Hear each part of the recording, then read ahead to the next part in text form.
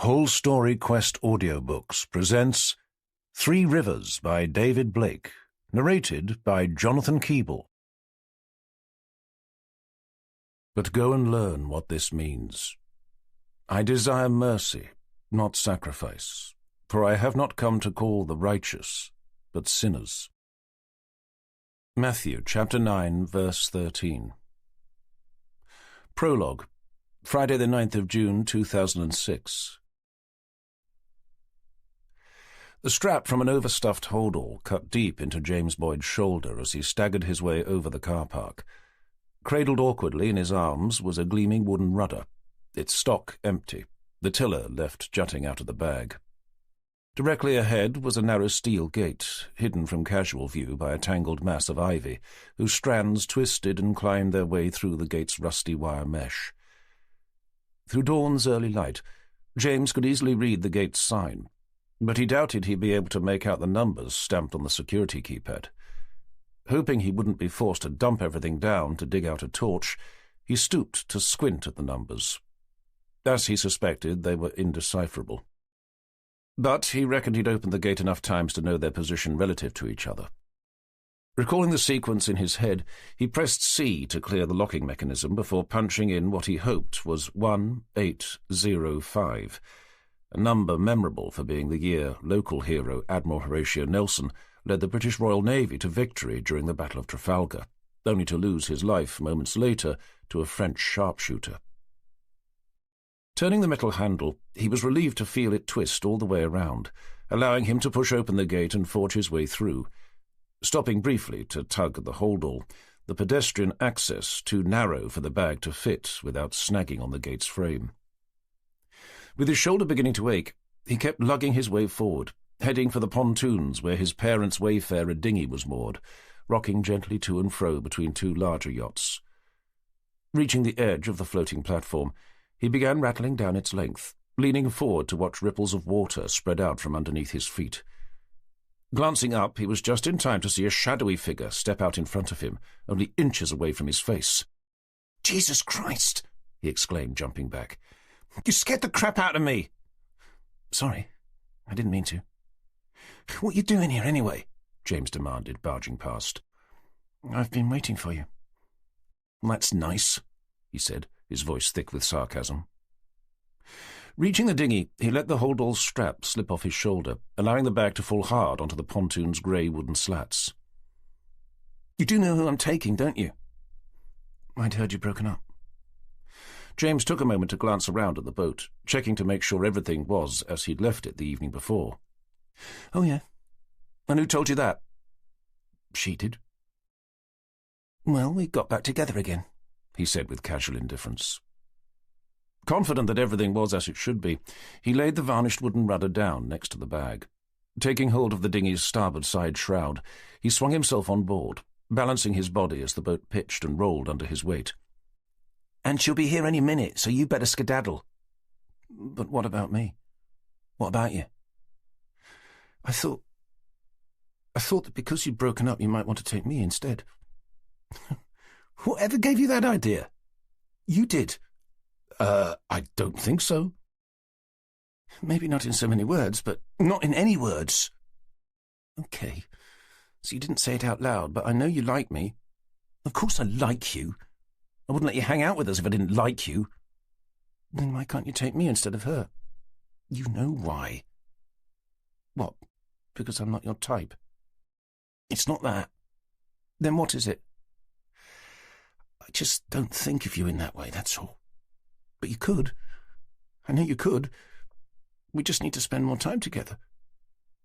"I think we spend quite enough time together as it is." "What's that supposed to mean?" "Nothing," muttered James, instantly regretting having said it. "It didn't sound like nothing." Letting out an exasperated sigh, James leaned forward to grab hold of the bag, dragging it over the pontoon towards the boat. "Listen, if I'm completely honest, you've been getting a little needy recently. Always hanging about. I suppose Jelly told you to say that. Please don't call her that." "Call her what?" "You know, that." The conversation lapsed for a moment as James lifted the holdall onto one of the horizontal wooded seats. I bet she did. She didn't, stated James, zipping open the bag to slide out the tiller. What do you see in her, anyway? James shrugged. I don't know. She laughs at my jokes, I suppose. So do I. She's pretty as well, of course. You're saying I'm not? Ignoring the question, James gestured at the rudder, still lying on the pontoon. Pass me that, will you? Watching his precious rudder as it was slowly picked up from off the pontoon's floor, he thought it might be prudent to apologize for his earlier remark. Look, I'm sorry about what I said, that you're always hanging around. I do like you. I mean that. And we'll only be away for a few days. Everything was all right before she came along. She's called Jelly for a reason, you know. What? You seriously suggesting that she's jealous of us? James was unable to stop himself from snorting out a condescending laugh. Anyway, I think the break will do us good, he continued, holding his hands out for the rudder. I'm sorry, but I'm not going to let you leave. Not unless you take me with you. Giving in to his growing irritation, James blurted out, And just exactly how are you going to do that? Sit on me? I'm not fat! The comment had clearly touched a nerve. Whatever, James shrugged again. Anyway, she'll be here any minute, and I've got to get the boat ready. So if you could hand me the rudder. Instead, the rudder was held away, tears spilling down a plain, chubby face. Just give me the fucking rudder, James demanded, fast losing his temper. Not unless you promise to take me instead of Jelly. Listen, fatso, if you don't give me the rudder right now, I'm going to climb out and beat the shit out of you. I'm not fat, came the furious reply through sobs of raw, unconstrained emotion. James felt a primal rage surge through his veins. He launched himself out of the boat, making a grab for the rudder he so desperately needed, but his friend was too quick, lifting it out of his reach before bringing it back down, its edge glancing off the side of his head. Staggering with shock, the boat rocking violently beneath him, James was just able to take hold of the shroud before toppling over backwards. You little bitch! He exclaimed, his free hand reaching up to where the rudder had struck him. I'm sorry, but you shouldn't have been so mean. You stupid fat little bitch, James growled, staring in horror at his open hand, the palm thick with blood. As his face contorted with fury, he raised his eyes to meet those of his attacker. I'm gonna fucking kill you! Blubbing uncontrollably, his friend swung the rudder again. The edge hit the top of James's head with a dull, hard thud, instantly splitting his skull clean open, like a sharpened axe burying itself deep into a freshly hewn block of wood. Chapter 1. Sunday the 31st of May. Present day. A cold, brisk breeze buffeted Tanner's face as he followed Jenny along an unkempt concrete hard-standing. Grouped around them were about a dozen sailing dinghies, all perched on tubular steel launching trolleys, hoisted sails flapping with violent rage above. Surrounding each was an array of neoprene-clad sailors, some young, some old, most bearing the sagging appearance of being the wrong side of 40. They were all as busy as each other, some frantically feeding coloured lines through a complex network of pulleys and blocks, others making more minor adjustments to system controls and halyard tensions. Ducking their heads to avoid being hit by the ends of aluminium booms that swayed from side to side with dangerous unpredictability, Tanner and Jenny emerged unscathed to put their shoulders to the wind and fight their way along a concrete incline. Up ahead was their destination, a black two-story clubhouse with a wide veranda overlooking Barton Broad on their left, a red, white and blue RYA flag flying horizontally out from the roof. With his hands buried inside the warm, deep pockets of a dark grey offshore sailing jacket, a Christmas present from Jenny, Tanner raised his voice above the noise of the thrashing sails behind them. Isn't it too windy for all this? It's probably too cold as well. But that's dinghy sailing for you, commented Jenny. Well, I actually meant, isn't it too windy for me to be having a go, seeing that I've never done it before? Don't worry. The worst thing that can happen is that you'll capsize. Right, Tanner replied, not sounding convinced. And what happens then? You'll go for a swim, obviously, Jenny remarked, before offering him a broad, cheeky grin. And after that? Everyone will laugh at you. No, seriously. Okay, they probably won't. But don't worry, I will. I appreciate that, I really do. But I meant, what do I do after I capsize? I think that's up to you. How do you mean? Well, some people prefer front crawl, whilst others opt for breaststroke. Tanner was in no mood for his girlfriend's seemingly endless string of jokes, especially as they were being aimed squarely at him. Jenny had joined the sailing club a few weeks before. Having been reminded just how much fun dinghy sailing was, she'd encouraged Tanner to have a go, telling him that it would be a good way to develop his sailing skills, whilst having fun at the same time.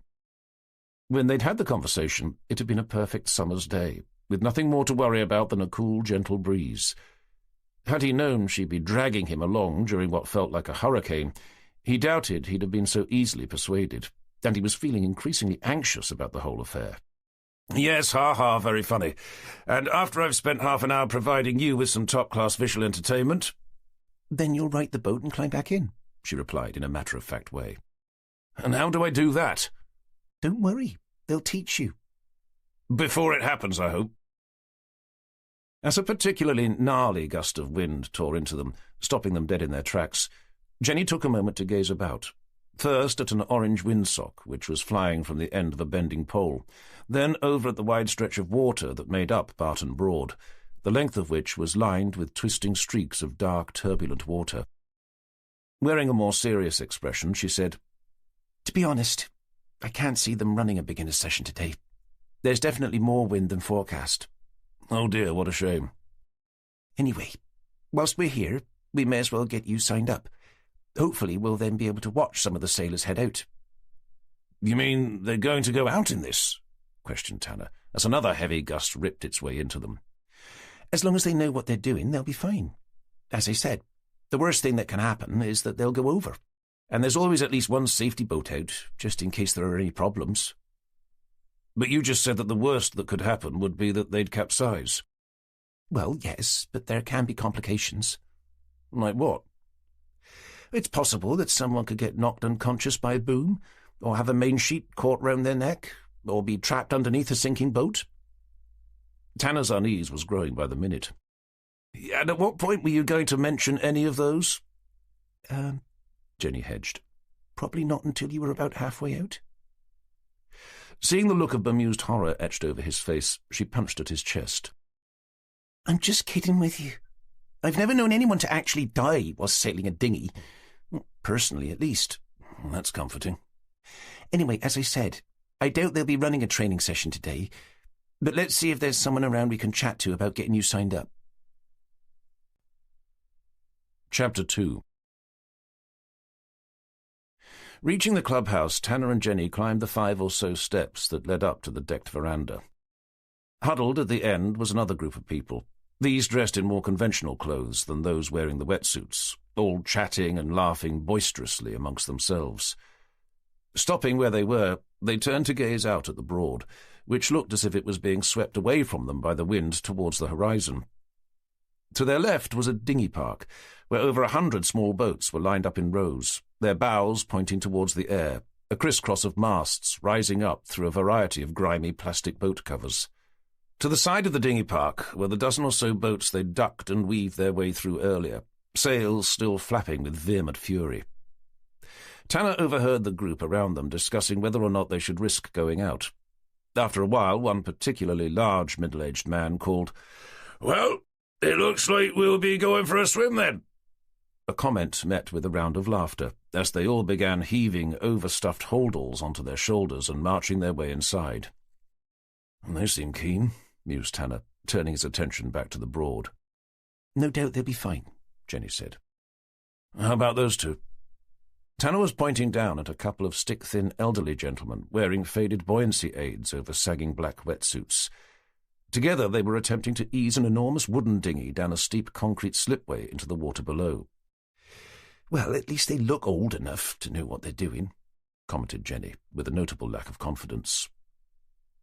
The moment she said it, one of them slipped on the jetty to fall hard onto his back, leaving the other to be dragged down the slope by the boat he was attempting to control. "Are you sure about that?" Tanner said. They continued to watch as some of the younger members of the club rushed down the slope to their aid. "They'll be all right once they're out in the water." I'd have thought the opposite would be true. The hardest part of sailing a dinghy can be launching, especially when the breeze is up. But once you're off, everything seems to flow into a more natural rhythm. What, even in this? Tanner queried, as yet another savage gust tore over their heads to plunge down into the boats below with such ferocity that some of the smaller ones lifted off their trolleys and tipped over, while their owners scrambled to hold them down. I must admit, in these conditions, you could be right. But as I said before, they'll have safety boats out. Anyway, Jenny turned her attention back to the clubhouse. Let's see if we can find someone to talk to about membership, shall we? Stepping over to the entrance, she tugged at the door, just as someone else pushed at it from the inside. Jumping back, she found herself staring into the sparkling blue eyes of a handsome young man with boyish good looks, a high-collared sailing jacket zipped up to his chin. Sorry about that, came the man's surprised response. My fault, Jenny responded, eyelashes flickering. Can I be of any help? He asked, stepping to one side. We're looking for someone to talk to about membership. You can try me if you like, although you've certainly picked quite a day for it. It is blowing a bit, agreed Jenny, moving away from the entrance to allow some more people through. Can either of you sail? Inquired the man, studying their faces. Don't look at me, stated Tanner. I'm already a member, Jenny said, but I was hoping to get John here signed up. I assume that means you can sail. Well, I'm only just getting back into it after a rather long absence. I used to be a member of Horning's Sailing Club, where I had a rather misspent youth mucking about in oppies and toppers. Hearing that, the young man stopped to stare at her. Forgive me, but you wouldn't happen to be Jenny Evans by any chance? Blushing slightly, Jenny stuttered. I am, yes. You don't remember me, do you? Jenny hesitated, taking the chance to study his face. Unzipping the top part of his jacket, the man offered Jenny a near-perfect smile. It's Rob. Robert Ellison? Christ! Rob, I'm sorry I didn't recognise you. Well, it has been a while. How have you been? Good, thanks, yeah. And you? Well, I'm still living in Norfolk. I'm not sure if that's good or bad. Remembering Tanner, Jenny turned to introduce them. Robert, this is John, who's in desperate need of learning how to sail, especially as he lives on board a boat. A boat? Ellison repeated, observing Tanner more closely. I know, Tanner replied, waiting for the usual response of, that's very adventurous of you, or something similar. But their conversation was interrupted by the sound of shouting, drifting up from the launching area through the still howling gale. Turning to find the source of the commotion, they spied a group of people gathered at the end of a pontoon. All watching the wooden dinghy they'd seen trying to launch earlier taking off downwind, one of the crew with a rope caught around his ankle, the other leaning over the back of the boat trying to do something with the rudder. As they watched, a teenage boy came sprinting up the veranda steps to charge over towards the entrance. Hey, Kai, Ellison called. What's going on? Fed and Jim have gone out, but there's still nobody to cover the safety boats. Why didn't they wait? They weren't tied onto the pontoon properly. They hadn't even got the rudder in when the wind caught them. Oh, shit. Okay, I can take a safety boat out. Can you crew for me? Well, I can, but I haven't done a course yet. You'll have to do. Find the keys for boat number 3. That should be working. Nodding, the boy threw himself towards the club's entrance, Ellison calling after him, And grab a couple of radios, a life jacket as well. The three of them turned back to the Broad to see how the escaped dinghy was faring in the unrelenting wind. At least they're still upright, remarked Jenny. They're good sailors, Ellison replied. I can't say I'd have been too worried if they hadn't set off without a rudder. If you need a crew, I'd be happy to go out, Jenny offered. I've got my safety boat licence, and I did a first aid refresher course last month. You wouldn't mind? Not at all. Seeing the teenager come bursting back out through the doors, keys in one hand, radios in the other, and an old life jacket slung over his shoulder, Ellison brought him to a halt. Change of plan, Kai. You stay here and monitor the radio. But who's going to crew for you? The young man asked, handing over the items he carried. Ellison nodded over at his old friend. Jenny here's volunteered. Oh, the boy said, his eyes shifting to rest on the attractive young woman. Jenny raised the corners of her mouth at him as he glanced away. Remembering the buoyancy aid over his shoulder, the teenager slid it off to hold out for her. "You'll need this," he announced with a stern, serious expression.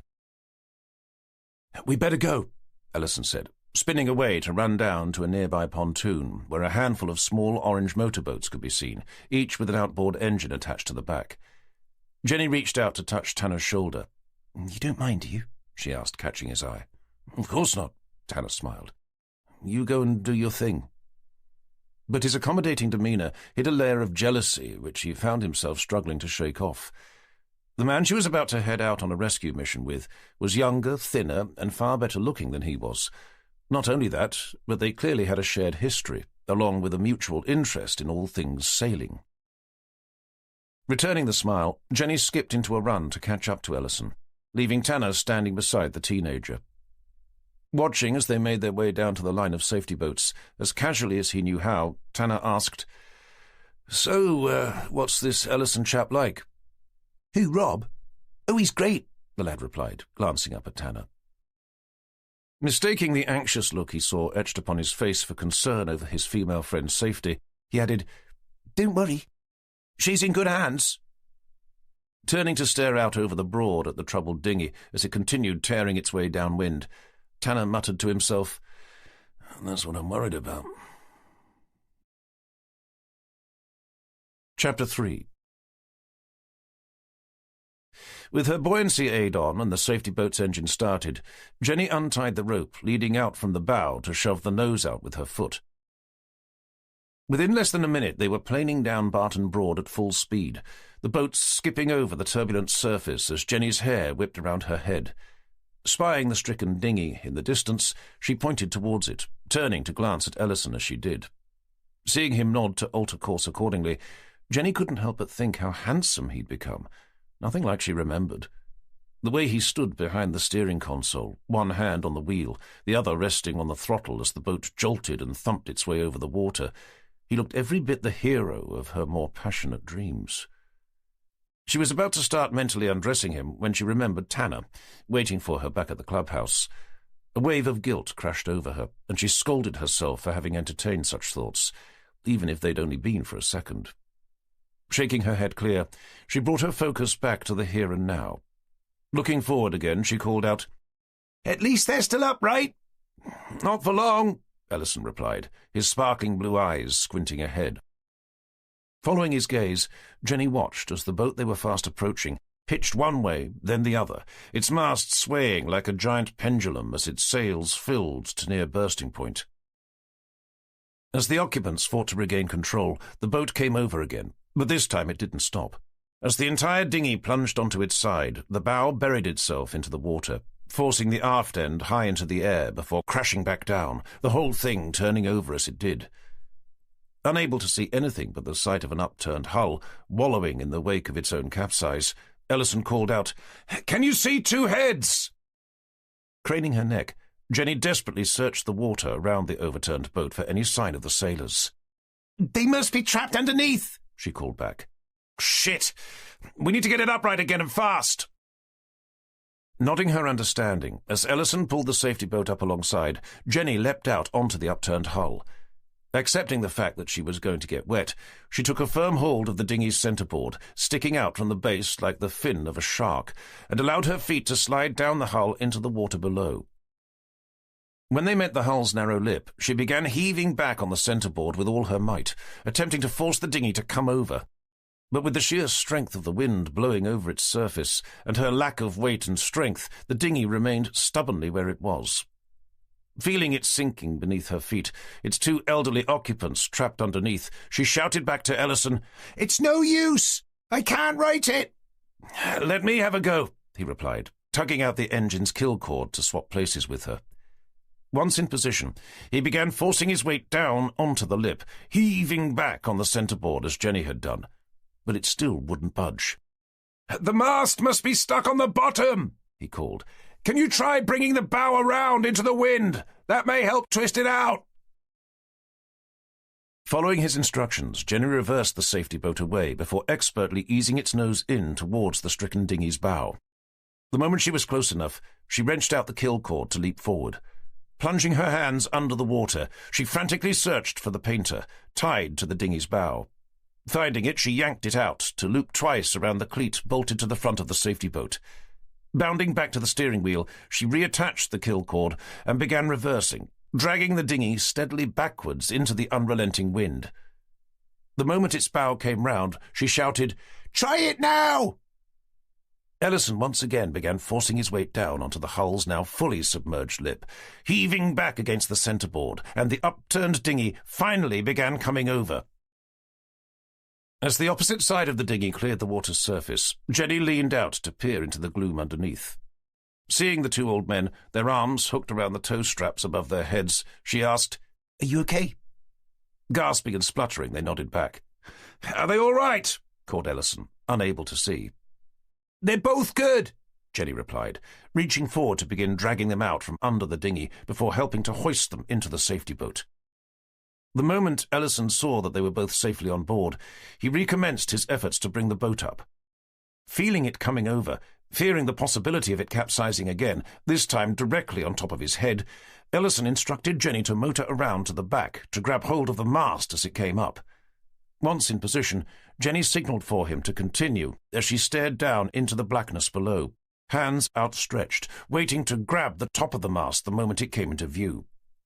Ellison continued his efforts, and the dinghy began to right again, leaving Jenny to watch as a dense black shadow began creeping up from the Broad's murky depths towards her. "I think there's something caught on the end," she called up, trying to make out what it was. "And whatever it is," said Ellison, breathing hard, "it's certainly heavy enough." A moment later, the water's surface was broken by what appeared to be a large waterproof holdall, oozing thick grey slimy mud. "What is it?" asked Ellison, gazing down from his lofty position. "It's just a bag, I think," Jenny replied, reaching to take a firm hold of what she assumed would be the top section of the mast underneath. Whatever was hidden under the bag didn't feel anything like the hard touch of aluminium she'd been expecting. What she felt was firm, but soft, and moved under her fingers like heavily kneaded dough. Noting a small tear in the bag, she prized her fingers inside to force it apart. As the material ripped, from inside rose the stinking, putrefying head of a man, its skin the colour of slime, its lips like purple sludge. Jenny screamed, the sound piercing the still howling gale. Shoving herself away, she let go of the bag, together with the mast caught underneath. With Ellison still kneeling on the centreboard, his weight launched the mast into the air, leaving him to scramble up and over the side. As Jenny, Ellison, and the two rescued old men stared up, the unrelenting wind caught the bag and ripped it away, revealing the body of a man, fully clothed, the mast impaled through his chest. As the dinghy's sails flapped around it with demonic fury, they witnessed an apocalyptic vision. A fallen angel, rising up from the darkest, most terrifying corners of hell. Chapter 4. Just over an hour later, Jenny emerged from the clubhouse, one hand clutching at a foil blanket wrapped around her shoulders, the other cradling a mug of steaming hot soup. Since the rescue of the dinghy sailors and the subsequent discovery of the body hidden at the bottom of Barton Broad, the scene at the sailing club had been transformed. In place of eager, neoprene-clad sailors were police forensics officers, dressed head to toe in white. And where there had been an assortment of dinghies lined up on the hardstanding, waiting to launch, was now a fleet of emergency vehicles, including squad cars, 2 ambulances and a forensic services van. Over by a grass verge, near to where a dry-standing training dinghy sat on a fixed wooden cradle, a square white tent had been hastily erected, which swayed and shuddered in the still howling gale, like a ghostly apparition trapped inside an invisible cell. Spying Tanner at the base of the veranda steps, deep in conversation with DCI Forrester, and keen to look less like some dishevelled witness in need of sympathetic consolation, and more like someone suited to her recently acquired rank of detective sergeant, Jenny removed her foil blanket and tucked it discreetly under her arm before heading over to join them. "Ah, D.S. Evans," Forrester said, seeing her approach. "How are you holding up?" With Forrester and Tanner offering her similar smiles of sympathetic concern, she returned a look of defiant resilience. "I'm fine, sir. Thank you for asking. It was just a bit of a shock, that was all." "Well, I'm hardly surprised. You're welcome to take a few days off if you like." Determined not to be treated any differently from the male officers, Jenny met his eyes. "As I said, sir, I'm fine, thank you." "Good to hear. Have you been able to give a witness statement?" "To Constable Higgins, sir, yeah." "Okay. Right then. I suggest we head over to see how Dr. Johnston has been getting along." Finding their medical examiner consulting with a forensics officer just outside the ghost-like tent, Forrester called out, "Any news?" As the forensics officer ducked inside the tent, Dr. Johnston looked over at them, pushing his glasses up the bridge of his nose. "Other than it's the putrefying remains of a human male, I'm afraid I haven't, no." "Do you at least know how long he's been down there for?" "At this stage, I don't have a clue. Judging by the state of decomposition, what is clear, however, is that he must have been stored in some sort of airtight container." "What makes you think that?" "The organic breakdown has been largely anaerobic." Seeing nothing but puzzled expressions staring back, he launched into a more detailed explanation. "Anaerobic decomposition describes the way organic compounds break down within an oxygen-starved environment. This typically has a twofold effect. Firstly, decomposition is far slower. The second relates to the process by which the organic material degenerates. A human body is made up of about 70% water. Under normal conditions, this will immediately begin to evaporate into the air, leaving what's left of the carcass to begin drying out. But when left inside an airtight container, there is nowhere for the water to escape to. Of course, that doesn't stop the process of decomposition, but what it does is slow it down. And as the solid compounds are unable to become desiccated, they instead turn into what could best be described as liquid sludge." With a clearer understanding of what he'd meant, Tanner stepped in to ask, "I don't suppose there's any indication as to a cause?" "Again, too early to say. There is, however, a sizable fracture to the skull, right down the middle of his parietal lobe." "And where's that?" "About here," Johnston replied, lowering his head to run a finger along its top. "Whether it happened before or after his death, I simply don't know. To be honest, at this stage, judging by the level of decomposition, I'm not sure I ever will." "But you will at least be able to give us some idea as to a time?" "That neither, I'm afraid, not with any accuracy. I think the best I'll be able to do is give you an approximate year." As they let that sink in for a moment, Jenny entered the conversation by asking a rather obvious question, made even more so by the fact that nobody had yet thought to ask it. "Any idea as to his identity?" Taking her in, Johnston replied, "None at all, no." "No wallet, phone, jewellery?" "Just the clothes on his back, I'm afraid." Chapter 5. Arriving back at their home, a much-loved 42-foot Broad's cruising yacht that they'd bought together after Tanner's original boat had been set on fire, Jenny found herself overcome by a sudden wave of exhaustion. Leaving her to get some much-needed rest down within the small but cosy confines of their cabin, Tanner was able to spend a few pleasant hours in the boat's cockpit, listening to the wind whistling through the cracks in the canvas awning whilst pushing on with his current book, an omnibus edition of C.S. Forrester's classic tale, Hornblower. It wasn't until gone 7, when the gale that had battered the Broads all day finally began to abate.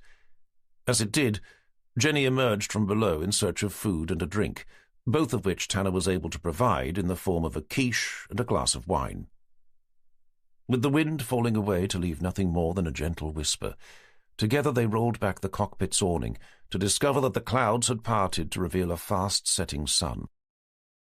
There they spent the remainder of the evening, watching as it sank slowly behind Hunset Mill, before daylight faded slowly away to reveal a billion stars scattered over the midnight blue of a cloudless night's sky. Monday, the 1st of June. Come the morning, Jenny was feeling more like her normal self, the traumatic events of the previous day already beginning to slip into the darker recesses of her subconscious mind. Somewhere she was happy for them to remain. Inside Wroxham Police Station's main office, there was an unexpected buzz in the air. Instead of sitting staring at their various computer screens, hands clutched around mugs of steaming coffee, the station's staff were gathered at the far end, near the whiteboard where D.I. Cooper and D.S. Gilbert sat. "Someone's birthday?" questioned Tanner, as he and Jenny slipped their coats off and draped them over the backs of their chairs. Forrester's giant mass loomed in the middle of the group beside a pretty young girl with blonde hair and a pair of breasts Jenny would have happily died for. All the men crowding around seemed unable to keep their eyes off her. With condescending indifference, Jenny replied, "Looks more like bring your daughter to work day." "I didn't know he had one." "I didn't know he had a wife." "Maybe that is his wife." Jenny scowled at him. "Let's be serious, shall we?"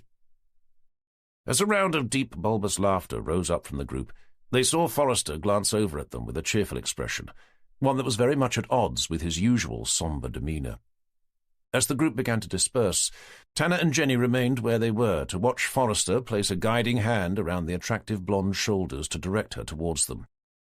Giving Jenny a nudge, Tanner whispered, "Mail order bride." Jenny forced herself to keep a straight face as the odd-looking couple reached them, and Forrester made the introductions. "D.I. Tanner, D.S. Evans, I'd like you to meet my niece, Sally Beach. She's joining us today as our new D.C. As Jenny's chin fell to the floor, she watched in horror as the girl gave them each a perfect smile before batting her eyelashes up at Tanner. Holding out one of her small, delicate hands, the new girl looked up at Tanner. "It's a pleasure to meet you." "What about me?" Jenny thought, taking an instant dislike to the girl. Forced to stand there watching as her boyfriend took hold of the outstretched hand, her internal dialogue continued along similar lines. "If you say the pleasure's all mine, I'll be taking you outside to beat the shit out of you." Fortunately for Tanner, he said nothing in response, but from out of the corner of her eye she saw him smile down at the new DC, blushing slightly as he did, enough at least for her to know that he fancied her. As Tanner and the new girl shook hands, staring deep into each other's eyes for what was beginning to feel like an eternity, Jenny found herself having to fight down the primal urge to force them apart and give them both a good slap. "Sally's been working as a PC in Norwich for the last 2 years, Forrester continued. "Only 2, fumed Jenny, forcing a grin. It had taken her 5 to become a detective constable. "This is her first position as a member of CID, so I trust you'll both help to make her feel at home." "Of course," said Tanner. "Welcome on board." Jenny cringed with embarrassment. The distinctly nautical expression seemed wholly out of place, especially coming from her boyfriend in the middle of the office. It was the sort of thing she could imagine some middle-class accountant would say, whose only experience of sailing was taking his family to France on the cross-channel ferry. "Anyway," Forrester went on, "I've decided to have her working alongside D.I. Cooper and D.S. Gilbert for the time being." "Thank God for that," thought Jenny, letting out the breath she didn't realize she'd been holding. "But that largely depends on what Dr. Johnston comes back with regarding the body found at Barton Broad yesterday." "I assume nothing's come through yet?" asked Tanner. "Nothing yet, no," Forrester confirmed, checking his watch. "I think it's unlikely we'll hear anything back before lunch." Chapter 6. It wasn't until gone 3 o'clock when the medical examiner's report finally appeared, giving Forrester reason to invite Tanner and Jenny into his office to discuss its contents. "So, what do you think?" he eventually asked, glancing up at Tanner, who was still leafing through a printed copy. "From what I can make out, it doesn't seem to draw any conclusions as to how he died. Neither does it say if Dr. Johnston thinks anyone had a hand in it. All it says is what he'd already told us, that the body had decomposed anaerobically, and that the only injury found was the fractured skull, something which could have occurred at any time between when he died and when his body was found. He hasn't even been able to identify him." "It's not exactly conclusive, is it?" agreed Forrester. "But even if he's been able to say what ultimately caused the man's death, and whether someone did or did not have a hand in it, I think we can assume that someone definitely did have a hand in attempting to hide it. With that in mind, I think it's safe enough for us to conclude that the circumstances surrounding it are at least suspicious, giving us both cause and reason to move forward with an investigation, which I'd like you to lead." "Sir," replied Tanner with a dutiful nod. Forrester switched his attention to Jenny. "Under the circumstances in which the body was found, I do need to ask if you're happy to assist." Before she had a chance to answer, Forrester added, "If not, I'd completely understand. It would certainly present a good opportunity for my niece to gain some more experience by stepping into your shoes." Jenny sat bolt upright to blurt out a reply, tripping over the words as she did. "Oh, I can do it, sir. I'm fine. Never felt better. Finding the body yesterday, it's as if it never happened." "Really?" Forrester sounded more than a little surprised. "Well, obviously it did happen," Jenny continued, realizing how her answer must have sounded. "It's just that I can't remember it having done so." Taking on the look of a concerned psychologist, Forrester leaned forward in his chair to study her face. "To be honest, Jenny, that doesn't sound at all good. Are you able to remember anything at all about yesterday?" "Sorry, I didn't mean that I can't remember what happened. I can, of course. I meant that I'm not thinking about it all the time. At least not anymore. Certainly not to the point where I can't do my job." "But you were thinking about it all the time?" "Well, I suppose I was, for a while, but only immediately afterwards. But I'm fine now, sir, honestly." She was about to tag Scout's honour onto the end when she was finally able to regain control of her mouth and the words that had been tumbling their way out. Forrester continued with his observation of her for a few more moments, before leaning back in his chair. "Okay, well, if you're sure, then I suppose you can work with Tanner as normal. But I think it's probably prudent to book you in for some counselling." "But I'm fine, sir, really I am." "So you keep saying, Evans. But just because you think you are, it doesn't mean you actually are." Realizing she'd achieved the outcome she'd been fighting for, to remain by Tanner's side whilst keeping the new girl as far away from him as possible, given the circumstances, and doing her best to suppress a triumphant grin, Jenny shrugged her shoulders. "I understand, sir. Of course." Noting her sudden change of demeanour, Forrester gave her an odd look, before moving the conversation along. "Anyway, back to the task at hand. I suppose the first thing we need to do is establish who this person is." "Well, there's not much in here to help with that either," muttered Tanner, who'd been quietly leafing through the report. "Apparently there wasn't any skin left to take fingerprints from, and his DNA didn't come up on the database. All we have are what's left of his clothes. I can't even find anything about a time of death." 10 to 15 years ago, said Forrester, reading from the on-screen version, before lifting his head to gaze up towards the ceiling. That would put it sometime between 2005 and 2010. "At least we know where he died," interjected Jenny, keen to include herself in the discussion. "But do we?" questioned Forrester. He was right, of course. He could have been killed anywhere, and Jenny kicked herself for having made such a stupid observation. "But we do at least know where he ended up, which is something," interjected Tanner. "We also know how old he was." Forrester returned his attention back to the computer screen. "Sorry? I must have missed that." "Well, it says he was in his late teens, early 20s. "Okay, so we know approximately how old he was." "Approximately, yes," confirmed Tanner. After a moment of silence, Forrester clicked the file closed to sit back in his chair.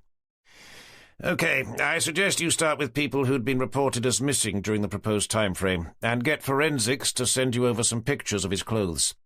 It's possible someone will be able to recognize him from something he was wearing at the time." Chapter 7. Returning to his desk, despite feeling like he was back on missing persons again, Tanner was pleased to have an investigation to focus his mind on. The past few months had been far quieter than he would have liked, and he found having to look busy all the time was probably more exhausting than actually being so. Jenny was also pleased to have something to do, but she found it increasingly difficult to concentrate as the day wore on. Unusually for her, she felt exhausted, having barely slept the night before. Every time she'd attempted to, her mind had dragged her back to the previous day, on board the safety boat, and the putrefying green face staring out at her from inside the torn black waterproof bag. When she'd been able to drift off, her dreams had been dark and disturbing, waking her up to leave her staring wide-eyed at the cabin roof, desperate to distinguish between reality and the lingering shadows of her unconscious mind. Her ability to concentrate wasn't being helped by the intermittent sounds of snorts and giggles coming from the direction of D.I. Cooper's desk, where Forrester's niece, Sally Beach, had been stationed. Judging by their body language and the cacophony of noise they were making, it was as clear as day that they were flirting with each other, or at least D.I. Cooper was flirting with Sally, and the girl was lapping up the attention. At the sound of one particularly loud shriek, Jenny glanced up to see D.S. Vicky Gilbert seated at the same cluster of desks, giving first Cooper, then the girl a look of unamused reproach. Catching each other's attention, she saw Vicky roll her eyes before shaking her head. Knowing they were both thinking the same thing, they smiled at each other, before another snort had Jenny on her feet, all set to tell Cooper to put a sock in it, before remembering just in time that he outranked her. Jenny was still only a detective sergeant, whereas Cooper was a D.I., albeit a very young one. Reining herself in, she turned to Tanner. "Coffee?" At his acceptance, she made a beeline for the kitchen, making sure to catch Vicky's eye as she did. As she poured out a couple of mugs from the office's relatively new filter coffee machine, Vicky's head appeared over her shoulder. "Have you ever seen anything like it?" she whispered, pulling a mug out from the cupboard above. "I know," agreed Jenny, adding, "unbelievable," as she fetched some milk from the fridge. "Does Cooper know she's Forrester's niece?" "Mm-hmm. But it doesn't seem to be stopping him from having a go." "Well, he'd better be careful. With the noise they're making, Forrester's bound to hear."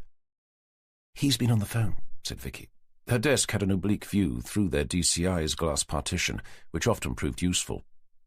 "Anyway," Jenny said, collecting her mugs from the counter, "at least she seems more interested in Cooper than my John." Skulking back out, she swiveled her eyes over towards Cooper's desk to see that Sally Beach was staring directly at Tanner. "Don't even think about it," she fumed, only to see Tanner glance up from his monitor to send Sally what looked to be nothing short of a broad, flirtatious smile. Reaching his desk, she plonked the mug down in front of him, nearly spilling it as she did. "Enjoying the view?" she asked, her voice thick with condescension. "Hmm?" Tanner replied, glancing up with a confused frown. "Nothing," she muttered, but in a way that sounded like she meant the exact opposite. Whipping her head round towards where the new girl sat, she was shocked to find her staring back, and instead of looking away, the girl went on to offer Jenny a broad, home-baked sort of smile, one that lingered far too long for it not to be antagonistic. "So, it's war, then," Jenny thought, before baring her teeth back at her. After that, the office seemed to settle into its more normal flow, as everyone knuckled down to their various tasks at hand. Come 5 o'clock, Tanner and Jenny glanced up to see Forrester lumbering towards the exit, with his niece firmly attached to one of his thick, chubby arms. Passing their cluster of desks, Forrester caught their eyes. "I'm just taking Sally home," he said with a rare sheepish expression.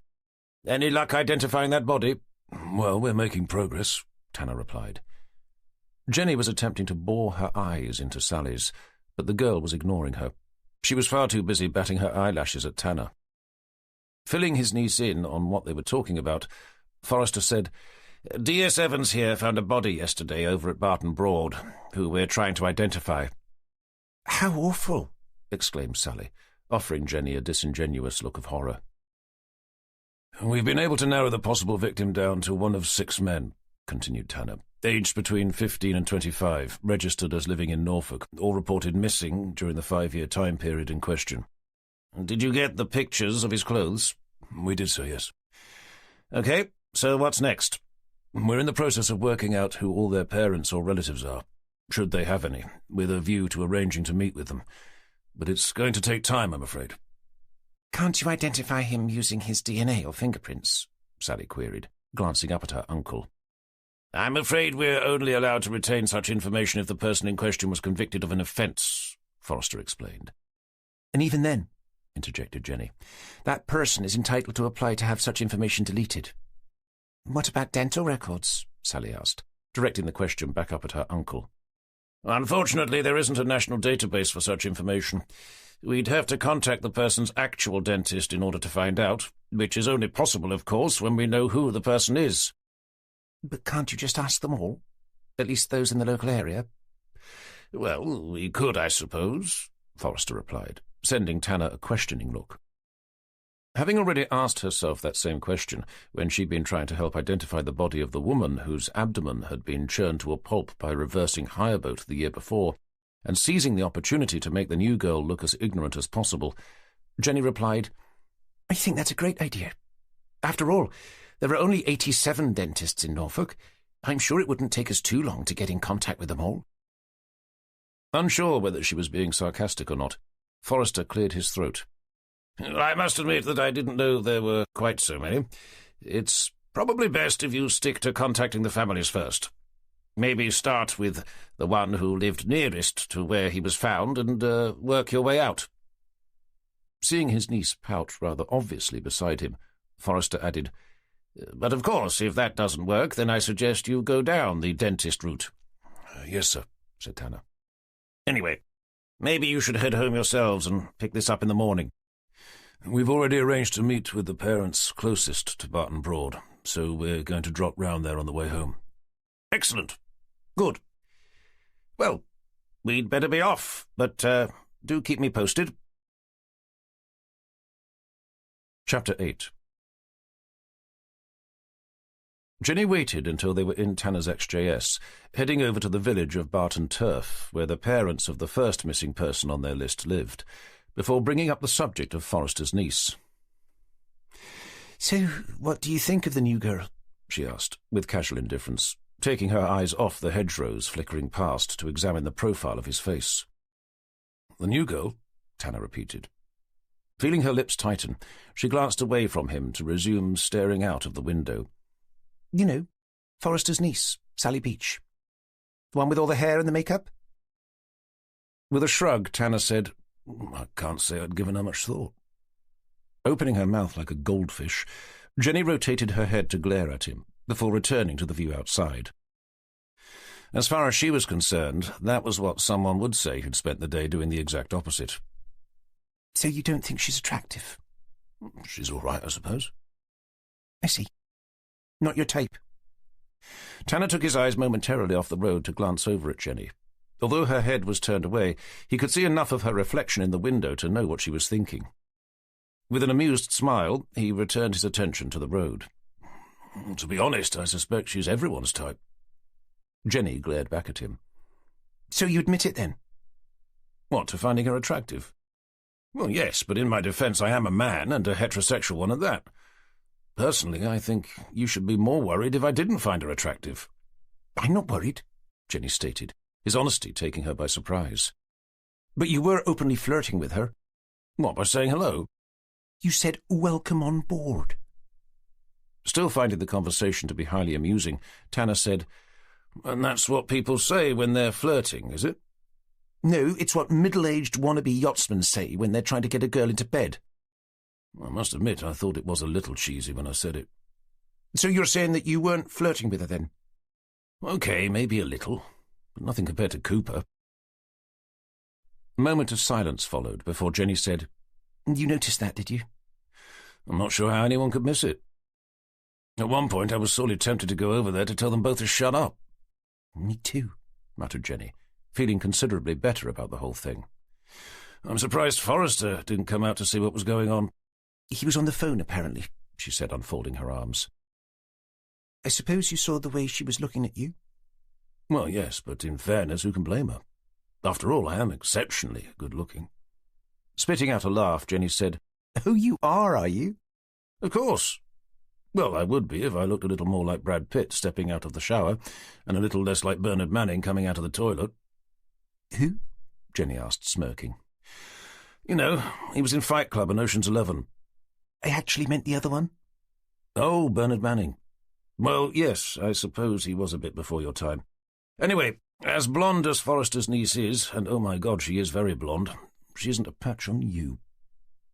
Smiling to herself, Jenny muttered, "She's got bigger breasts than me." "Well, yeah, but who hasn't?" "Oi!" Just kidding. Staring down at them, Jenny said, "Well, I wouldn't mind if they were a little larger." To be honest, it's been so long since I last saw them, I'm not sure I can remember. I suppose it has been a while. Tell you what, if you find somewhere quiet to stop, I'll refresh your memory. Doing a double take between her and the road ahead, he tried to assess whether she was joking. Remembering how she'd described herself when they'd first met, a horning girl, one who was perpetually horny, he was forced to assume she wasn't. But either way, it was probably too late to find out. "Well, sadly, we're just entering Barton Turf," Tanner announced, as hedgerows were replaced by bungalows and red brick farmhouses. "So unless you'd be happy to use someone's drive, it may be better to wait till we get back to our boat." Chapter 9. With Jenny providing him with directions, they were soon pulling into an open gravel-lined driveway, on which sat a modest modern bungalow with whitewashed walls and black-framed shuttered windows. Parked in the drive was an angular-shaped Land Rover Discovery and a large white dinghy lashed to a galvanized steel road trailer, its mast lowered in such a way that it lay over the top of the boat at an angle. "They must be members of Barton Broad Sailing Club," mused Tanner, bringing the XJS to a halt beside the Land Rover. "It's only down the road." "Possibly," Jenny replied. "But if they are, I'm not sure why they'd keep their boat here and not at the club." Stepping out, they skirted behind the Land Rover to take a closer look at the boat. "Any idea what it is?" asked Tanner out of personal curiosity. "Well, it's too small to be a wayfarer," Jenny replied. "And it's nothing modern, like an RS-200. It could be a GP-14. Having discussed the possibility of them buying something similar for themselves, Tanner asked, "How much would one of those cost?" "What, a GP-14? Oh, not much. They're not the most popular class. We could probably pick one up for $1,000, maybe $2,000. Tanner raised one of his solid dark eyebrows. "Sounds like a lot to me." "Well, yeah, but that's hardly surprising, given the fact that your car's only worth about 50p. "You mean £50, surely," Tanner rebutted. He'd given up trying to defend his car against Jenny's seemingly endless parade of jokes a long time before. Life was easier to simply go along with them. "Sorry," she replied. "I forgot that you filled up yesterday." Pretending to scowl at her, he turned to look at the bungalow. Seeing a net curtain twitch, he muttered, "We'd probably better go in before they call the police." "Now that would be funny," Jenny replied, as they began crunching their way over the drive, heading for the front door. A smaller-than-average man with greying hair and a thin, youthful face soon answered the bell. "Frank Boyd?" Tanner inquired, digging out his ID. "I am, yes." "Detective Inspector Tanner. This is my colleague, Detective Sergeant Evans, Norfolk Police."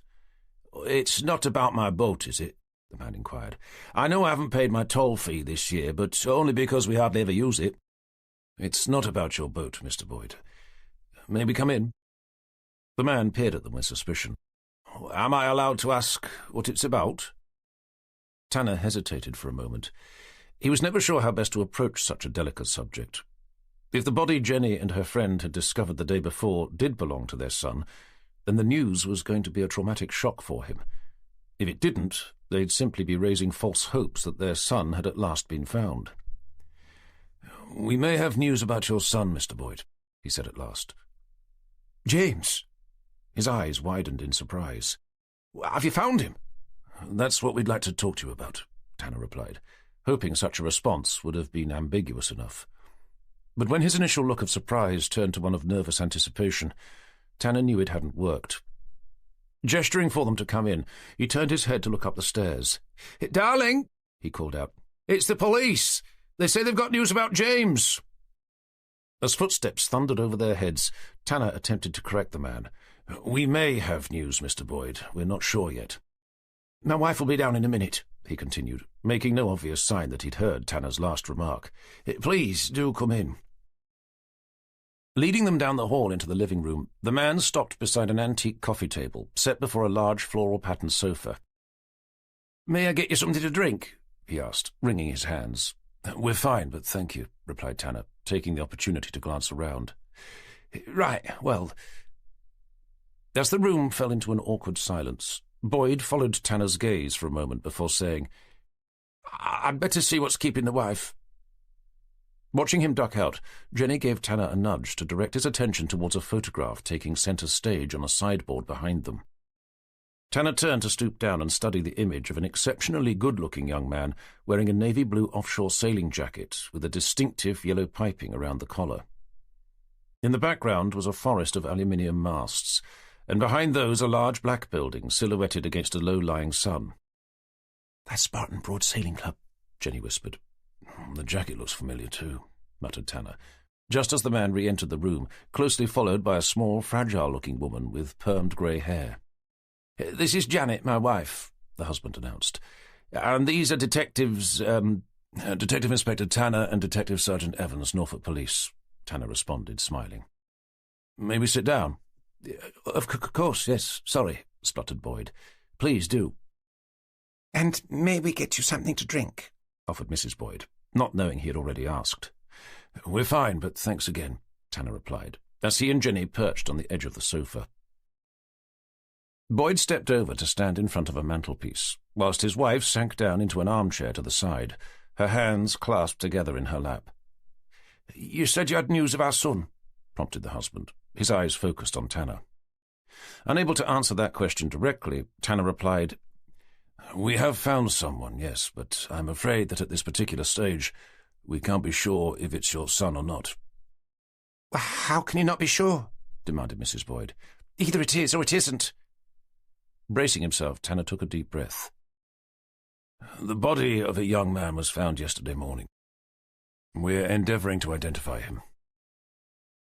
A cold, hard silence fell over the room as the couple looked at Tanner, their eyes fixed, unblinking. Taking a firm hold of the mantelpiece, Boyd eventually asked, "Is it the one they said had been found at Barton Broad?" Tanner confirmed that it was. When they seemed to run out of questions, Tanner motioned Jenny to pass him the file they'd brought with them. Placing it down on the coffee table, he rested a hand over the top of it to re-engage the attention of the people before him.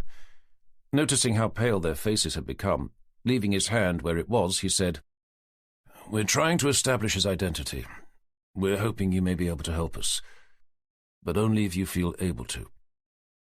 With their eyes now glued to the file, Boyd croaked, "Those aren't pictures of him, are they?" "We found some items of clothing at the scene. It's those we're hoping you'll be able to take a look at." The husband and wife stared at each other, their lips pursed tight. With memories of his daughter clouding his mind, Tanner's heart went out to them. Since Jenny had brought his attention to the photograph on top of the sideboard, he was almost certain that the body that had been found was indeed their son. "You don't have to, of course," he added, almost urging them not to. "But it would help if we did," proposed the husband. Tanner paused. "It would, but only if you feel comfortable." After glancing at each other again, seeing Mrs. Boyd offer her husband the hint of a nod, the man said, "I think we should." Tentatively, Tanner half opened the file, enough for him to remove the first photograph and to position it on the table in front of them. Pictured was a clean pair of faded blue jeans lying over a white worktop. "They're not James's," the wife stated, sitting back in her chair to give Tanner a defiant glare. Having expected there to be a moment of denial, Tanner asked, "How about this one?" as he slid out another photograph, this time of a threadbare T-shirt on which could be seen the brand name Lee Cooper. With nothing more than a cursory glance, the woman declared, "It's not his either. You must have found someone else's son." "And this one?" Tanner asked, pulling out the final photograph, this time of a navy blue offshore sailing jacket with yellow piping around the collar, which looked identical to that being worn by the boy in the photograph behind them. Tanner saw the husband bite down on his bottom lip before spinning away to the window, leaving his wife staring down at the picture as if she'd been hypnotized by it. When no response was forthcoming, Tanner gave her a gentle prompt. "Do you recognize it, Mrs. Boyd?" Ignoring Tanner's gaze, she lifted her eyes to rest them on the framed photograph behind Tanner's head. Tanner watched as her eyes began welling up with tears. As they overflowed to tumble down the sides of her face, she gave a single nod before burying her head in her hands. With the only sound in the room being that of Mrs. Boyd sobbing quietly, Jenny rested her hand on Tanner's arm. Having discovered what they'd come to find out, she mouthed the words, "We should go." Although he had a dozen questions he'd like to ask about their son, Jenny was right. This was hardly the best time. He picked up the photographs from the coffee table and placed them back into the file. From over by the window, the faltering voice of the father asked, "Do you know what happened to him?" "Unfortunately, at this stage we don't," Tanner replied. "But I can assure you that it is my intention to find out." Handing the file back to Jenny, Tanner took the opportunity to ask, "I don't suppose there's anything you can tell us about him that may help. Was he a member of the sailing club, for example?" "He was," Boyd confirmed. Searching his mind for a question that might help them to talk more openly, Tanner looked over towards Mrs. Boyd. "Can you tell us what he was like?" Tugging a tissue out from the sleeve of her blouse, she dabbed at her tears. Straightening herself up, she fixed her reddened eyes on Tanner's. "He was a good boy," she began. "Always helpful around the house." "I assume he lived here?" "He did, of course.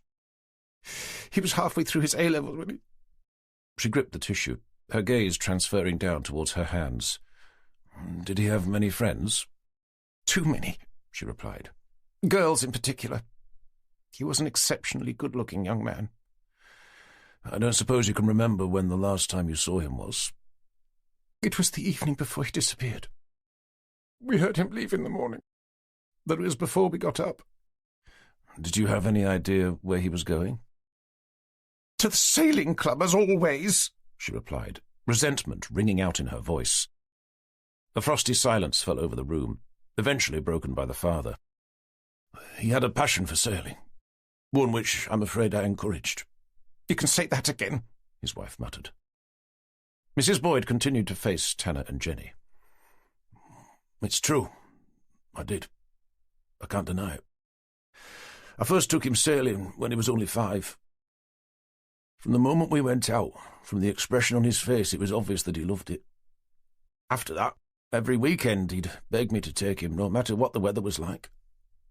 I eventually signed him up to join in with the children's sailing, even though he was too young.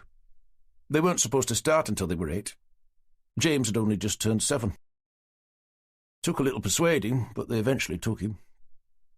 The moment he sat inside one of their little uppies, he just took off without a care in the world, heading out for the farthest side of the Broad.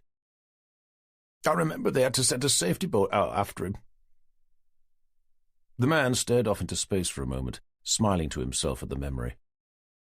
"When he was 12, he started telling everyone that he wanted to become the youngest person to sail around the world." A loud snort of disapproval came from his wife. "Obviously," Boyd continued, "neither of us encouraged that. It was one thing for him to sail on the Broads, but quite another for him to set off to sea, not on his own, and we didn't have a large enough boat to take him ourselves. All we had was a wayfarer that we kept at the club, but it didn't stop him from having a go. He was just one of those people who always seemed to be searching the horizon, you know, whenever we went out. It didn't take long for him to start taking it out on his own, without letting us know. When he was 15, he came in one day to tell us he was going on a camping trip with his friends. We got a call later that day from Great Yarmouth Yacht Station. They'd picked him up at Haven Bridge, on the River Yar. He'd gotten into trouble with the tide whilst attempting to head out to sea, running aground in the process." His wife snorted again, but didn't say any more, leaving him to continue. "It wasn't long until he seemed to discover girls. After that, there was less talk about him setting sail for far and distant lands." "Any girls in particular?" questioned Tanner, nodding over at Jenny to take her notebook out. "Oh, I'm not sure," the man replied. "As my wife said, there were quite a few." "I don't suppose you can remember their names?" Boyd glanced over at his wife. "Kelly Fisher, for a start," she spat, her eyes zooming in on the notebook Jenny had taken out. Taken aback by the venomous way she'd said it, Tanner asked, "Any others?" "As I said, Inspector," she said, "there were a number, none of whom I particularly cared for. But Kelly Fisher was the one claiming to be going out with him at the time." "And what was she like?" asked Tanner, noticing that Jenny had only written the date and time along the top of the page, not the name they'd just been given. Much the same as all the others. And that was? They were all tarts, Inspector. Interested in one thing and one thing only. Of course, yes, Tanner said, the woman's venomous tone arousing his professional curiosity. It would help if you could remember some of the other girls' names. I'm afraid Miss Fisher's is the only one I can recall, but I did give a far more extensive list to the police when we first spoke to them. After James... Reminded that there would, of course, be a missing persons file for them to reference, which should have the information he was endeavouring to uncover, Tanner was about to get to his feet to leave when Mr. Boyd said, "If it's of any help, they were all into sailing, his friends, that is. The girl, the one my wife mentioned." "Kelly Fisher," chipped in Tanner, still curious to know why Jenny hadn't written it down. "Yes, Kelly. At the time, she was one of the Broad's best junior sailors, at least as far as racing went. I think one year she may have even won the Topper Nationals." Knowing a Topper was a junior-class racing dinghy, one Jenny had told him she used to sail, Tanner asked, "I take it she was also a member of the sailing club?" "Not our club, no. But I think that's where they met, when she came to take part in one of the club's open events." Feeling they had enough to be getting on with, Tanner pushed himself off the chair. "Mr. and Mrs. Boyd, I'd like to thank you for your time." Seeing them stand, with an imploring look, the husband asked, "The clothes we looked at. Are we right in thinking that—" He didn't need to finish what he was saying. Tanner knew what he wanted to know, if the body they'd found was definitely that of their son. As much as Tanner would have liked to be able to give them some form of closure, he was still unable to say for a fact that it was. As unlikely as it may be, it was still possible that someone else had been dressed in similar clothes. They had only identified the jacket, not the rest. It would take what Forrester's niece, Sally Beach, had suggested for them to know for sure.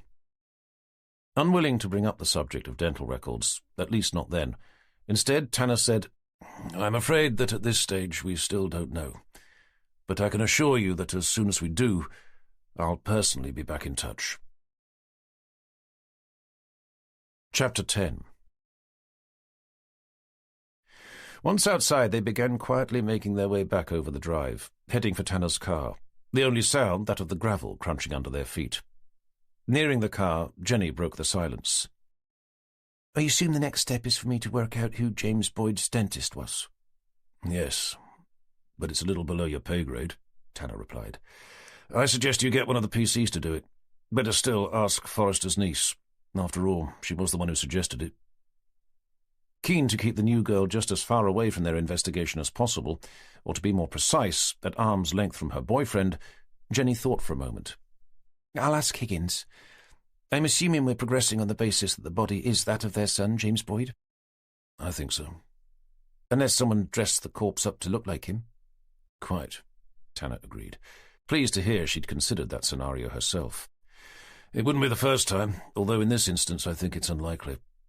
If someone had wanted the body to be incorrectly identified, I doubt they'd have gone to so much trouble to hide it." "What if someone intended to vanish off the face of the earth, leaving some dead guy behind to take their place?" "Well, I know they told us that their son dreamt of sailing off around the world, but I doubt he'd have gone to the lengths of leaving a body behind dressed up as himself before doing so." "And what about the other question?" "If he was murdered?" queried Tanner, unlocking the jag so they could heave open the long, heavy doors. "I don't think we're any the wiser," he said as they climbed inside. "All we know was that he was good-looking, was into his sailing, and had a larger-than-average number of girlfriends. Well, one in particular." Starting the engine, still curious to know why Jenny hadn't made a note of the girl's name, he pretended he'd forgotten. "What was her name again?" "Kelly Fisher," Jenny replied, staring vacantly out of the passenger window. Reversing the car, Tanner asked the question that had been bothering him since the name was first mentioned. "Was there any particular reason why you didn't make a note of it?" Jenny turned to give Tanner the briefest of glances before returning to the view outside. "I know her," she admitted. "We were members of the same sailing club when we were young." "I see. And at what point were you planning on telling me that?" "I just didn't I?" snapped Jenny with uncharacteristic hostility. Taken aback by her tone, Tanner waited until they'd pulled out onto the road before asking, this time with a little more tact, "Did you know her well?" "Yes, years ago," Jenny replied, watching hedgerows flicker past. "Our parents joined at similar times. We learnt to sail together." When nothing more seemed to be forthcoming, Tanner prompted, "What was she like?" "Nice enough, I suppose." "It sounds like you didn't get along." "We did. Well, we did at first. We were the only two girls at the club. The only juniors, that is. So I suppose we had a lot in common." "So what happened?" "We started racing against each other." "Oh, I see," said Tanner, smirking. "We were both selected for the junior national squad at the same time," Jenny continued, oblivious to Tanner's amusement. "Which meant we used to travel around the country to train with children from other clubs." "I assume you became more rivals than friends." "Something like that," Jenny confirmed. "Was she as good as Boyd's parents suggested?" "She was all right, I suppose." Having experienced firsthand how competitive Jenny could be, especially on those rare occasions when they'd taken part in sailing races, allowing his smile to broaden, Tanner asked, "Not better than you, surely?" "She'd cheat," stated Jenny, evidently still fuming at the memory. "And not just sometimes. And she didn't win the top of nationals like they said she did. She came second." "How about you? I assume you took part as well?" "It wasn't my event," she replied with brisk dismissal. "Oh. Well, never mind," replied Tanner, endeavouring to suppress a patronising parental tone. It was only then that it dawned on him what her revelation might mean. "You didn't know James Boyd as well, did you?" She said, as if being woken from a dream. "Oh, no. At least, not that I can remember." "But you may have done." "It's possible. The Broads is quite a small community, especially for those of us who sail." Realising the importance of the question, she whipped her head round to stare at Tanner. "You don't think that means I could be taken off the case?" That was exactly what he'd been thinking. "If you know someone who turns out to be a suspect in what is likely to become a murder investigation, and if there's also the chance that you knew the victim, then I'm afraid it probably does, Jen, yeah." "But everyone knows everyone around here." "I don't think that's exactly true. Not to the point where you're all old sailing club rivals." As Jenny's mind took 2 giant steps forward to realise what would most likely happen if she were taken off the case, Forrester's niece being moved in to take her place, raising her voice, she declared, "But it's not as if we went to the same school or anything. We just see each other at the weekends, and not even every weekend either. And I'm sure I don't know James Boyd. I'd have recognised his photograph if I did." Seeing the imploring look of desperation on her face, Tanner found himself wrestling with his conscience. Had he still been working down in London, and Jenny had just been some colleague he barely knew, he wouldn't have hesitated to have her reassigned. "Okay, but I'm going to have to interview her, and without you, I may add. And if it does look like she may have had something to do with whatever happened to James Boyd, then for the sake of the investigation, and for your own personal safety, I'll have no choice but to recommend that you're taken off." "But—" "No buts, Jen, I'm sorry." Locking her arms over her chest, Jenny bored her eyes into the Jag's wooden dashboard. As far as she was concerned, Tanner was totally overreacting. Had he been a local, he'd have understood just how small the Broads community was. People simply weren't pulled off investigations just because they happened to know someone linked to a case. If they were, then there'd be hardly anyone left to cover the workload. As she mulled that over, she contemplated the idea of bringing the subject up with DCI Forrester. And then she remembered 2 things. Firstly, that Forrester wasn't much of a local himself, insomuch as he wasn't born and bred in the Broads. Secondly, and more importantly, his niece had just landed from Planet Blonde. And he'd probably see her admission to vaguely knowing one of the possible suspects as the perfect excuse to do what she was most dreading, to kick her out and give Bimbo Beach the chance to work on what seemed likely to become a murder investigation.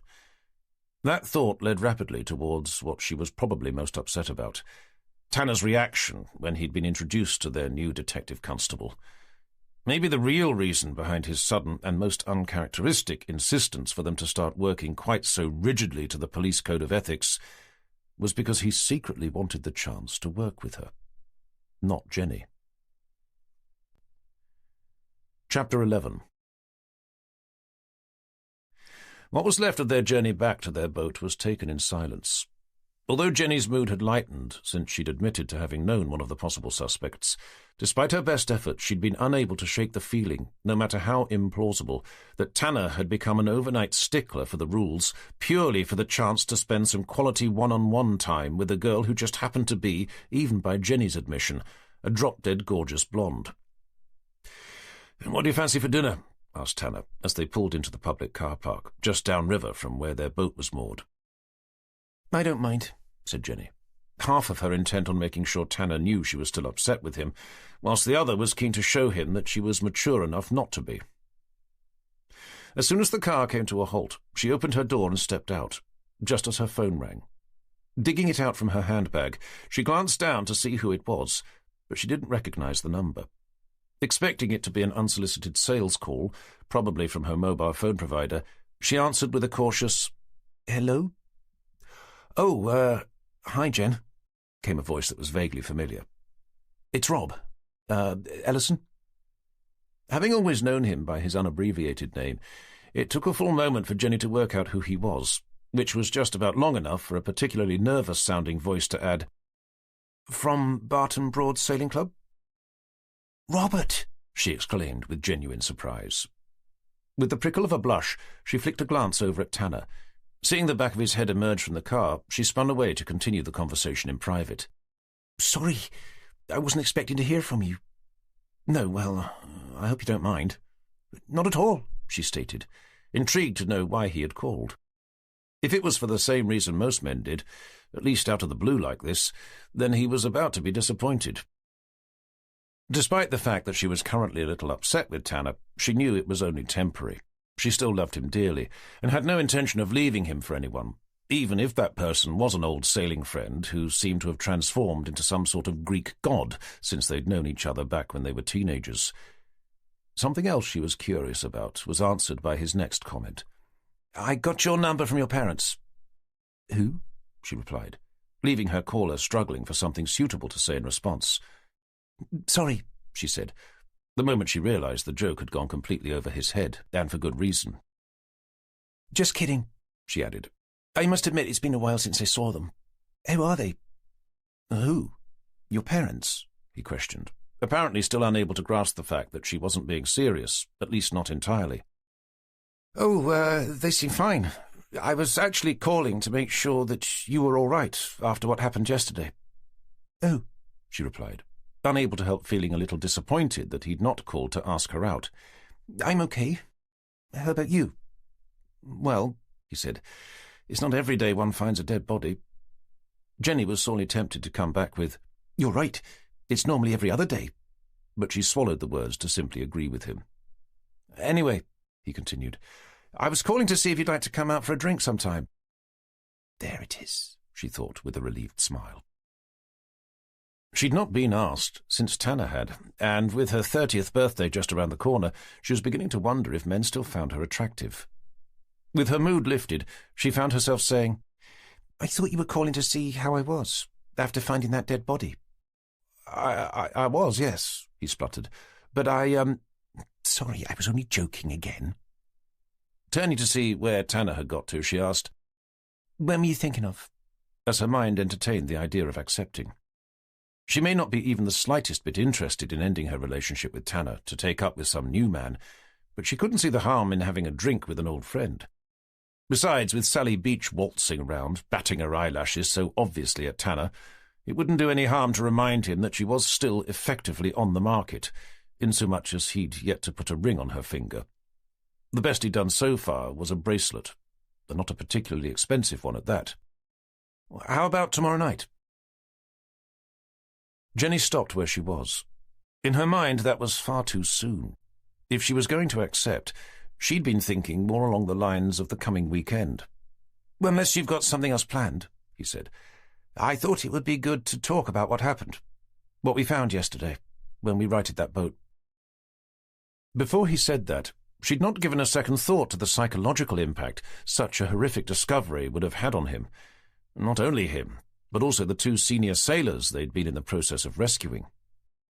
"Hold on," she said, lowering her phone to wrap her hand around its base. If she was going to agree, she knew she'd have to clear it with Tanner first. Approaching their boat, she called out, "John, are you there?" "Hello," came his muffled but cheerful response from somewhere deep within the cabin. "I've got Robert Ellison on the phone. You know, the guy we met at the sailing club yesterday?"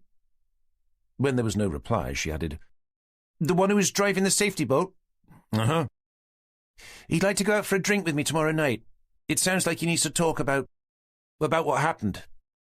"Okay, no problem." "You sure?" Tanner emerged into the cockpit, his head appearing from behind the white canvas awning that was still waiting to be rolled back. Offering her a warm, benevolent smile, he said, "It's not a problem, Jen. You hardly ever go out, and I've got more than enough to keep me busy." That was a lie. He hadn't. He'd nearly finished his current book and didn't have another to start on, but he didn't want to give her the impression that he'd be jealous of her going out with some old friend who was far better looking than him, and of most concern, at least 15 years younger. Chapter 12. Tuesday the 2nd of June. The following morning, after arranging to meet Kelly Fisher, the girl they'd been told had been James Boyd's girlfriend at the time of his disappearance, and having flicked through the original missing persons report, Tanner drove his XJS over to the Norwich-based recruitment agency where she worked. Despite Jenny's renewed protests, Tanner had left her at the station to help Constable Higgins track down Boyd's dentist, enabling them to formally identify his remains, and then to go through the missing persons report in more detail. Waiting in one of the agency's small meeting rooms, it wasn't long before he was joined by an attractive, immaculately dressed woman with mesmerizing green eyes and dark red hair, scraped back into a ponytail. "You must be Detective Inspector Tanner," she said, entering the room with a distinct air of confidence. "I am," Tanner confirmed, pushing himself up from the modern armchair he'd been sitting in to present her with his ID. "I assume you're Kelly Fisher?" The woman nodded. "You mentioned on the phone that you wanted to talk about James Boyd?" "That's correct," Tanner replied, exchanging his ID for his little-used notebook. "Despite what I told you, that I'd been through all this with the police about 2 decades ago."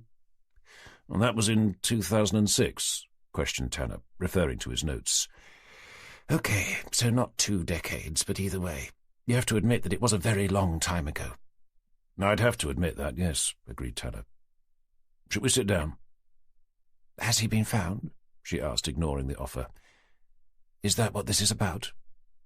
"That is what I'd like to discuss with you, Miss Fisher," Tanner confirmed, gesturing to a seat as he resumed his own. With an impatient look, she tugged at her rather short skirt to plonk herself down on the chair opposite, crossing one of her bare, tanned legs over the other as she did. Doing his best not to let her smooth, long legs distract him, Tanner referred to the notes he'd made before the meeting. "So," Miss Fisher demanded, dragging Tanner's eyes up from his notebook. "We believe we have found him, yes, but we're still awaiting final confirmation." The lady took to clenching her hands together on her lap. "You mean, is he—" "A body was discovered at the bottom of Barton Broad on Sunday," Tanner stated. "You may have heard about it?" Staring down at the carpet in a more subdued tone, she replied, "I hadn't, no. But I rarely watch the news these days." Raising her head, she caught Tanner's eyes. "Do you know how he— Would you think someone—" "We don't know for certain, no, but we are treating it as suspicious." As her focus returned to the floor, Tanner went on. "We met his parents yesterday. They mentioned that you were his girlfriend at the time." Casting a wary eye over him, she said, "I was, yes." "Looking through the original missing persons report, we found statements given by some of his friends saying that he'd broken up with you the day before he went missing." "I assume you also read that the police at the time seemed to be under the impression that I may have had something to do with his disappearance." "I'm sure they were keeping an open mind," Tanner remarked. "Well, it didn't seem like they were, judging by the number of questions they kept asking." "You told the police you were with your parents at the time?" "That's correct." "Did you mention to them that he'd only just broken up with you?" "Sorry, but I can't remember." "Are you able to remember why he did?" "Why he broke up with me? I really can't, no." "Can you at least recall how you felt about it at the time?" "I was probably a little miffed." "A little miffed," Tanner repeated, looking down to make a note of the word. Miffed as in slightly upset, as opposed to miffed as in losing it completely to end up bashing him over the head with my hairdryer. Hairdryer, Tanner repeated as he continued to write. Realizing he was taking down everything she was saying, with a look of unamused horror, she said, "I was only joking." Tanner stopped his note-taking to glance up at her. Sorry, so you're saying that you didn't bash him over the head with your hairdryer? She gave him a dirty look. "May I ask if this is a formal interview?" Tanner pretended to look puzzled. Sorry, but how do you mean? I mean, aren't you supposed to tell me that I have the right to remain silent and that I shouldn't talk to you without having spoken to a lawyer first? Oh, no, I'm not arresting you, Miss Fisher. I'm simply asking you a few questions. Then can you please stop writing down everything I say, as if it's some sort of admission of guilt for having killed James Boyd? Nearly finished, Tanner replied, returning to his notes. Hearing her huff rather loudly, he eventually re-engaged eye contact. Can you think of anyone else who may have wished him harm? What do you mean, anyone else? Sorry, my fault. Let me rephrase the question. Can you think of someone else who may have wanted him dead? Apart from yourself, of course. I think I've just had about enough of this, she muttered, pushing herself up from her chair. Carol Mortimer, for example, interjected Tanner, his attention still focused on his notes. Hearing the name, the woman sank back into her chair. I know Carol, yes. She was in your class at school? That's right. Can you tell me a little more about her? There's not much to tell, really. According to her statement, Tanner said, looking up to catch her eyes, she was also going out with James at the time of his disappearance. What utter rubbish! So it's not true, then? Of course it isn't. He raised an eyebrow. But why would she lie about something like that? Because she fancied the pants off him, just like all the other girls. She'd have given anything to have actually gone out with him. I assume that when you use the term going out, you actually mean having sexual intercourse? Miss Fisher didn't answer, but instead gave Tanner a look of disdain. Referring back to his notes, Tanner continued. His parents seemed to think that he had a string of girlfriends. Girlfriends, maybe. But I was the only one he was going out with. You mean having sex with? The woman shifted uncomfortably in her chair. I could be wrong, Inspector, but I believe the act of making love does form part of most adult relationships. Yes, of course. Which reminds me, how old were you at the time? I was 16, Inspector, which I believe may be legally old enough. So you weren't aware that he was sleeping with someone behind your back? He wasn't, Fisher insisted, fixing her eyes on Tanner's, as if trying to convince him. If you say so, Tanner replied. But had he been, and you'd found out, I suppose you'd have been... What was that word you used again? Oh, yes, that's right, a little miffed. No doubt I would have been. But he wasn't. Despite what this Carol Mortimer said. Mm-hmm. I see. May I ask what makes you so sure that she wasn't? She shrugged. Women's intuition, I suppose. Tanner offered her a thin smile. I understand James was a keen sailor. You could say that. As were you. At the time. Not anymore? Not since I graduated, no. Well, that's a shame. I've been told you were quite good. I was okay. Weren't you in the junior national squad? I was, yes, she replied with a surprised look. And one year you won the Topper Nationals? I came second, she corrected, looking none too pleased to be reminded. Still, that's very good, though, isn't it? My father didn't seem to think so, but there we go. Yes, well, I suppose parents can be a little over-demanding sometimes. Sometimes, yes, she replied, in a way that gave the impression that hers had always been.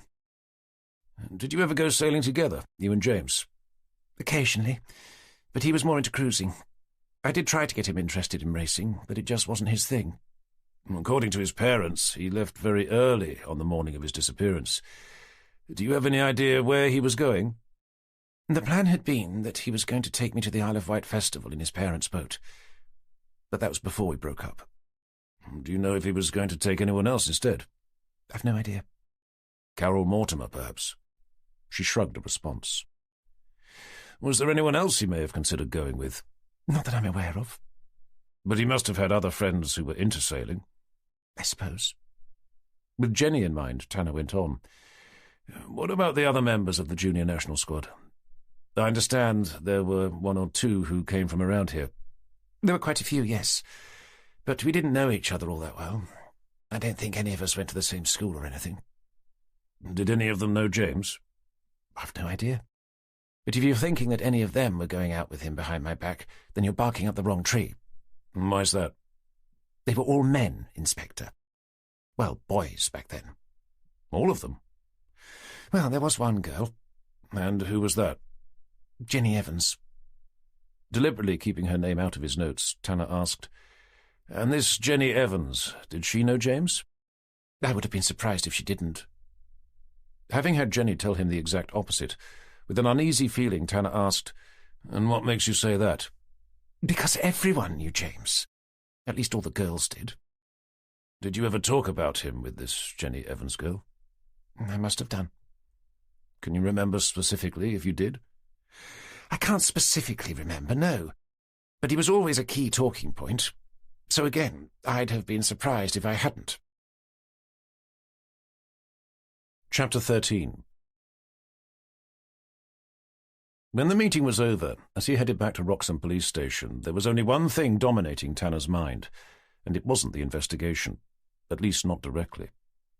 Assuming James Boyd had been killed intentionally or otherwise, as far as Tanner was concerned, Kelly Fisher was most definitely going to have to remain a suspect. Her alibi, that she'd been at home during the morning of his disappearance, could only be corroborated by her parents, hardly the most impartial of witnesses. More importantly, if what Boyd's mother had said at the time was true, as corroborated by Carol Mortimer, that her son had been seeing more than one girl, and if Fisher had somehow found out, then she had motive. In Tanner's experience, crimes of passion were by far the most common causes of murder.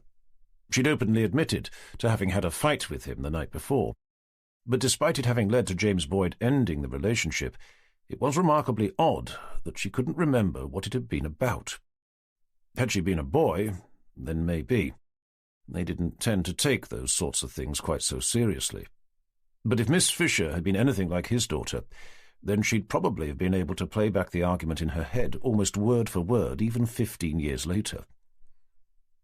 As interesting as all that was, it wasn't the problem Tanner's mind was wrestling with. He was trying to decide what to do about Jenny. She knew the suspect. There was no question about that. And even though she didn't seem keen to admit it, or possibly she simply couldn't remember, there was an above-average chance that she knew the victim as well.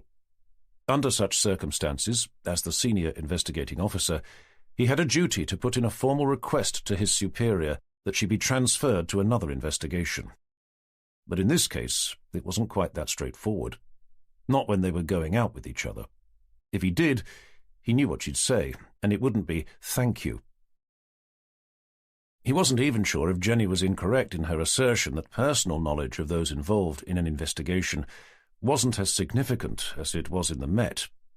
He knew that Wroxham, for example, had a population of less than 2,000, most of whom had been born and bred there. So it was hardly surprising that everyone seemed to know each other. The question was, should he tell Forrester? And what would be his reaction if he did? If he ordered Jenny to be reassigned, what would she say to him when they got back to their boat? "How'd it go?" asked Jenny, as Tanner nudged his way past her chair to his desk. "Oh, fine," he replied, his dilemma still unresolved. "Do you think she had anything to do with it?" "I'm not sure," he replied, dropping his coat over the back of his chair. Keen to change the subject, he asked, "Have you been getting on?" "I've just finished going through the original missing persons investigation, but I couldn't find anything else, at least nothing that stood out." "Did you get a chance to ask Higgins to ring round the local dentists?" "I did, yes. He's already found the right one. He emailed Boyd's x-rays over to them about half an hour ago. Hopefully we'll hear back any minute." Tanner glanced down at his watch. "Okay, well, I suppose I'd better give Forrester an update." "Do you want me to come?" Jenny asked, attaching a look of hopeful expectation. "No, you're okay," Tanner replied with casual dismissiveness. He may not have decided if he should tell Forrester about Jenny's relationship with one of the suspects, but he did at least know that he didn't want her included in the discussion, were he to start one. "Could you look up that other girl, the one who also said she was seeing James Boyd?" "Carol Mortimer." "That's the one. Try to find out where she works and ask if we can pop round. Hopefully we'll be able to see her when I'm done." Chapter 14. "May I come in?" asked Tanner, having rapped on the door. "Of course," Forrester replied, waving vaguely at him to do so, the bulk of his attention still focused on his monitor. Tanner hovered over the threshold, half in, half out. "I just thought I'd give you an update on how we've been getting on with that body we found on Sunday." Good, yes. Well, come in then," Forrester repeated. Closing the door behind him, Tanner stepped inside to take up a rather rigid pose behind one of the two chairs facing Forrester's desk. "At this stage, we're fairly sure it's James Boyd," he began, "a 17-year-old who went missing back in 2006. Forrester finally gave Tanner his full attention. "Was that whose parents you met with on your way back home yesterday?" "It was," Tanner confirmed. "They were able to identify the jacket he was found in." "Have we had dental confirmation?" "Not yet, no. But we're expecting to hear back from them any time now." "I assume you've been through the original missing persons report?" "We have, and I've just returned from interviewing the girl highlighted as having been the last person to see him, Kelly Fisher." "Sorry, but I thought you said that we're still awaiting official confirmation that the body is that of James Boyd." "Well, yes, sir, but..." "And yet you've already started interviewing suspects." "I know, sir, but..." "Without even knowing who the victim is?" At that point, Tanner decided that it was probably best to keep his mouth shut. He'd been so preoccupied with what to do about Jenny, knowing Kelly Fisher, that he'd neglected to follow the most basic of procedures. "You're a bit keen, aren't you?" "Perhaps so, but I really do think that the dental confirmation is just a formality." "But a necessary one, though, don't you think?" "Yes, sir, of course, sir." Fortunately for Tanner, since the arrival of his niece, Forrester had been in a far more cheerful frame of mind than was to be normally expected. "OK, well, no harm done, I suppose. But please remember in the future that we need a formal identification before we can start going around interviewing suspects." "Absolutely, sir." "So anyway, what did she have to say for herself?" With his mind still bogged down with what he was going to do about Jenny knowing the suspect under discussion, Tanner replied, "Sorry, who, sir?"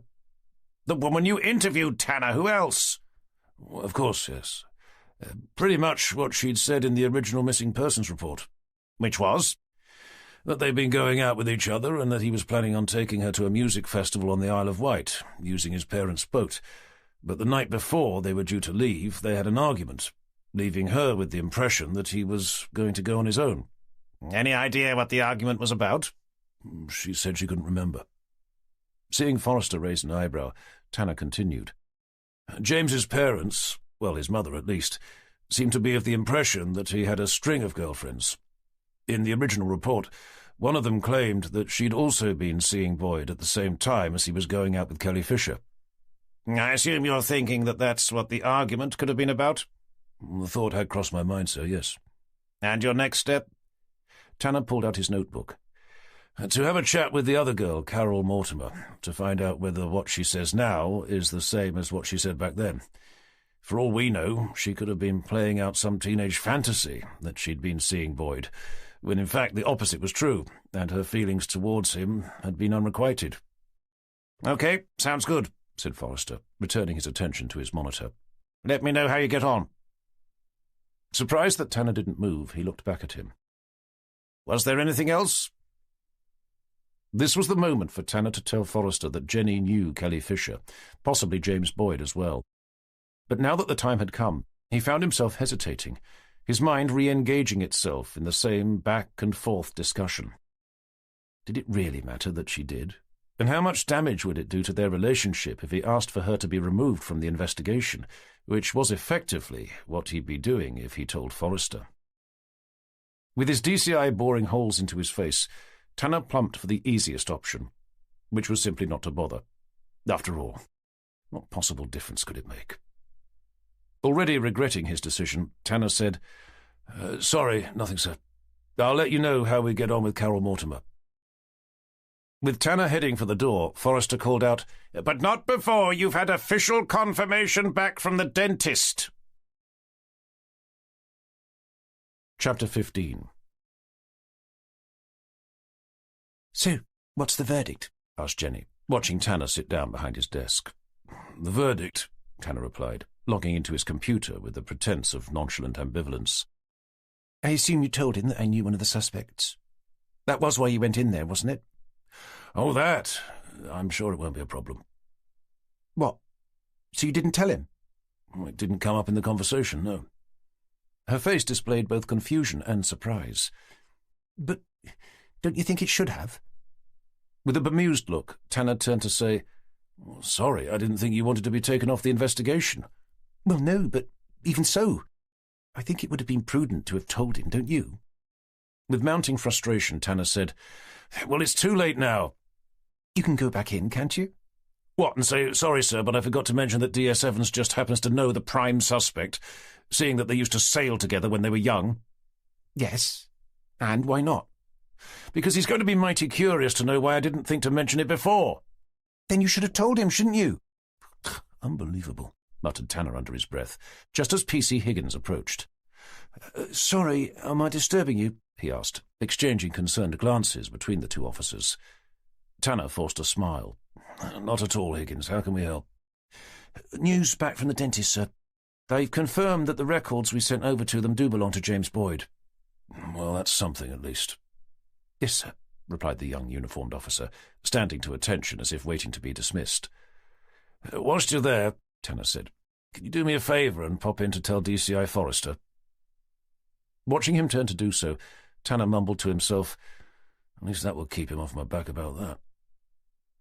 Pleased that at least one burden had been lifted from his shoulders, he turned to offer Jenny a calming smile. Listen, let's not worry about you knowing Miss Fisher, for now at least. I can always bring it up with Forrester later. But how will you explain to him why you didn't tell him before? Shrugging his shoulders, Tanner replied, Hopefully it won't come up. And if it does? Then I'll just tell him that you simply didn't realise that it was the same person. It does happen. After all, it was a long time ago. Anyway, now we definitely know who the body is. We need to arrange to meet up with Carol Mortimer. Were you able to track her down? I was, yes. She's a veterinary assistant in Hoveton, just down the road. Okay, great. Give them a call, ask if she's in, and if we'd be able to have a quick chat. Chapter 16. Parking nearby, they were soon stepping into the quiet reception area of a small veterinary practice with a tiled grey floor and cute paw-print design wallpaper. Behind the desk sat a young girl, grinning at them. Hello, she called out with near sycophantic cheerfulness.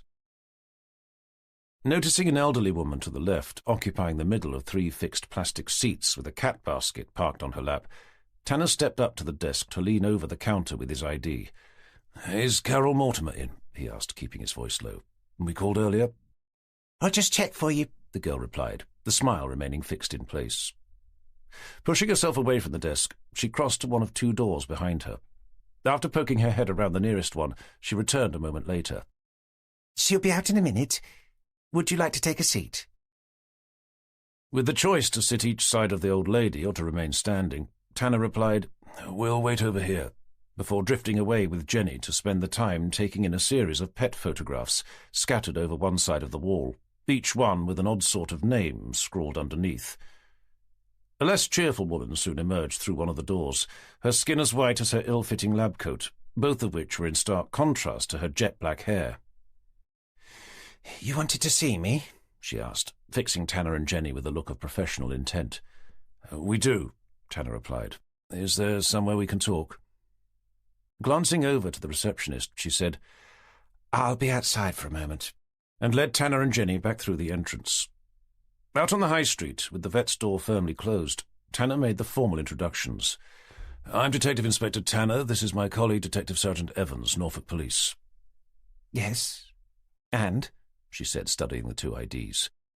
I take it you are Carol Mortimer? With narrowing eyes, as if selecting each word with deliberate consideration, she replied, I am. Why? What's this about? We understand you used to know someone by the name of James Boyd. Her eyes widened as her weight shifted from one foot to the other. I did, yes, but that was back at school, before he disappeared. I'm sorry to have to tell you that a body was found at the weekend. Is it him? She asked, her mouth left hanging open, waiting for a response. We've officially identified it as being him, yes, confirmed Tanner.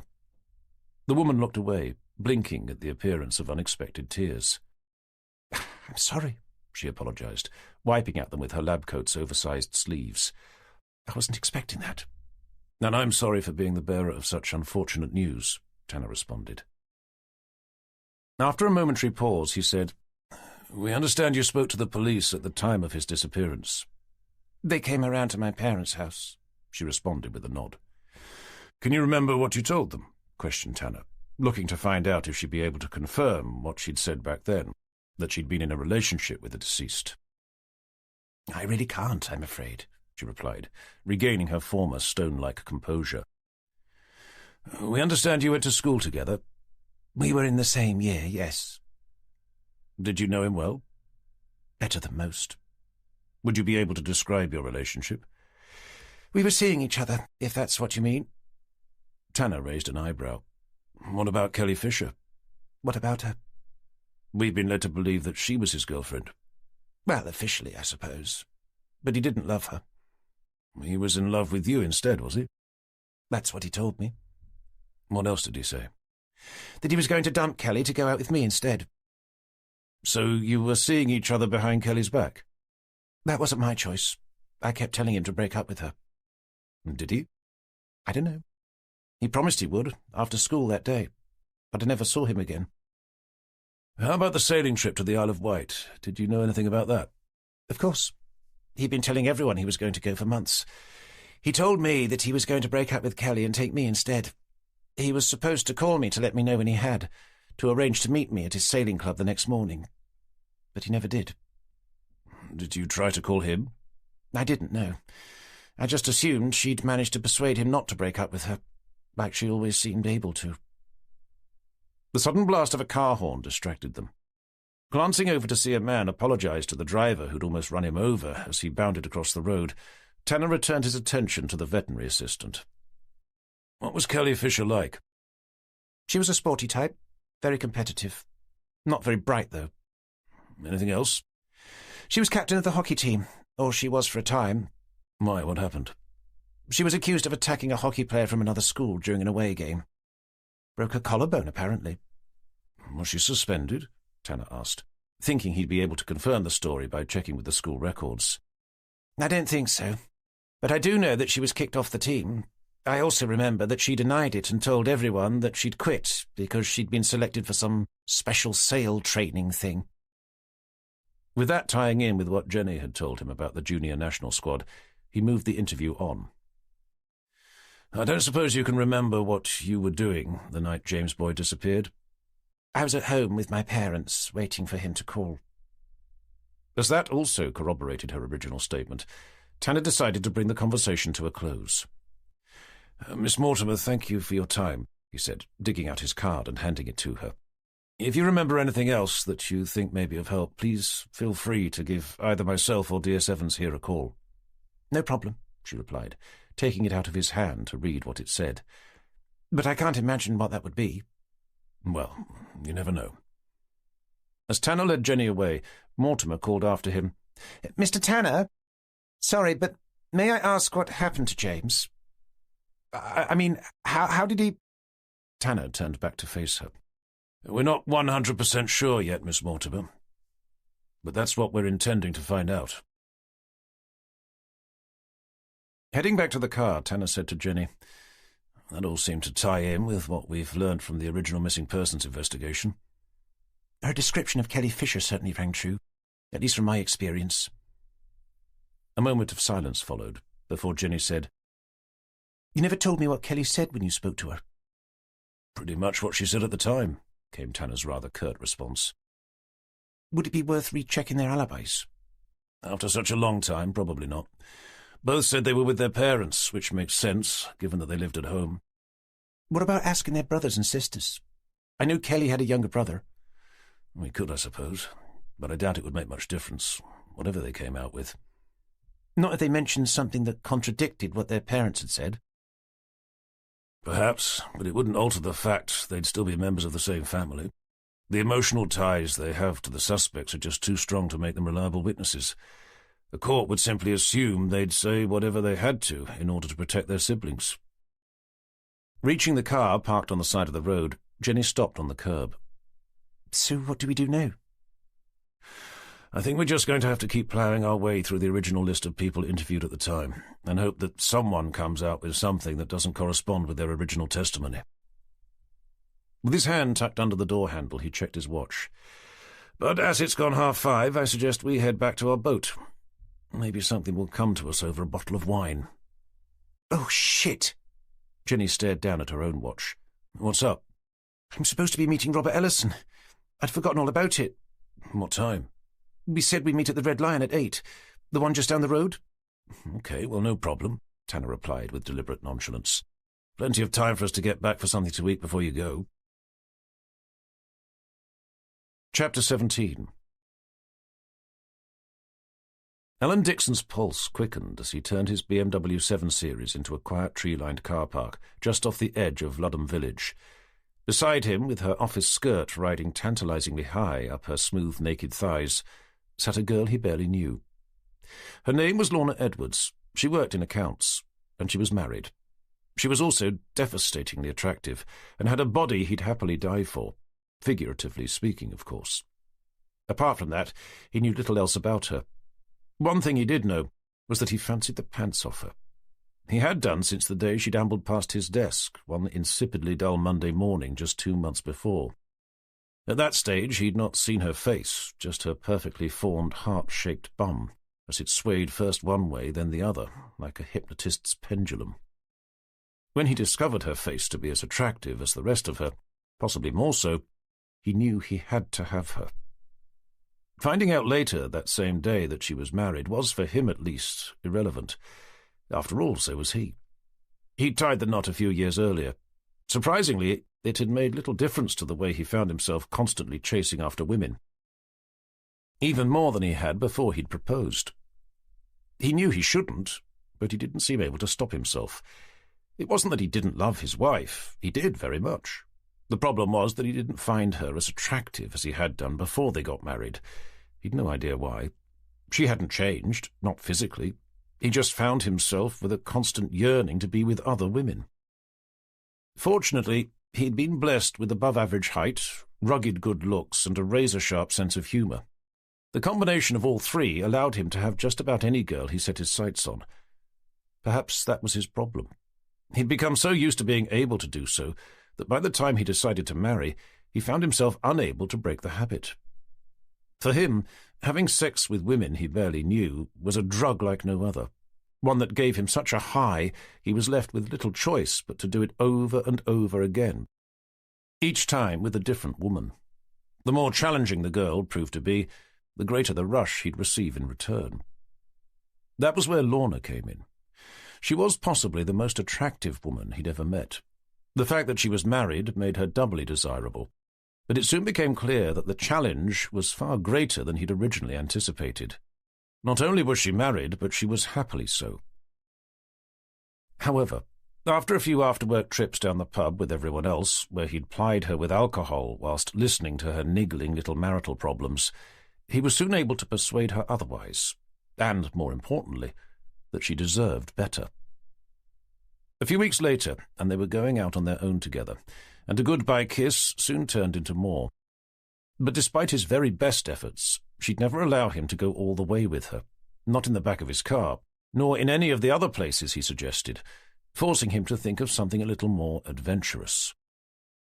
Seeing the deserted, dimly lit car park he'd brought her to, she whipped her head around to glare at him. "You told me you were taking me somewhere special." "I am," he replied, offering her a disarming smile. "Well, I'm not doing it here," she snapped, locking her arms over her designer leather jacket. "Don't worry, I'm not asking you to. I'm not doing it up against a tree either." Turning the engine off, he swiveled around in his seat to face her.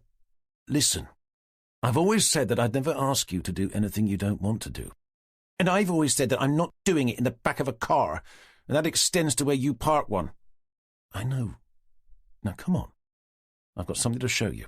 If you don't like it, I'll take you straight home."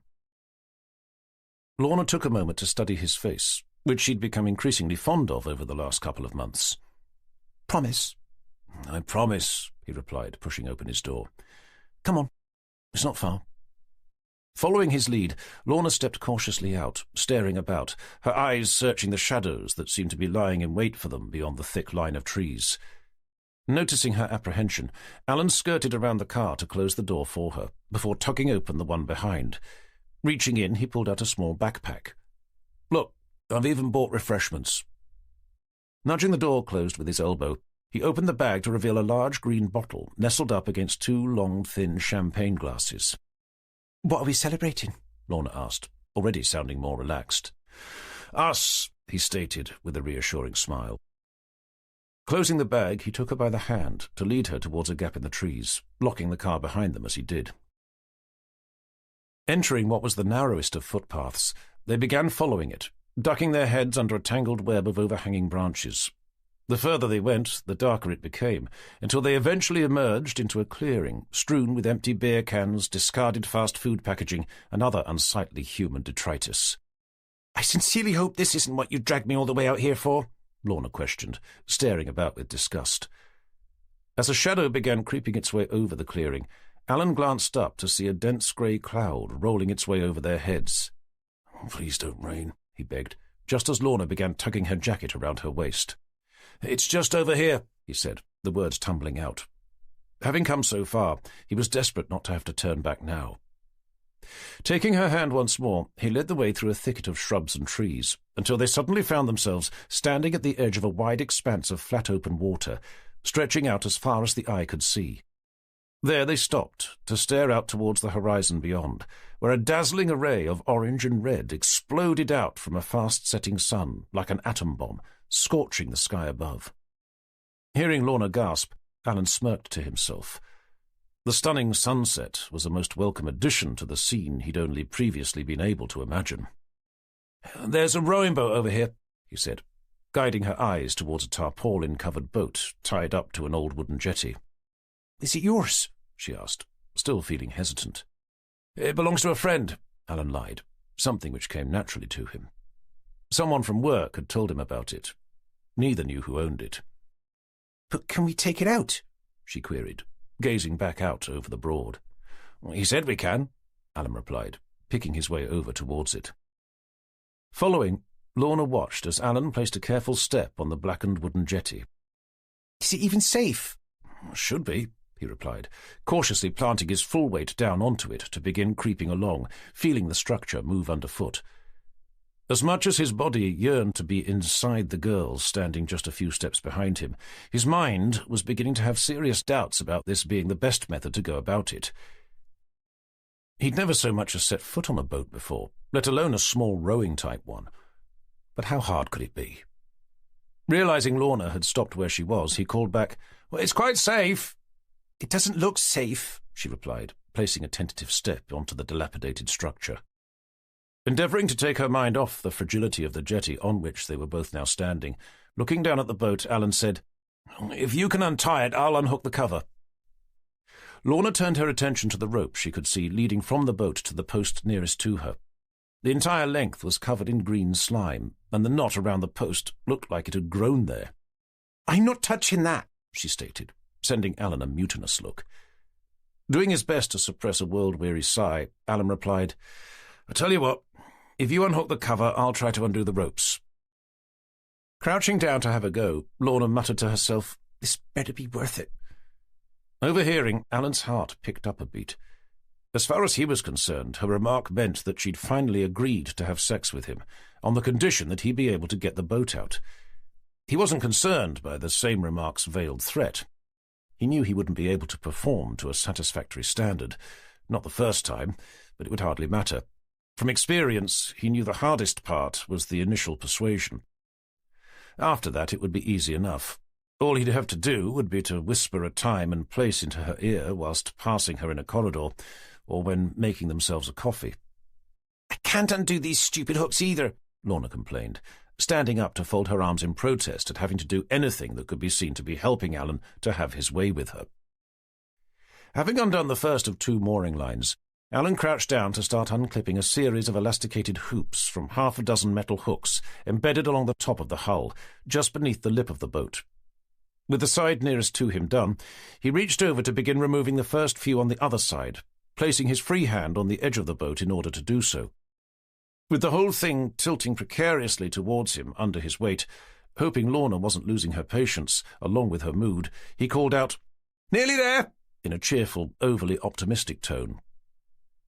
With the first few far-side hooks unclipped, he heaved back a section of the tarpaulin to clamber on board, using his feet to shove what he assumed to be oars underneath over to the side.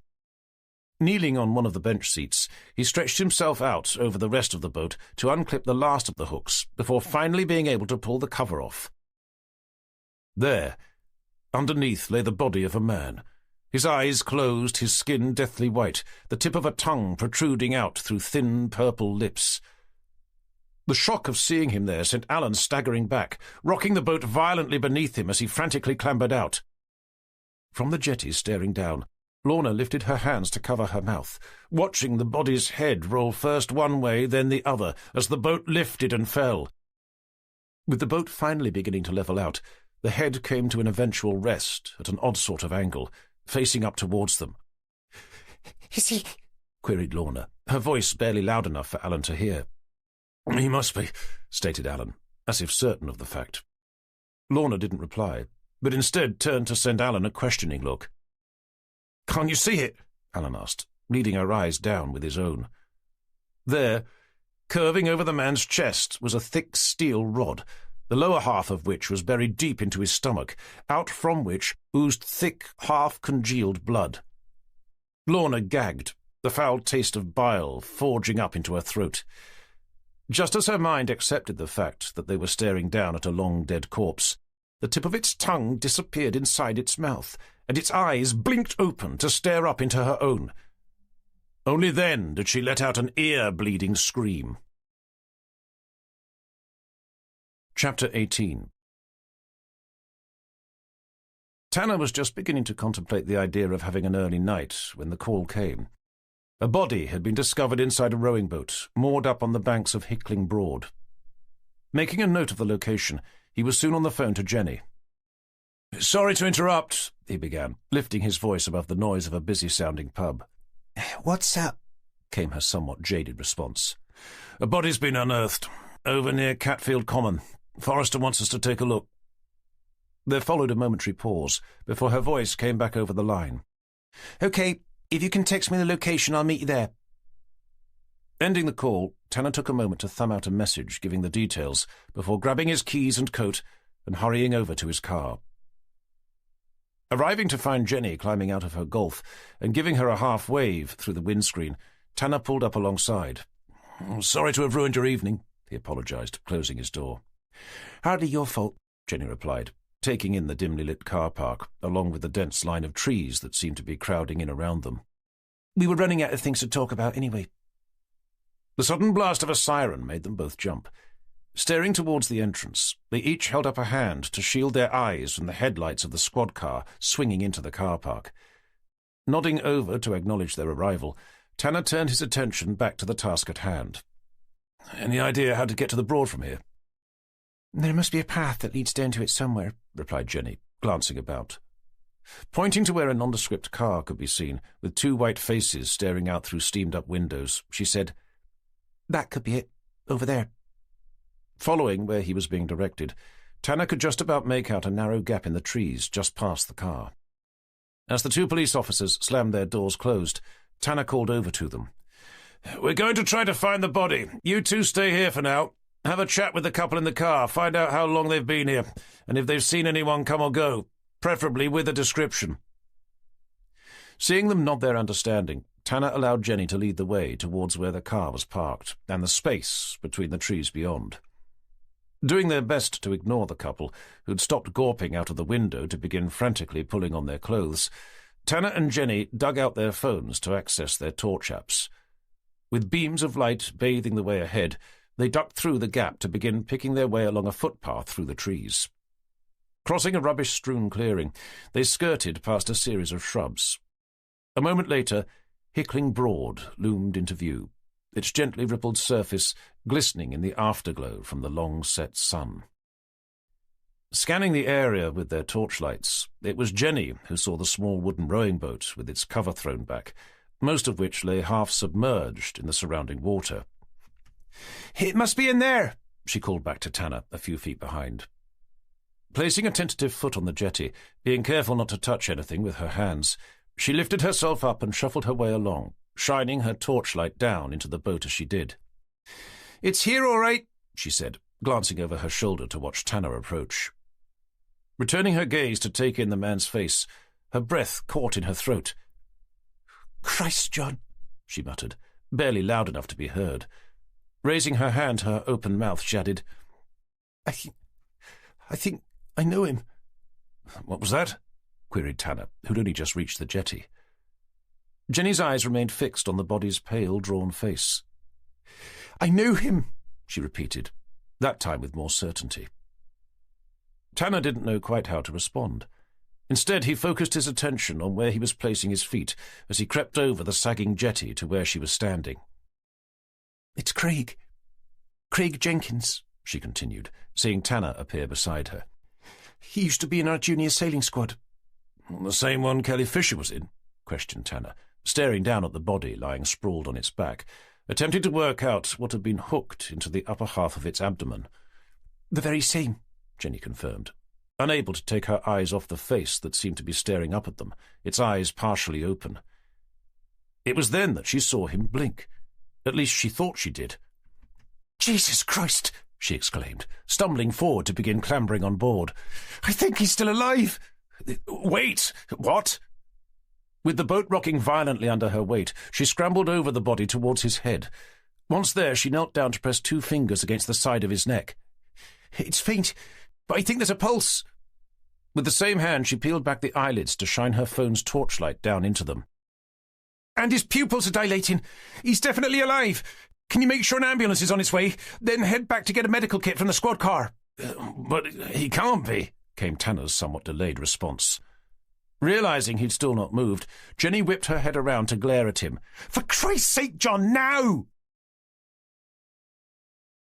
Chapter 19.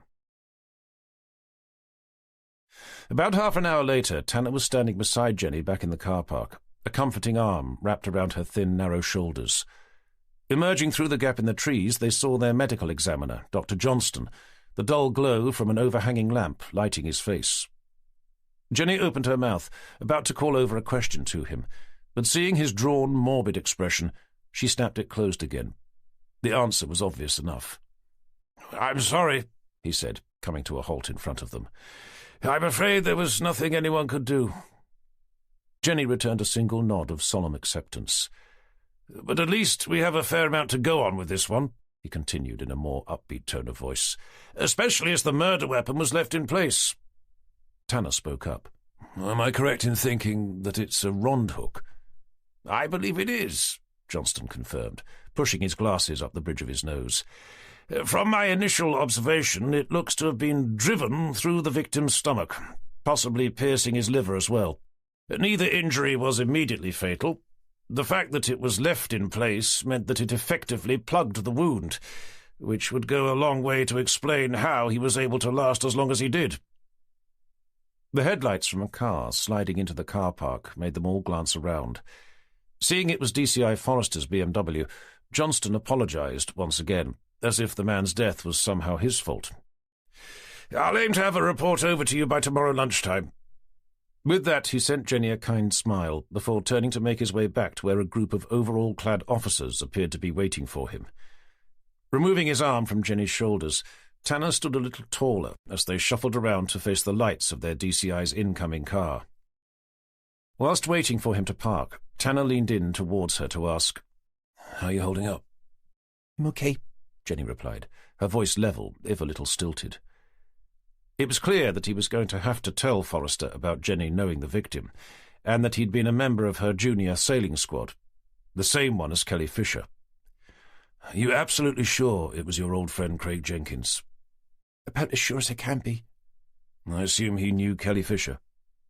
Jenny nodded her response, as they watched Forrester reverse his car into a narrow space between the forensics van and an ambulance. "I don't suppose you know if they were seeing each other back then?" "Who? Craig and Kelly?" queried Jenny, as if appalled by the very idea. "May I take that as a no?" Well, if they were, nobody told me about it. Do you have any idea if Craig Jenkins knew James Boyd? I don't think so, but I can't be sure. You don't know if they were at school together? They may have been, I suppose. And what about Carol Mortimer? Did Craig Jenkins know her? I'm sorry, I've no idea. Okay, it's fine. Seeing Forrester lumbering his way over towards them, keeping his voice low, Tanner decided it was best to tell Jenny his intentions. Unfortunately, I'm going to have to tell Forrester about this. That you knew the victim. Probably about you knowing Kelly Fisher as well.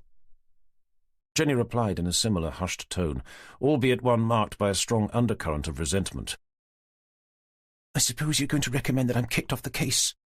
This one, definitely, I'm afraid. Sorry.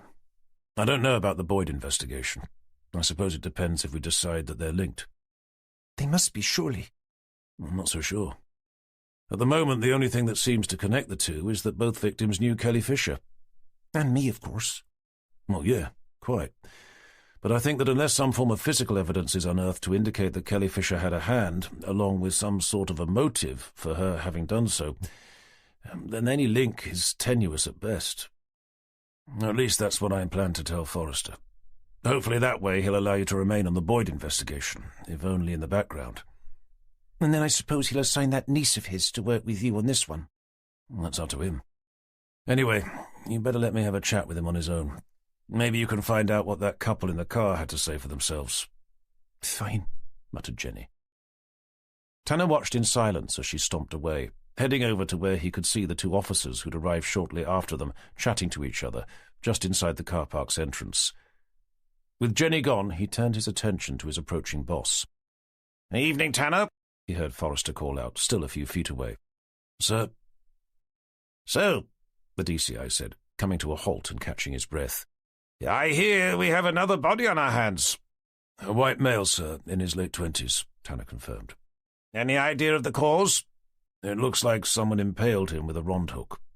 "A rond hook?" Before he'd arrived in Norfolk, some 18 months earlier, Tanner's response to the item in question would have no doubt been very similar. However, as he now had no less than 3 of them stored in the bow of his boat, he was able to give a suitably informed response. "They're similar to an anchor in size and weight, but instead of being used to catch on the seafloor, they're designed to secure a boat to an embankment." "And what makes you so sure he was killed by one of those?" "Because it was left inside him, sir." "Fair enough," Forrester replied, glancing over Tanner's shoulder, as if searching for the body to be able to confirm what Tanner had said. "Time of death?" Tanner looked down at his watch. "I'd have to check with Johnston, but I'd say it was probably only about 10 to 15 minutes ago." Seeing Forrester raise a curious eyebrow, Tanner sought to clarify his comment. "He was alive when we found him, although barely." "Any theories as to why the murder weapon was left behind?" "Well, it's possible that it may have been to deliberately extend the time it took for him to die, as it effectively helped plug the wound. The only other alternative I can think of is that whoever stabbed him with it was unable to take it out afterwards." Forrester cast his eyes around the car park whilst massaging the heavy jowls of his jaw. "Which could indicate that it was a woman," postulated Tanner, "lacking the strength to take it out. Or whoever did it just didn't care." "I don't suppose there's any indication if he was attacked where he was found?" "Nothing so far. Forensics are going over the scene as we speak." "Do we know who he is yet?" "Actually, sir, I need to talk to you about that." Forrester turned his head to glare over at Tanner. "Please don't tell me he's someone famous." "Nothing like that, no." "Well, thank God for that." "It's Jenny Evans, sir. She thinks she knows the victim." "Thinks she knows?" "She seems confident that she does know him, sir." "Not a family member, I hope?" "No, sir. She's fairly sure it's someone from her old junior sailing squad. Craig Jenkins." "Well, then it's probably best if she gives this one a miss." "Probably, sir, yes," Tanner agreed. "Which leads me on to something else." "Go on." "Kelly Fisher, sir." "The suspect in the James Boyd case?" Tanner nodded before continuing. "I'm afraid she was in the same junior sailing squad." "The same one as Jenny?" "And the victim here as well, sir, yes." Forrester took to boring his round little eyes into Tanner's face. "I see. And just exactly when were you intending to tell me that?" Tanner shifted uneasily from one foot to another. Well, sir, she wasn't sure at first. After all, it was a long time ago. It wasn't that long ago, Tanner. Perhaps not. After glaring at him for a moment longer, Forrester turned to look away. I suppose this means that we're going to lose her from both investigations. Well, that's if they are 2 investigations, sir. Forrester returned to cast a wary eye over him. Let me guess, Tanner. You're about to tell me that they're linked. I was only going to suggest that it was a possibility. The connection being this Kelly Fisher girl, I suppose. And Jenny as well, I'm afraid. Forrester returned to massaging his jowls. The problem is, Tanner, that this isn't London. I am aware of that, sir. It's the Norfolk Broads, Forrester continued, the population of which is far smaller. Again, which means that half the time everyone seems to know everyone else. Well, that's not exactly true, sir, is it? Of course it isn't, Tanner, but you get my point. I understand that the Broads is a much smaller community, if that's what you mean, sir, yes. It's also far less transient, in that people have a tendency to neither leave nor to move here. Present company excepted, of course. So just because someone happens to know 2 people who died some 15 years apart, it doesn't automatically mean we have a serial killer on our hands. I completely agree, sir. After doing a double take between Tanner's face and the space he'd been staring at whilst making his case, Forrester took Tanner's words in with some caution. You do? Absolutely, sir. Which was why I said that it was only a possibility. Okay. Good, Forrester replied, relaxing his stance. We've had enough serial killer investigations around here recently to last us a lifetime.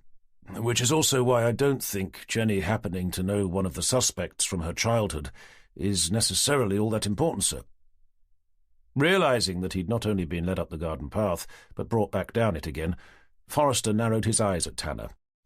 I take it that means you're of the opinion that D.S. Evans shouldn't be taken off the investigation? No, sir. For her own safety, I think she should be. It's the other one I thought she might be able to remain working on, in the background at least, and only if the 2 continue to remain separate. Forrester took a moment to think about that, glancing around at the various emergency vehicles. When he saw Jenny, over by the entrance, deep in discussion with the 2 uniformed officers, he looked back at Tanner. If I agree, I assume you'd be happy for me to give D.I. Cooper the lead on the Boyd case, with D.S. Evans working underneath him? Tanner had failed to consider that scenario as being a possibility, and found himself immediately fighting back against the idea. He'd grown used to working with Jenny. The idea of her being assigned to someone else jarred against his system, especially as every fibre of his being told him it was a murder investigation, one that was now to be led by someone as young and inexperienced as Cooper. Under such circumstances, how would he be able to keep an eye on her? She'd had enough close calls already, and that was when he'd been about. Then he remembered what had happened to his former counterpart, D.I. Burgess, the Easter before, stabbed to death in some godforsaken windmill. To be honest, sir, I'm not sure that would be a good idea. And why is that, may I ask? It's Cooper, sir. He doesn't have enough experience to lead a murder investigation. I wasn't aware we'd reached the conclusion that James Boyd had been murdered. Well, no, sir, but you know what I mean. Unfortunately, Tanner, I don't. Besides, even if it is murder, Cooper needs the experience, and as it's effectively a cold case, I think it would be an excellent place for him to start. Tanner now regretted persuading his DCI to keep Jenny on either investigation, but unable to give Forrester the real reason for him not wanting Jenny to work under anyone else but him, that he didn't trust Cooper to take proper care of her, he was left with no choice but to simply say, "Yes, sir." The best he could do now was to prove that the 2 cases were one and the same. That way he'd at least be able to get her off both. Meanwhile, continued Forrester, beginning to look decidedly pleased with himself, I'm going to assign Vicky to work with you on this one. Sally as well. Of course, sir. Tanner's shoulders slumped as his face visibly sagged. Jenny will be delighted, he thought, already dreading the fallout. That's settled then, declared Forrester, as if he'd just won a landmark case in court. And whilst you're at it, you may as well swap desks with Cooper. Swap desks? Tanner repeated, his mouth falling open. Of course. the DCI continued, seemingly oblivious to the bombshell he'd just dropped. Well, there's hardly much point in working alongside Vicky and Sally if you're stuck all the way over on the other side of the office now, is there? Chapter 20. Wednesday, the 3rd of June. Tanner was right to have worried about Jenny's reaction to the news that she'd been reassigned to work with Cooper. But it was nothing to how she reacted when told that Sally Beach would be working underneath Tanner. And that was before he told her that Forrester had ordered him to swap desks with the junior DI, which meant that not only would Tanner be working with Sally, but he'd be sitting right next to her as well. Telling Jenny that he was convinced Forrester had done it more to keep Cooper away from his niece than him away from Jenny did little to lighten her mood. She spent the rest of the evening making sure Tanner knew exactly how she felt about the whole situation, by saying as little to him as was humanly possible. Come the morning, the atmosphere between them remained frosty, with Jenny being unable to shake the feeling that Forrester hadn't split them up to get Cooper away from his niece, but more to get his niece wedged up alongside Tanner, no doubt at her request. After all, a girl like Sally wouldn't be interested in the junior DI, not if there was the chance for her to have the senior one instead. And she could imagine Forrester jumping at the chance for his niece to get between them. He'd never liked the fact that they'd been seeing each other. For all she knew, he'd been searching for just such an opportunity to break them up ever since he'd found out that they were an item. If Jenny wasn't happy with the situation, it was obvious D.I. Cooper wasn't too pleased about it either. As Tanner and Jenny pushed through the double doors into the main office, they saw him standing by his desk, removing various items from one of the drawers to drop down into a box, looking every bit the sulking toddler who'd been told to put his toys back into the pram, having only just thrown them out. Sally, meanwhile, was perched on the edge of her chair, typing away with great gusto, as if giving an enthusiastic piano recital of Beethoven's Ode to Joy.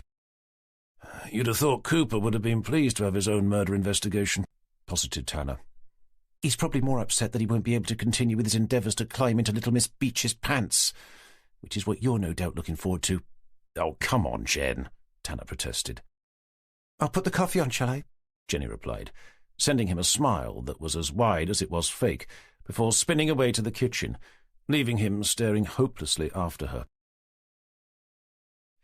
With most of Tanner's morning spent moving from one desk to another, leaving everyone else to begin making their own psychological adjustments to the new office dynamics, it didn't seem long before the post-mortem report for the body found inside the rowing boat came through.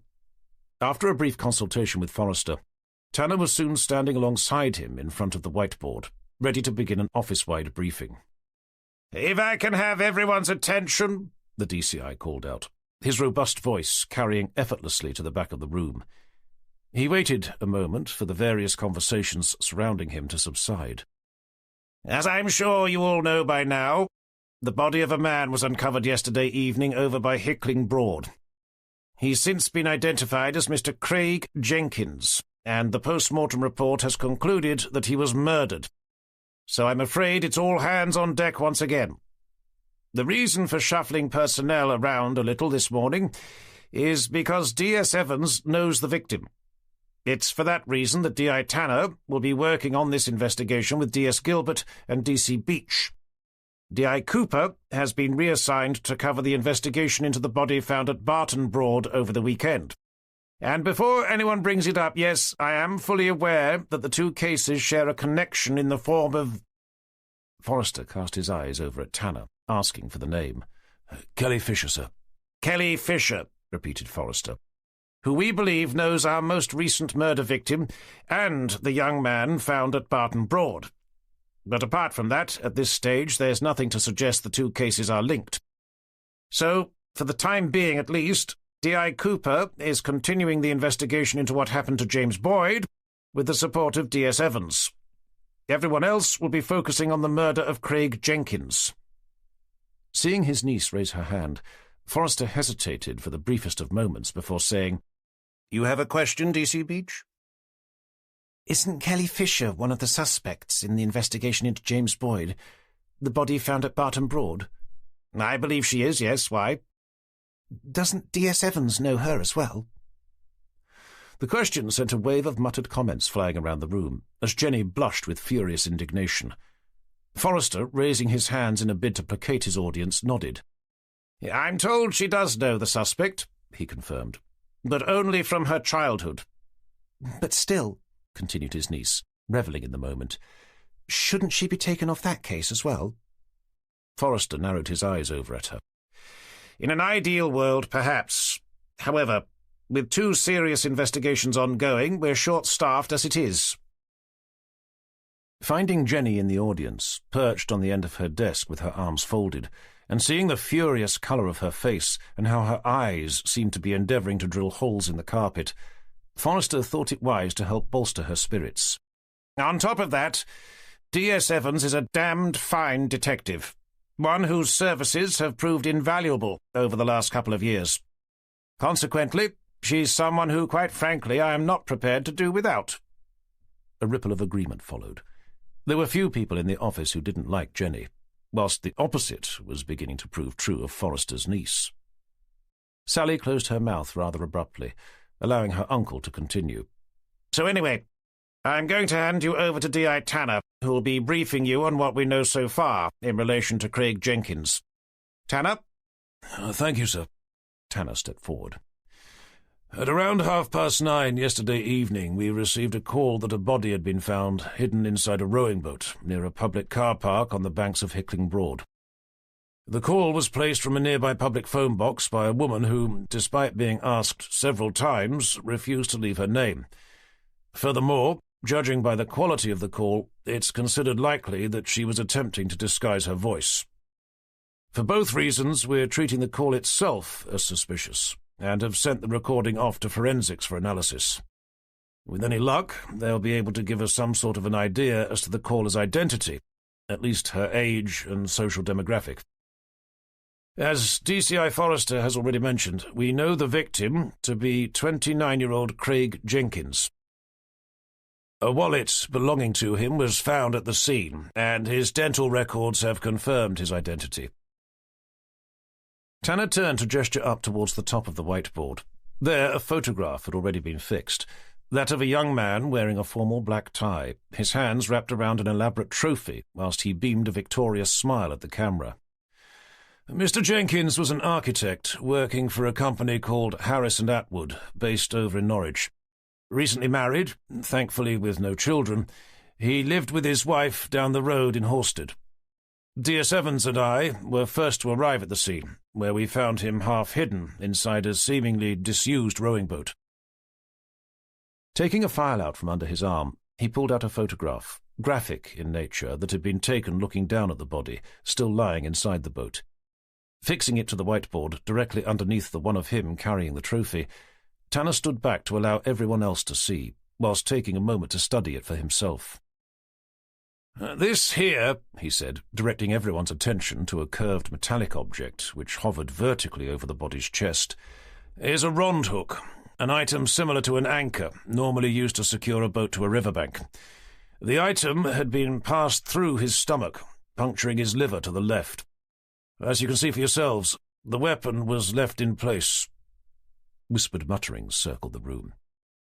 "We don't know exactly why," Tanner continued, "but the post-mortem report says that it was wedged in with some force. It may have been difficult for the assailant to remove." More muted conversations could be heard. "As I can hear some of you suggesting, that could tie in with the anonymous caller being a woman, who may have found herself unable to pull it out again. However, at this stage, such ideas are pure speculation. It could equally have been left there for a purpose, which leads to my next point." Tanner purposefully paused for a moment, allowing the room to fall silent again. "Despite the seriousness of the injuries, when D.S. Evans and myself arrived at the scene, he was still alive." An audible gasp rose up from the floor. "The post-mortem concludes that the weapon, having been left inside him, effectively plugged the wound, and as it punctured neither his heart nor lungs, or any major arteries, it is believed he could have been there for several hours before succumbing to his injuries. Whether or not the assailant had that in mind is at this stage unknown. If they did, then it's possible the killer had enough medical knowledge to know how to inflict such an injury, and that leaving the weapon where it was would allow him to remain alive long enough to be found. Again, that could tie in with the anonymous phone call. However, it could equally be that the killer had no particular idea what they were doing, and, as mentioned before, was simply unable to remove the weapon. We've yet to hear back from forensics, but hopefully they'll be able to give us more of an idea about that. We also don't yet know if he was attacked where we found him or somewhere else, but forensics should be able to throw some light on that as well. Seeing Constable Higgins raise his hand, Tanner gestured over at him. You have a question? I was just curious to know if the car park near where he was found was the one at Catfield Common. Tanner glanced over towards Jenny, seeking confirmation. Realizing she wasn't paying attention, but had taken to scrolling through some application on her phone, he returned to the young constable. I believe it was, yes. It's just that the car park does have a certain reputation, sir. So I've been told. So I was just wondering if it could have been sexually motivated, sir. As in? Well, as in Craig Jenkins may have lured a girl there to forcibly have his way with her, and she fought back. With a rond hook? Questioned Tanner, doing his best not to belittle what he considered to be a possibility bordering on the ridiculous. Well, continued the young constable, going decidedly pink around the edges as everyone began turning to look over at him. Maybe the man had one in the back of his car, and that was what came to hand. It would at least explain why the call from the girl was anonymous. Realizing it wasn't as stupid as he'd first thought, Tanner raised an eyebrow. You know, that's really not a bad idea. Out of habit, he glanced back over at Jenny, hoping she'd be making a note of it, before remembering she wasn't working with him anymore, making it unlikely that she would have done. Judging by the way she was staring at her phone, he wasn't even sure she'd heard it. Unable to find Vicky, his eyes fell on Sally Beach instead, hoping that catching her attention would be enough for her to know that he wanted her to write Higgins's suggestion down. But all it did was to earn him another of her now all too familiar flirtatious smiles. Tanner looked back at Higgins. Well, maybe you could make a note of that for me, Constable. A surprised look followed, after which the young constable began scrabbling around for his notebook. Leaving him to it, Tanner turned his attention back to his audience, at least those within it who were listening. So, whilst we wait to hear back from forensics, I want us to find out all we can about our victim, in particular what he was doing near the car park. Did he drive himself? If so, where's his car? If not, who did? Finally, seeing Vicky's face, he caught her attention to say, D.S. Gilbert, I want you to work with Uniform to find out who his family and friends were. Then you need to arrange to speak to them all. At least those he'd been in contact with during the last few days. D.C. Beach, start a background check on the victim, maybe with Higgins's help, he added, wondering if she even knew what a background check was. We need access to his phone, mobile, email, social media, and financial accounts. Meanwhile, I have the joyful task of telling his wife, and I don't need to remind you all to keep your mouths shut, especially to the press. Okay, that's it for now. As if doing the opposite of what he'd just asked them to do, a cacophony of noise erupted from the floor, as everyone began talking freely amongst themselves whilst making their way back to their desks. Turning around to face the whiteboard, Tanner folded his arms to rest his hands on his chin. A gentle tap on his shoulder had him spinning around to find Sally Beach standing behind him, all lipstick and teeth. "I was just wondering if you wanted me to come with you," she asked, peeling a perfect blonde curl away from one of her incandescent blue eyes. "To speak to the victim's wife." Tanner began, only to see Jenny glaring over at him as she sat down at her desk. Thanks, but I think it would probably be more beneficial if you were to stay here to crack on with that background check. As if from nowhere, Forrester appeared at his other shoulder. Tanner, I assume you're taking Sally with you to visit the wife?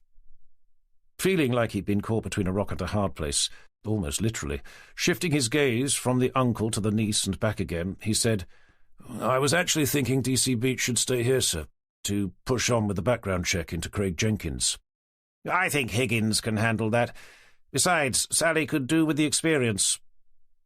With Tanner unable to come up with any other reason for Sally not to come with him, he heard Forrester say, Excellent. Right then. Let me know how you get on. Before marching off, leaving Tanner wondering what Jenny was going to say to him when they got back home, after she'd watched him stroll out of the office with the new girl no doubt endeavouring to attach herself to his arm. Chapter 21. "Is this your car?" Sally asked in a surprised tone, as she followed Tanner over the car park. Suppressing the burning desire to tell her that it wasn't, and that he'd stolen it on his way into work, Tanner bit his tongue. "It is, yes," he replied instead, leaving him curious to know what she'd say in response. After all, he couldn't imagine it was the sort of thing she'd like. "It's—" she began, her eyes dancing erratically over the bodywork, as if unable to rest themselves on any one part. "It's beautiful," she eventually announced, before turning to look over at him, as if her complimentary remark deserved some sort of special prize. The words may not have stuck in Sally's throat, but they certainly jarred in Tanner's mind.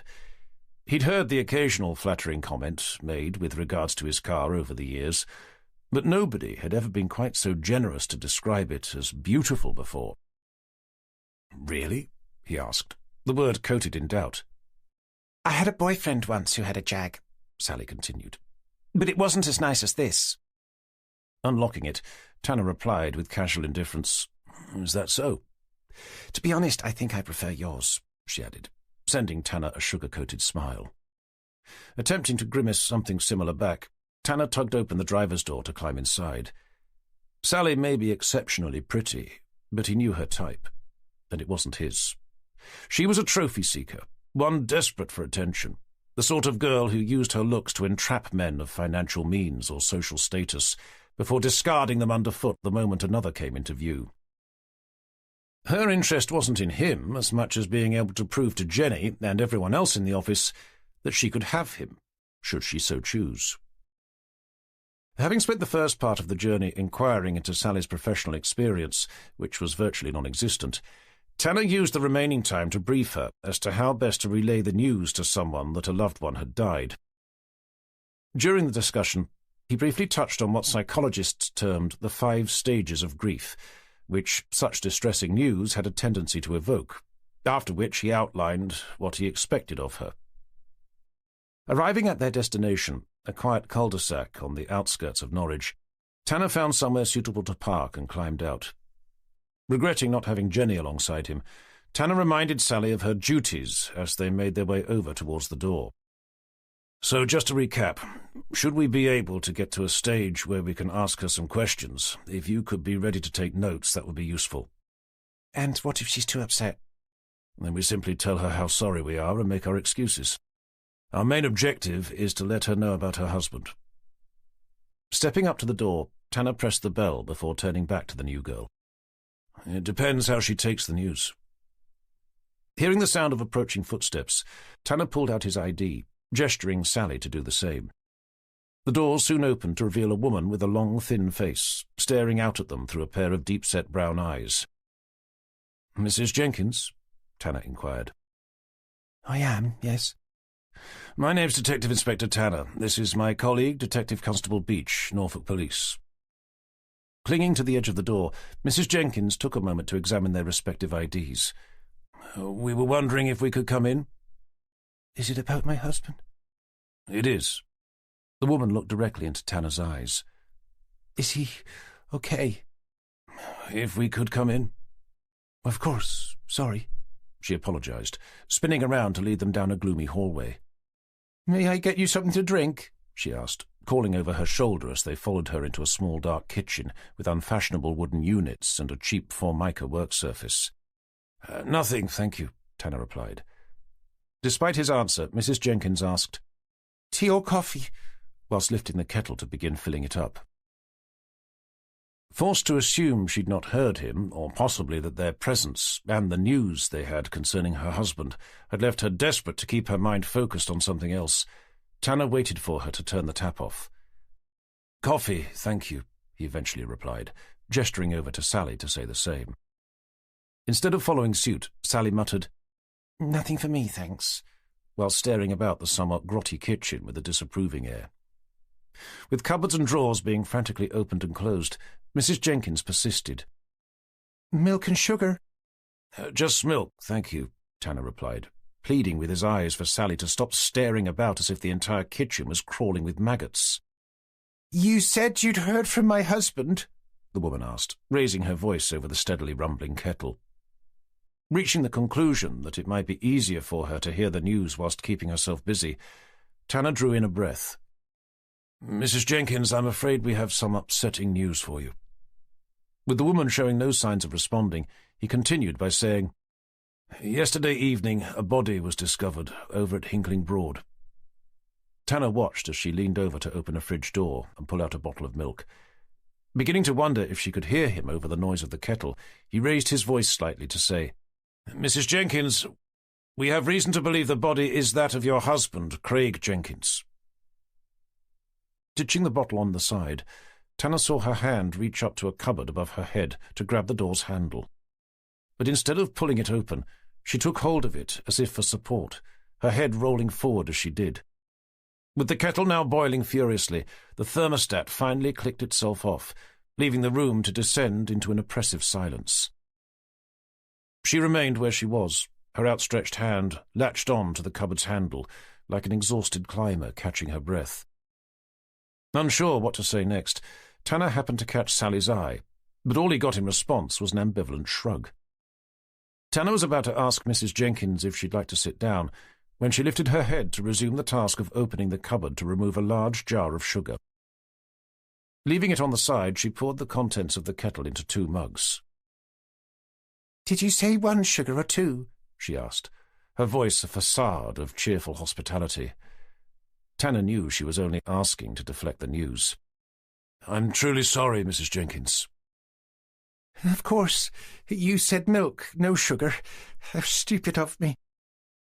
Turning to face them, a mug in each hand, with lines of mascara running down the sides of her face, it was obvious she'd been crying in silence. As she approached, her attention focused on the mugs. One of her knees buckled underneath her, sending steaming coffee cascading over the sides. Rushing forward, Tanner rescued a mug with one hand, whilst using the other to guide her into the nearest chair. Leaving the mug on the table, he pulled out the only other chair to sit down opposite her, leaving Sally standing awkwardly behind him. Just as he was about to say again just how sorry he was, Mrs. Jenkins suddenly blurted out, "He started having an affair with someone, you know." Curious to find out more, Tanner leaned over the table towards her. "What makes you think that?" "It was his phone. And it started bleeping all the time. Before then, you wouldn't have known he even had one. And then last night it rang, just as he was walking in the door. He said it was work, but took the call outside. He'd never done that before. And then, when he came back in, he said he'd left something important back at the office and had to go back for it." "By car, I assume?" Seeing her nod, Tanner asked, "I don't suppose you could tell us the make and model?" "It was a Saab. I've no idea what type." "Colour?" Tanner glanced up at Sally, hoping to see her taking notes. Seeing she was doing nothing more productive than craning her neck to peer out of the kitchen window, he fished out his own notebook, shaking his head as he did. "Dark blue," the woman continued. "When he didn't come home, I thought he'd left me for someone else. That's why I didn't call the police." "I don't suppose you were able to overhear any part of his phone conversation?" "I only heard him say that he'd be there in 10 minutes. That's how I knew he'd lied to me about having to go back to the office for something." "Do you have any idea who the caller might have been?" "I don't know." "And the time?" "It must have been around about 6:30, maybe a little later." Tanner thought for a moment. "Did he have any interests outside of work?" She shook her head. "He's never been much of a one for going out. He's always been happy enough to spend his evenings in front of the TV." "What about sailing?" The woman glanced up with a confused frown. Realizing he was going to have to clarify his question, Tanner added, "We understand he was quite keen when he was young." "Oh, you mean dinghy sailing?" "Yes, well, that was before we met. He hadn't been for years, not since we got engaged." "I don't suppose you know if he'd kept in contact with any of his friends from back then?" "I've no idea. Maybe online." "But not in person?" "As I said, he hardly ever went out." "But he did occasionally, though?" "Well, occasionally, yes. But not for a long time." Tanner took a moment to collect his thoughts. "We understand your husband was an architect?" Staring at the contents of her mug, she nodded. "May I ask what you do?" "Me?" she asked, looking up. Do you work? No, not anymore, she replied, lowering her head once again. I used to, of course, but then I became... She stopped mid-sentence, fresh tears welling up in her eyes. Our circumstances changed, she eventually continued, wiping them away with the back of her hand, and I was forced to leave. When it came time to return, the company I worked for had gone into administration. I've not been able to find anything since. Nothing suitable, anyway. I'm sorry to hear that. Don't be. I never much cared for what I did. May I ask what that was? I was a legal secretary, she replied. Incredibly dull.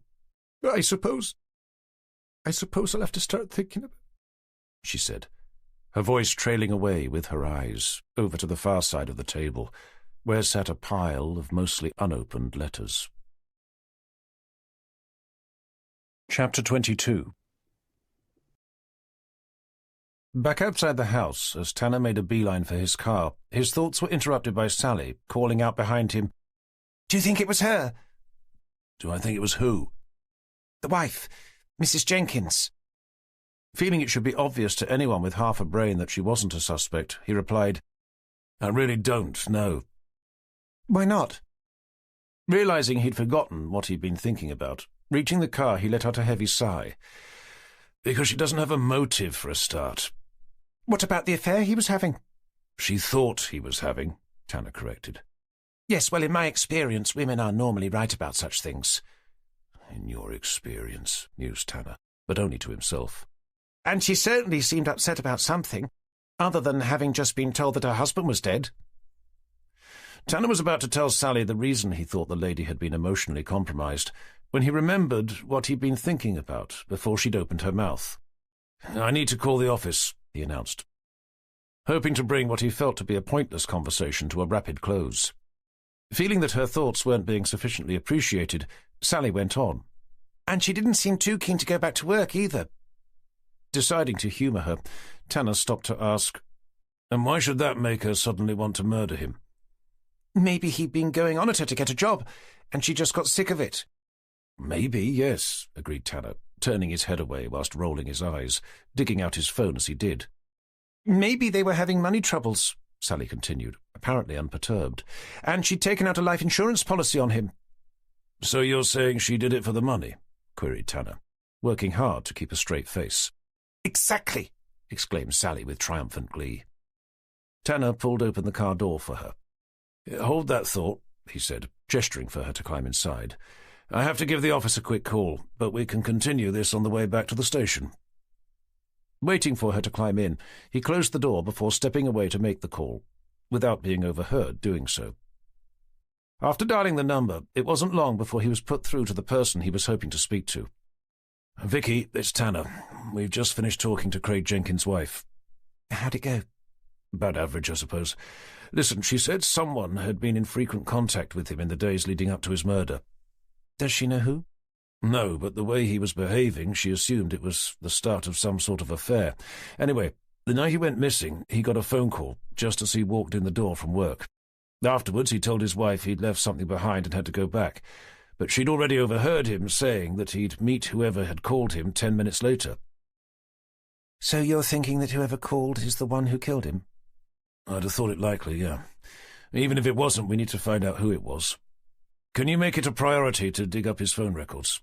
The last call was made at around 6:30 yesterday evening." "Okay, got it." "Another thing. She said he drove off. As his car wasn't where we found him, it's looking increasingly likely that whoever killed him took the vehicle away and dumped it somewhere." "Couldn't they have met somewhere else, and the murderer drove him there?" "It's possible. But if that was the case, then I think we'd have found his car keys on him. After all, why leave his wallet but take his keys? If that is what happened, and the killer did drive his car away, then his or her DNA could be all over it." "I'll have a chat with the council, to ask them to keep an eye out for it. Do you know what it is?" "It's a Saab, dark blue. We'll need to contact the DVLA for its registration." Tanner paused, giving her a chance to make a note of all that, before going on to ask, "I don't suppose there's been any news from forensics?" "Nothing yet, no." "Okay. Well, hopefully they won't be too much longer." Tanner thought for a moment. "Is Jenny around?" There was a short silence from the other end of the line. "I can't see her. Shall I ask her to call you?" No, don't worry. We're on our way back now anyway. Chapter 23. Arriving back at the station, Tanner caught Vicky's attention at the far end of the office before scanning the room, searching for Jenny.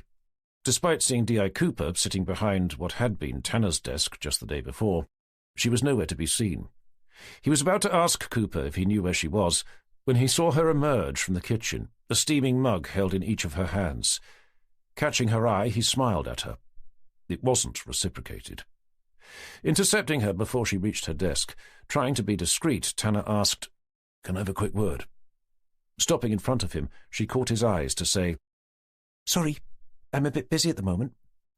"It's about the investigation. I mean your investigation. I have a small favour to ask." "Can't you ask Cooper?" "I'd rather not." "Oh, go on then. Let me dump these, then we can talk in the kitchen." A minute or so later, Jenny joined Tanner beside the coffee machine as he poured himself a drink. "Right, what's up?" she asked, leaning against the fridge with folded arms. "I just wanted to ask if you've accessed Kelly Fisher's phone records yet." "We have, yes. Why?" "If I gave you a phone number, would you be able to check it against her outgoing calls?" "I assume you want to know if she's been in contact with Craig Jenkins?" "Well, I've just got back from speaking with his wife." "And not just you, either," Jenny interjected, driving home her veiled accusation through a thin smile. Ignoring the remark, Tanner pushed on. "She mentioned that someone had been making regular contact with her husband in the days leading up to his murder. Also that someone had called him that night, who she overheard him say he'd meet in 10 minutes. If it was Kelly Fisher, then we have ourselves a prime suspect. That would also suggest the two investigations are one and the same, which would mean we'd be able to get back to working together again." "Okay, I'll take a look." "Great, thanks. I'll email the number over to you." "Anything else?" she asked, pushing herself off the fridge. "There was one more thing." "Well, hurry up, my coffee's getting cold." "I was hoping you'd be able to give me a list of all the people who were in your junior national sailing squad. Those from around here, at least." "And why would you want to know that?" "To see if it was any of them who'd been in contact with Craig Jenkins." Jenny thought for a moment. "I'll have to see what I can find out." "Can't you remember off the top of your head?" questioned Tanner, thinking that there couldn't have been all that many. "There were a few," Jenny replied, glancing over at her desk. Unconvinced that she wouldn't be able to remember them all there and then, Tanner pushed her by asking, "Okay, who can you recall for now?" Jenny returned to look at him. "Well, there was Kelly Fisher and Craig Jenkins." "Anyone else?" "A guy called Marcus Hall." Tanner fished out his notebook. "And which club was he from?" "I've no idea." "Was that it?" "Another guy called Chris Street. He was from Hicklin Broad Sailing Club. I think that was all, from around here at least. Apart from me, obviously. And Rob, of course." Tanner stopped to stare at her, his pen poised over his notepad. "You mean Rob as in Robert Ellison?" he eventually asked. "Your friend from Barton Broad?" "That's the one. But I'd already told you that." I don't think you had." Yes, I definitely did. When we first met him at the sailing club." "You said you used to sail together when you were young. You never said anything about him being in the same sailing squad as Kelly Fisher and Craig Jenkins." "Well, anyway, he was only in it for a while." "Do you have any idea why he left?" "He probably got kicked out. He was never all that good." "What was his sailing club?" "I've no idea." "Is there any chance he knew James Boyd?" "I doubt it." "But it's possible, though." "Of course. But as I've said before, just about everyone around here..." "Knows everyone else," finished Tanner. "Well, they do," Jenny concluded with an ambivalent shrug. Tanner took a moment to make a note of his name.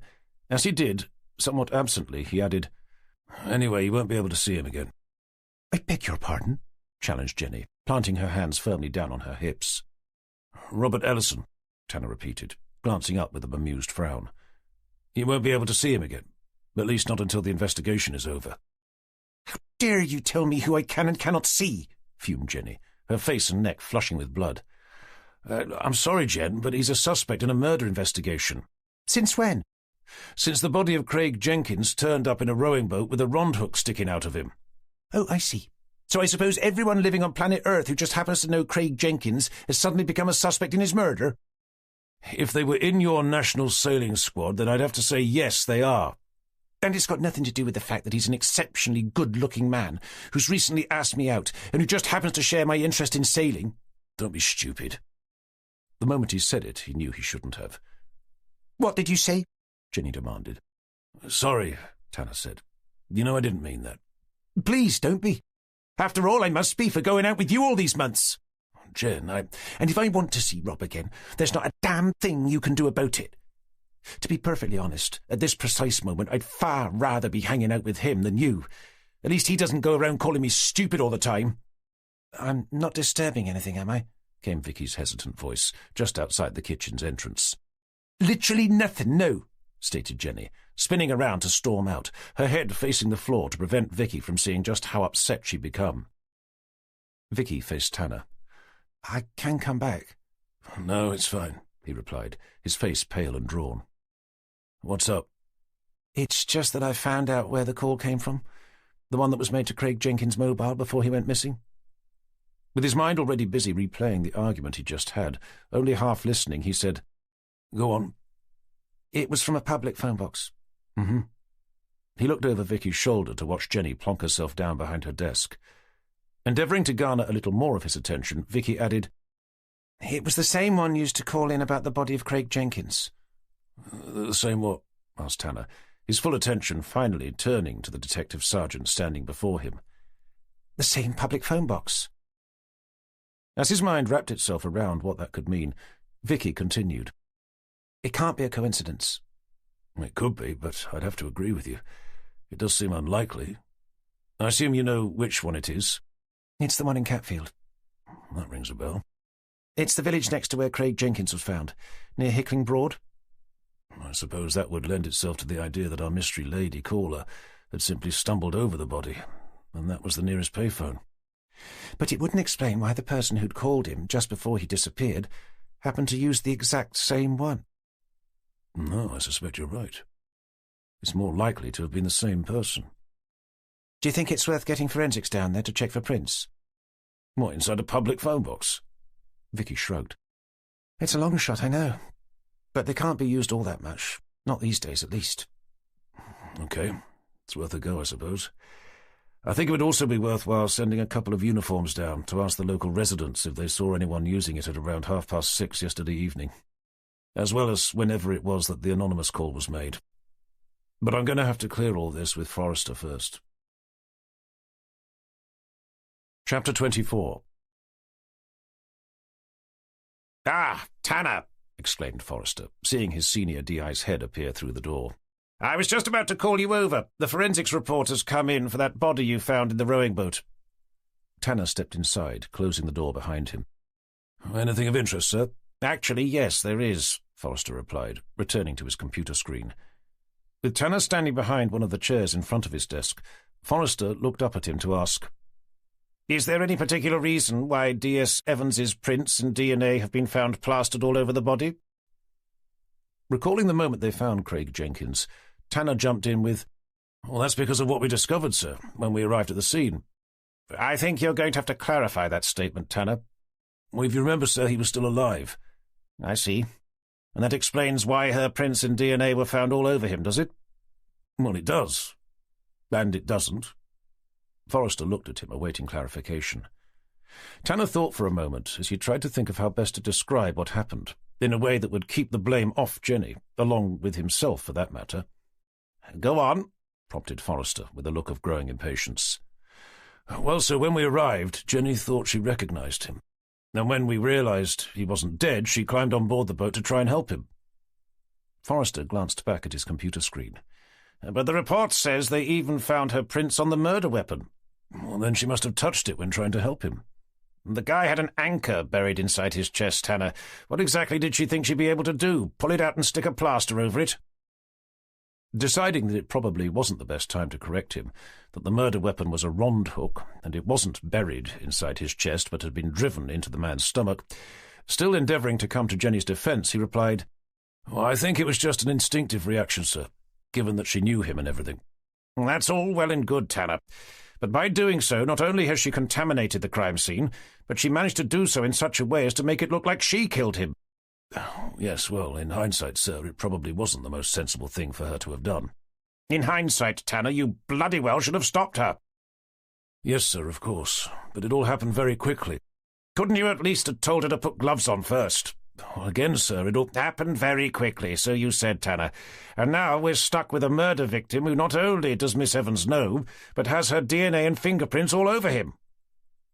More than a little perturbed to hear him refer to Jenny without her rank, Tanner blurted out, "It was my fault, sir. As you said, I should have stopped her." Yes, well, at least we had the good sense to take her off the case, I suppose. Realizing Forrester was probably thinking more about how he was going to explain the situation to his own superiors, Tanner sought to further reassure his DCI that they'd taken the correct measures by adding, "And as soon as we found out she knew the victim as well, sir." Quite. However, she still knows the woman who remains the main suspect in the cold case she's working on with Cooper. What was her name again? Kelly Fisher, sir. Which is beginning to make me a little nervous. I'm sure that isn't an issue, sir. Unless the two cases do turn out to be connected, of course, muttered Forrester. But there's still nothing to suggest that they are. You mean apart from Kelly Fisher knowing James Boyd and Craig Jenkins, and Miss Evans knowing Craig Jenkins and Kelly Fisher? The time had come for Tanner to tell Forrester what he'd found out just a few minutes earlier. That Jenny also knew another man he felt compelled to consider as being a suspect in the investigation into the murder of Craig Jenkins, the oh-so-handsome Robert Ellison. But against his better judgment, instead of doing so, he found himself saying, "I think if Jenny had known James Boyd as well, sir, then I'd probably have to agree with you. But as things stand, the connection remains tenuous at best." Okay. Well, I hope you're right for all our sakes. Tanner kicked himself. There was a voice inside his head screaming at him that the opposite was true, in that the two cases were one and the same, and that Jenny was stuck in the middle of both. Anyway, Forrester continued, have you been getting on with our most recent murder investigation? I assume that's why you came in here. We seem to be making progress, sir.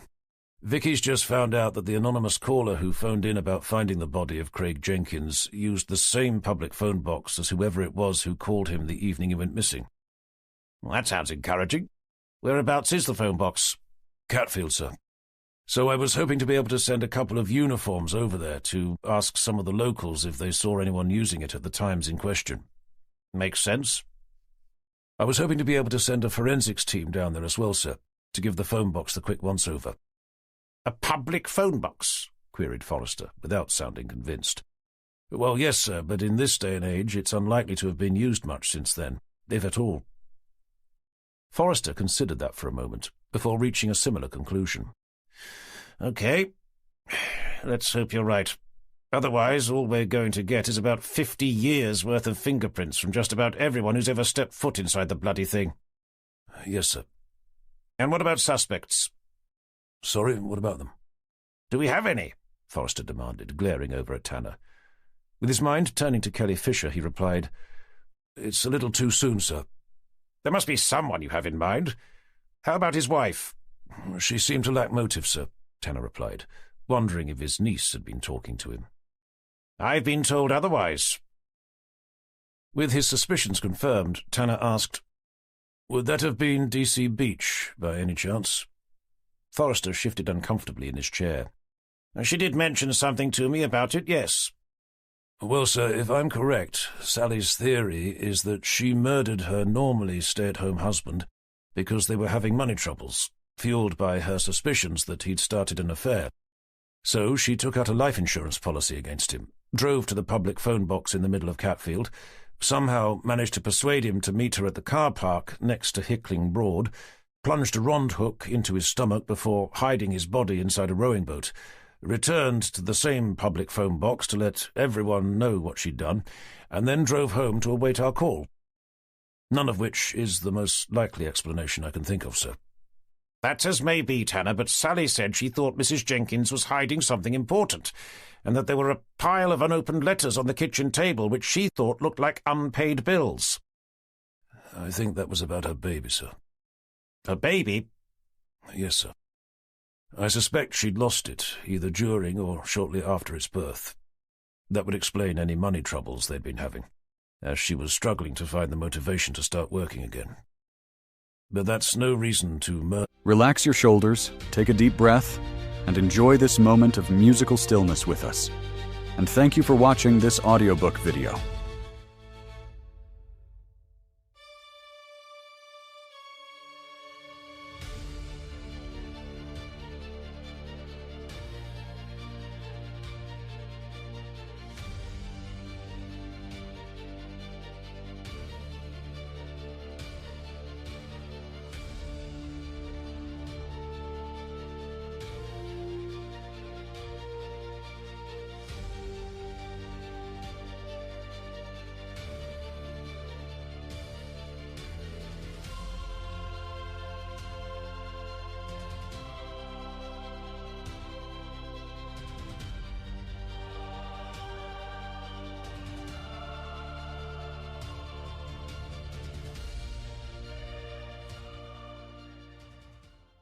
Her husband.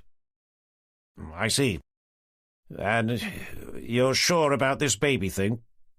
Well, sir, she didn't say so specifically, but it was implied. In fairness, had Sally not spent the entire interview staring out of their kitchen window instead of taking notes as I'd asked her to, she'd have probably picked up on it as well, sir. Speechless for once, Forrester did nothing but glower. So, in answer to your question, Tanner continued, no, I don't think Mrs. Jenkins murdered her husband. Well, fair enough, but you still haven't answered my original question. Sorry, sir, what was that again? Who did Tanner? Well, as I said before, sir, it's too early to tell. But you must have some idea. Tanner's mind returned to Kelly Fisher and the list of people Jenny had just given him. That was where he intended to start. But if he told Forrester that, he'd no doubt start going on about how the two murder cases must therefore be linked, and that Jenny should subsequently be taken off both. I need to do a little more digging, sir, he stated, before I'm willing to draw up a list of suspects. Forrester let out a heavy sigh. Then you'd better get on with it, hadn't you? He said, before returning his attention to his computer screen. Chapter 25. Back in the main office, seeing Sally Beach sitting opposite Vicky Gilbert, doing nothing more productive than her nails, Tanner stepped over to catch Sally's eye. I don't suppose you could make me a coffee, he asked, attaching an amorous smile onto the end. Looking surprised to have been asked, Sally jumped up, saying, Of course, before slinking her way over to the kitchen. I thought you didn't like the way she made your coffee, Vicky commented. I don't, but I can't trust her not to go telling her uncle everything I say and do. So from this point forward, I want her kept out of the loop, as best we can at any rate. Fine by me, agreed Vicky, suppressing a smirk. The moment Sally disappeared inside the kitchen, Tanner took his seat to begin whispering to Vicky. Okay, first up.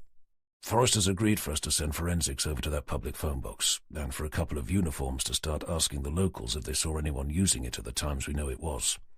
Easily done. Tanner retrieved his notebook to open it to the most recent page. Handing it over to her, he said, Then I want us to arrange to meet with these people. Vicky glanced down the list. Who are they? They're Jenny's friends from her junior sailing squad days. Okay, no problem, but why the secrecy? Because I don't want Forrester finding out. But why not? Forensics found Jenny's prints and DNA all over Craig Jenkins' body. You mean he thinks Jenny murdered him? Tanner shook his head. Nothing like that, no. She managed to contaminate the crime scene when she recognized him and went to help, for which I can hardly blame her. But it was a mistake nonetheless. Mine as well, for that matter. And I get the distinct impression that Forrester is looking for an excuse to have her kicked off her current investigation as some sort of punishment. So I'm very keen for him not to reach the conclusion that Cooper's case and mine are one and the same, else he will. Am I to assume you think they are? To be honest, I'm finding it difficult not to. Especially as just about everyone involved in both knows everyone else, and all from the same place as well. Where's that? Jenny's old junior sailing squad. It's not exactly helping that she's decided to get chummy with one of them either. Vicky glanced down the list, leading Tanner to point out the name. Robert Ellison. We met him at Barton Broad Sailing Club on Sunday. He was the one who drove the safety boat when they found the body of James Boyd. They've already been out for drinks together. Is that what you two were arguing about earlier? I told her she wouldn't be able to see him again, Tanner replied, allowing his eyes to drift over to where Jenny was sitting, scowling at her monitor. I bet that went down well. No. Well, probably not my finest hour, Tanner conceded. So anyway, if we can keep it under wraps for now, that would be useful. Okay, but I'm not sure how we're going to do that.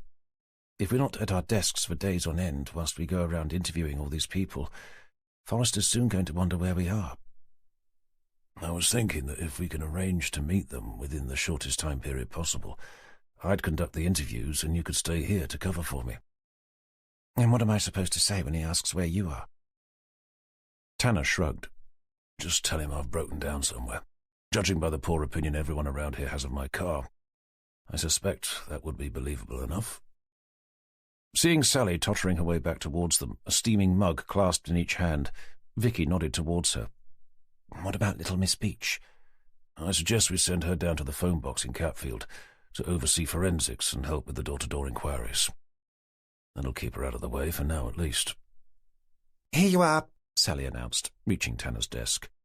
Just the way you like it. Peering down his nose at it as she placed it on the desk in front of him, Tanner replied, "Oh, looks great. Thanks, Sally." As she took her seat, he asked, "How are you getting on with the background check into our victim?" Craig Jenkins, she asked, as if having to remind herself. "That's the one," Tanner replied, doing his best to keep any hint of sarcastic condescension from his voice. I've just been given access to his email and social media accounts, but I'm still awaiting his phone records. Okay. Well, let me know when you have. Then I've got a little job for you. Chapter 26. With Beach being kept busy in Catfield, Gilbert took over the job of conducting Craig Jenkins' background check, leaving Tanner free to drive over to Norwich to meet with one of the people from Jenny's list, Marcus Hall. "Thanks for taking the time to see me," said Tanner, on being invited into a large empty boardroom. "Not a problem," replied the tall, gaunt, balding man, holding the door open for him. "It's not often we get the police in here." "I'd have thought, being a divorce lawyer, you'd have them in every other week." "Our clients rarely become that emotional," Hall chuckled, closing the door. "Anyway, how can I help?" "Last night we found the body of someone who we believe you may know." Raising an intrigued eyebrow, the man gestured for Tanner to take a seat. Doing so, Tanner waited for his host to follow suit. "His name was Craig Jenkins." "Good God! I've not heard that name in a while." "I understand you used to sail together when you were young." "Well, we were in the same squad, if that's what you mean. Separate boats, mind. But that was years ago." "I don't suppose you can remember when you saw him last?" asked Tanner, digging out his notebook. "Crikey, I'm not sure. Not recently, I know that much. Probably not since the training. I can't remember seeing him after that." "How did you two get along?" "Oh, okay, I guess. We didn't know each other all that well. We only saw each other when we were sailing." "And how often was that?" "Most weekends. Even if there wasn't an official training event, we'd often meet up, as we both lived in the Broads area." "I understand there were others in the squad who came from around here." "There were, yes." "Can you remember who they were?" Gazing up at the ceiling, the man thought for a moment. "From memory, Craig Jenkins, Chris Street, Robert Ellison, Jenny Evans and Kelly Fisher."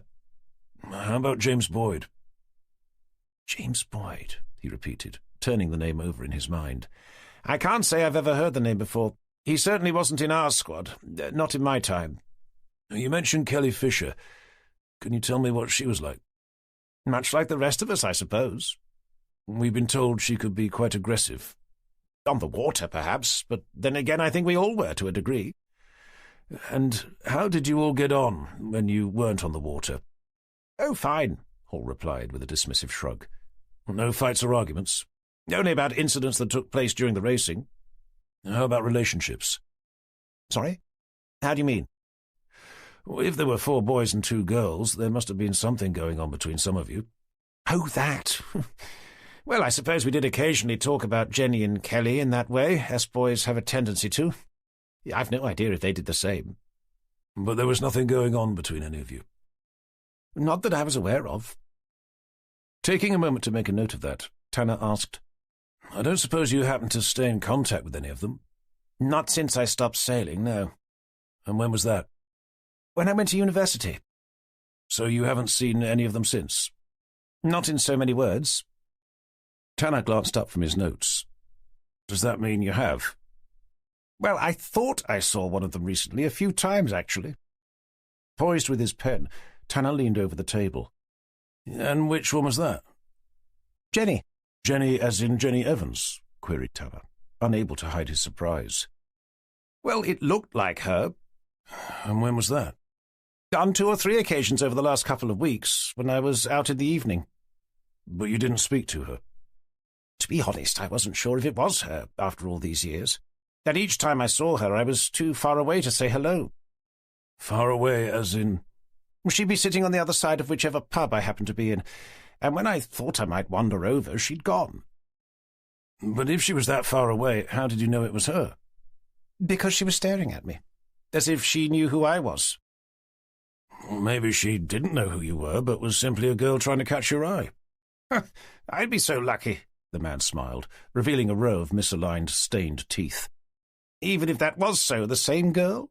3 times at 3 different places? Are you suggesting she's been following you? I'd not thought of it like that, but thinking back, it was a little odd. And it wasn't as if she was surrounded by a group of friends, either. How do you mean? There was nobody else with her, Inspector. Every time I saw her, she was on her own. Chapter 27. Having made a note of the dates, times, and places where Marcus Hall had thought he'd seen Jenny, Tanner emerged from the legal firm's offices with concern creasing his forehead. He didn't think for a minute that the woman Hall thought he'd seen was Jenny. What was troubling him was that someone must have been doing their best to make it look like it was. The conversation he'd had with Forrester crashed into his mind, about how Jenny's prints and DNA had been found all over the body of Craig Jenkins. He had to forcibly remind himself that she'd definitely placed them there herself. It hadn't been someone else. He'd even watched her do it. Heading towards his car, he wondered who could have been pretending to be Jenny. Retrieving his notebook to check the address of the next suspect on his list, he glanced down at his watch. The person lived on the other side of the Broads, on the outskirts of Great Yarmouth. With it approaching rush hour, it was going to take him a while to get there, but at least the journey home would be shorter. He contemplated calling Jenny to let her know what he was up to and what time he might be back, but thought better of it. She'd only ask him who he was going to see, and at that stage he wasn't prepared to tell her. He didn't particularly want to call Vicky either, not if it meant having to say that the man he'd just spoken to seemed to be under the impression that he was being stalked by Jenny. Nevertheless, he felt he had to touch base with her, just in case Forrester had been asking after him.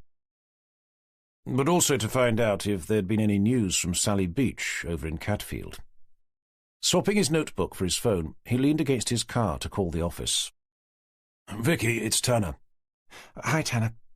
How'd you get on with Marcus Hall?" "Okay, I guess. I'm about to head over to Chris Street's house, but he lives near Great Yarmouth, so I could be a while." "No problem. I can't see myself leaving any time soon." "Has Forrester been asking after me?" "Not yet, but I've seen him look this way a few times." "How about DC Beach? Any news?" "She's on her way back now." "What, already?" "She said she had to leave at 5. "Then she clearly doesn't understand how this job works." "Well, no, but that's hardly surprising." "Did she say anything?" "Only that forensics have finished with the phone box, and that they were able to dig up a couple of witnesses who saw it being used at the given times." "Description?" "Neither got a good look, but both said something similar." "And what was that?" "That it was a young woman with shoulder-length dark hair, blue jeans, and a brown leather jacket."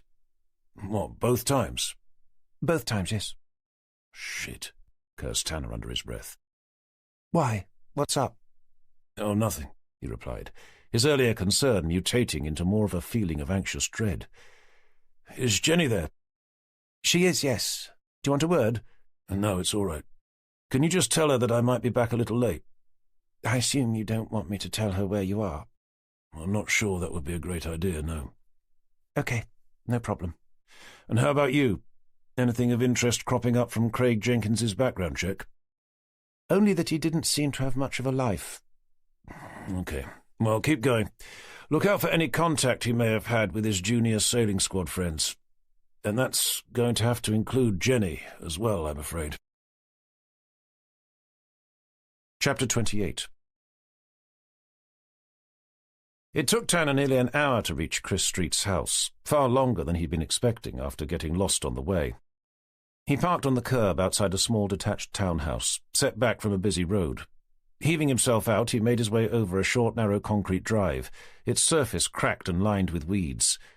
Edging past a bland Ford Mondeo, he stepped up to the door, rang the bell and waited. There was no response. Standing back, he checked the windows, looking for signs of life. There weren't any. He glanced down at his watch to see that it was nearly 6. Hoping he'd not had a wasted journey, he was about to have a look around the back when he saw a car begin reversing into the drive, coming to a halt in front of the Mondeo. A smartly dressed woman stepped out and scowled at him. He pulled out his ID and headed over to meet her. "Mrs. Street," he called out. "I am, yes," she replied, her hand resting on the still open door. "And you are?" "Detective Inspector Tanner, Norfolk Police," he said, holding his ID aloft. "I'm looking for your husband." "Was he not in?"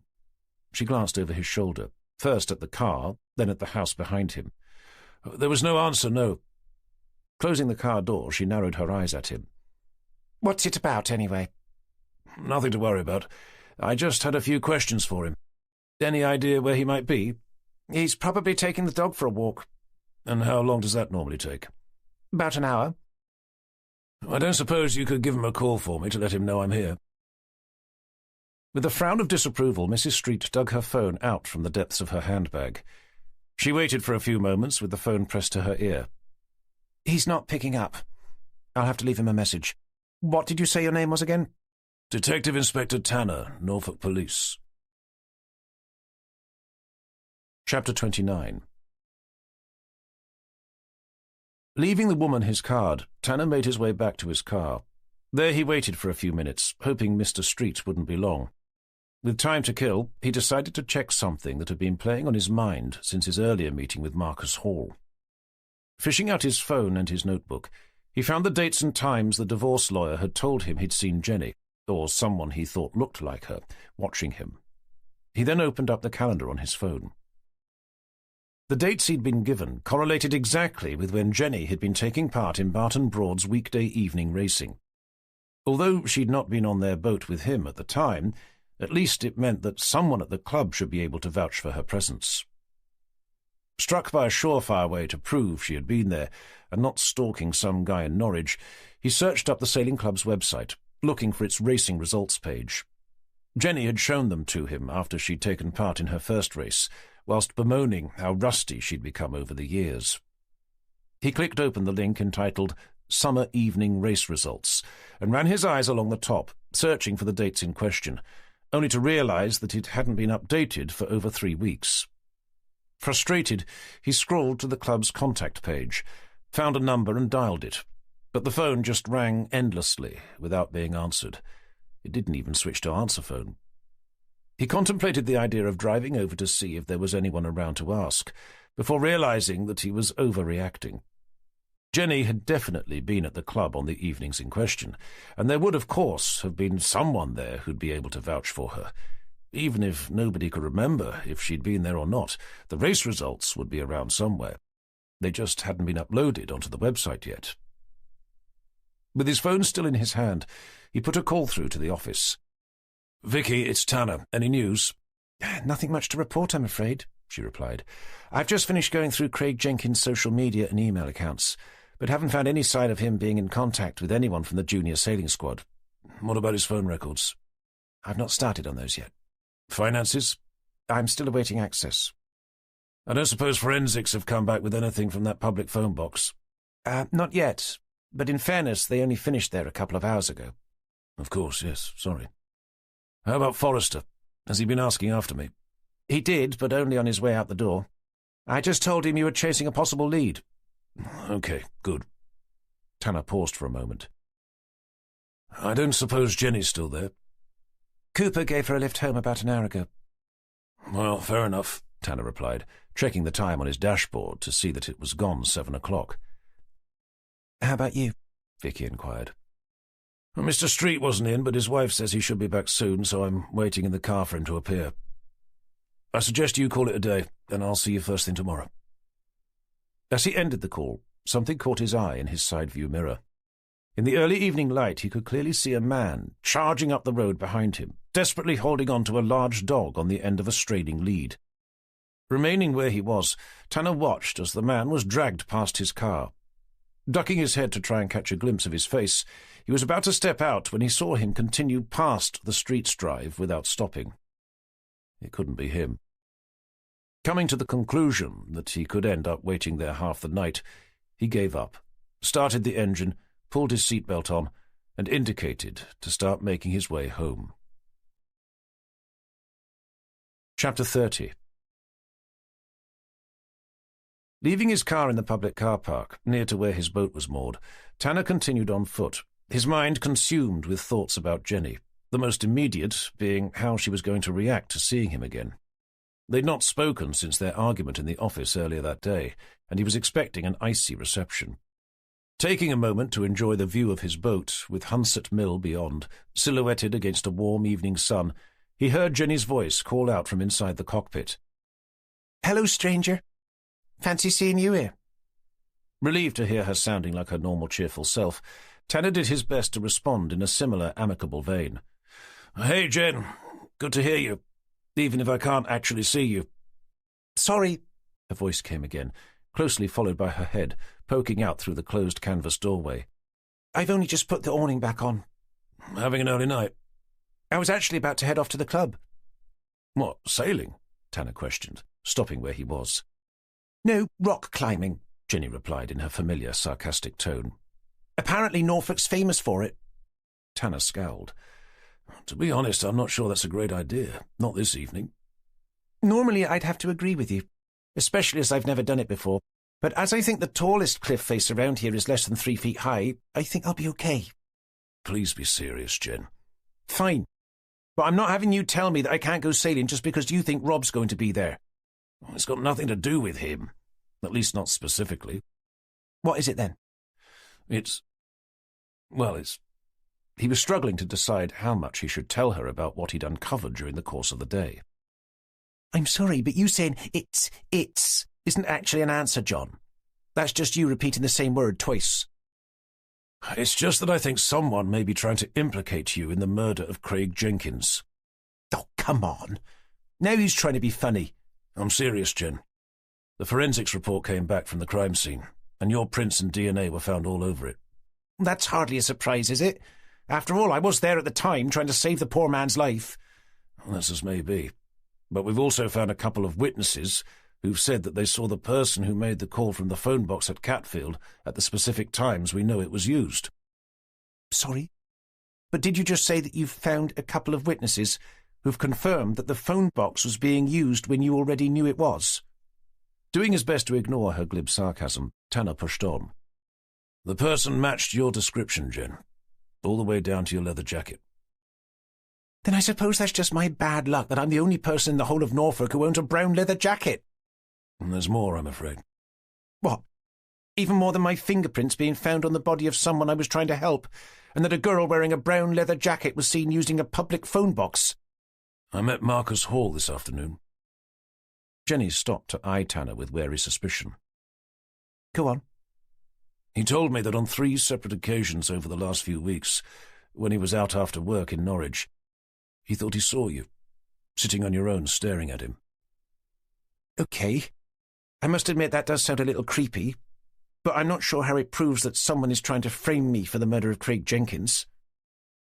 "Because Marcus Hall was in the same junior sailing squad as you and Jenkins, along with Robert Ellison, Chris Street and Kelly Fisher, the person under suspicion for having murdered James Boyd." "Who wasn't even in our squad," Jenny reminded him. "I'm not talking about James Boyd, Jen, or anyone else for that matter. I'm talking about you, and how at every turn in my investigation into Craig Jenkins's murder, your name seems to keep cropping up." "Oh, hardly." "And when I checked the dates and times when Marcus Hall said he'd seen you watching him, each and every time you were at the sailing club." "Well, there you are then. It wasn't me." "I'm not saying it was you, Jen." It does sound a bit like you are. I'm saying it sounds like someone is doing their very best to make it look like it was you. Jenny shrugged. Well, if they are, they're not doing a very good job of it. I freely admit to having touched the body of Craig Jenkins, so it's hardly as if someone had to go to the trouble of planting any evidence. As for the person using the phone box, I seem to remember I was out with Rob at the time, which I'm sure he'll be happy enough to corroborate, along with about half the people in the pub. And even if Marcus did think he saw me following him around Norwich, there are going to be about a dozen or so people down at the sailing club who'll say I couldn't have been, as I was taking part in the same race they were. I get all that, Jen, and I agree with you. My concern is, what do we do if the worst thing happens? That you're accused of murdering Craig Jenkins, what then? But that's just ridiculous. Perhaps. But if the case ended up in court, how would the jury see it? Just as I described. What? That you personally know everyone involved?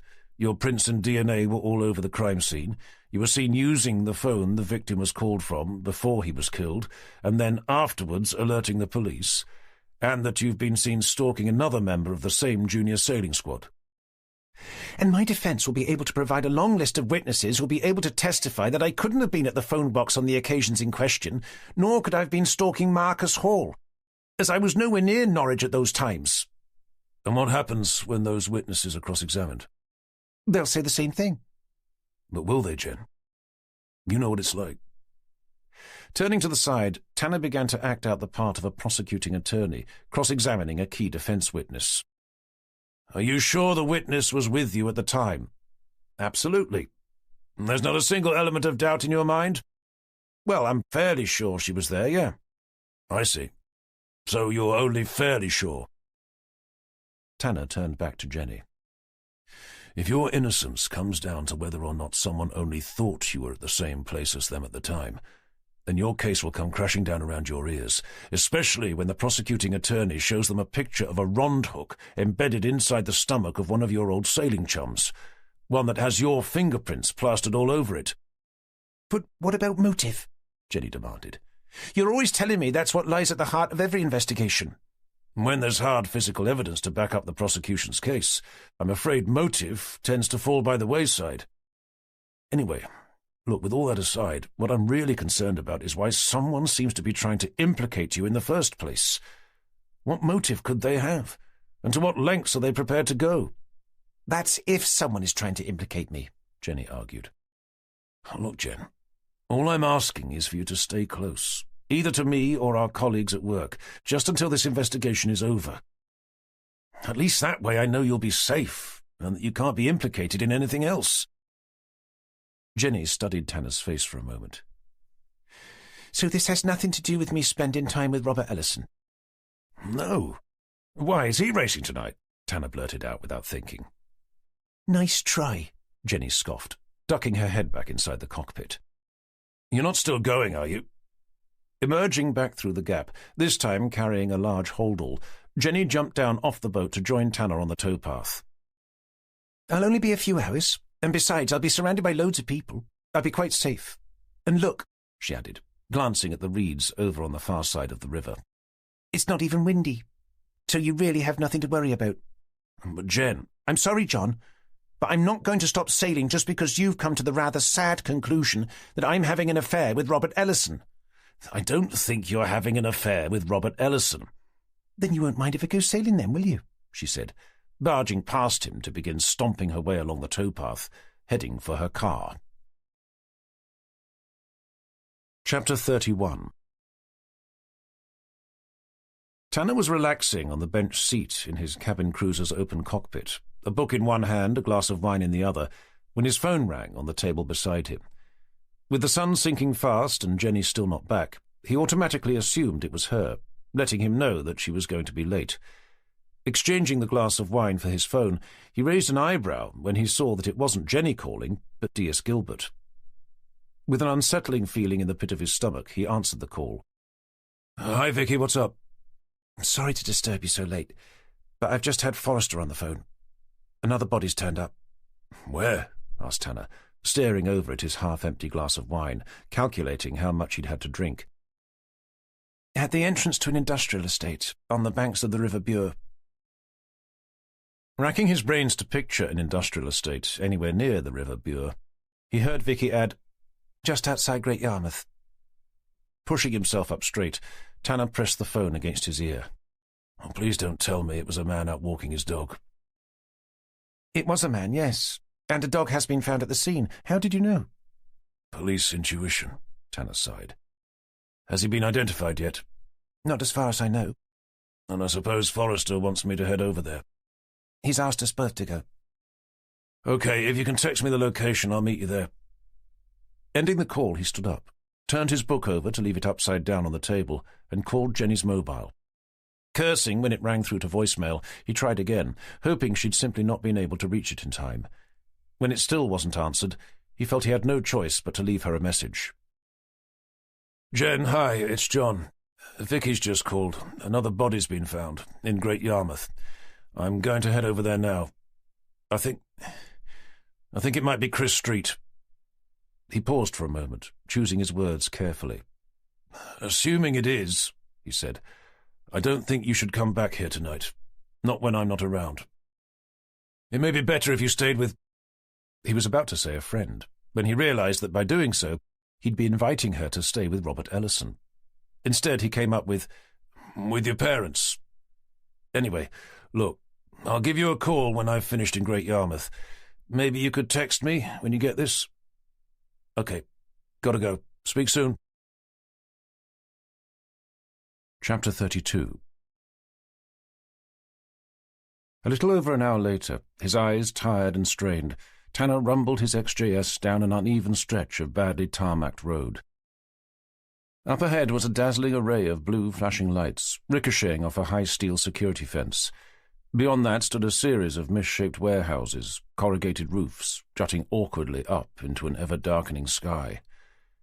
Expecting to spend the journey mulling over the investigation, instead he'd found himself doing nothing more productive than worrying about Jenny and checking his phone every 5 minutes. He'd delayed leaving their floating home for as long as possible, hoping for the chance to see her, but there'd been neither sight nor sound. She hadn't responded to his message either, forcing him to leave without knowing if she was intending to come back, or was in the process of doing what he'd asked her to, driving over to stay with her parents. Bumping his car up onto the curb to park alongside the normal eclectic mix of emergency vehicles, he turned the engine off and rubbed at his eyes. Peeling his fingers away, he glanced up to see Vicky approach, forcing him to push open the door and drag himself out. "What have we got?" he asked with perfunctory professionalism. "You'd better see for yourself." "Can't wait." Closing the door, he followed her along the road, past the other vehicles, towards a large sign he could see hanging above a cluster of industrial-sized wheelie bins. The sign read, Great Yarmouth Industrial Estate, underneath which were listed a dozen or so obscure company names, none of which he could be bothered to read. Behind that stood the security fence, 3 rows of barbed wire lining the top.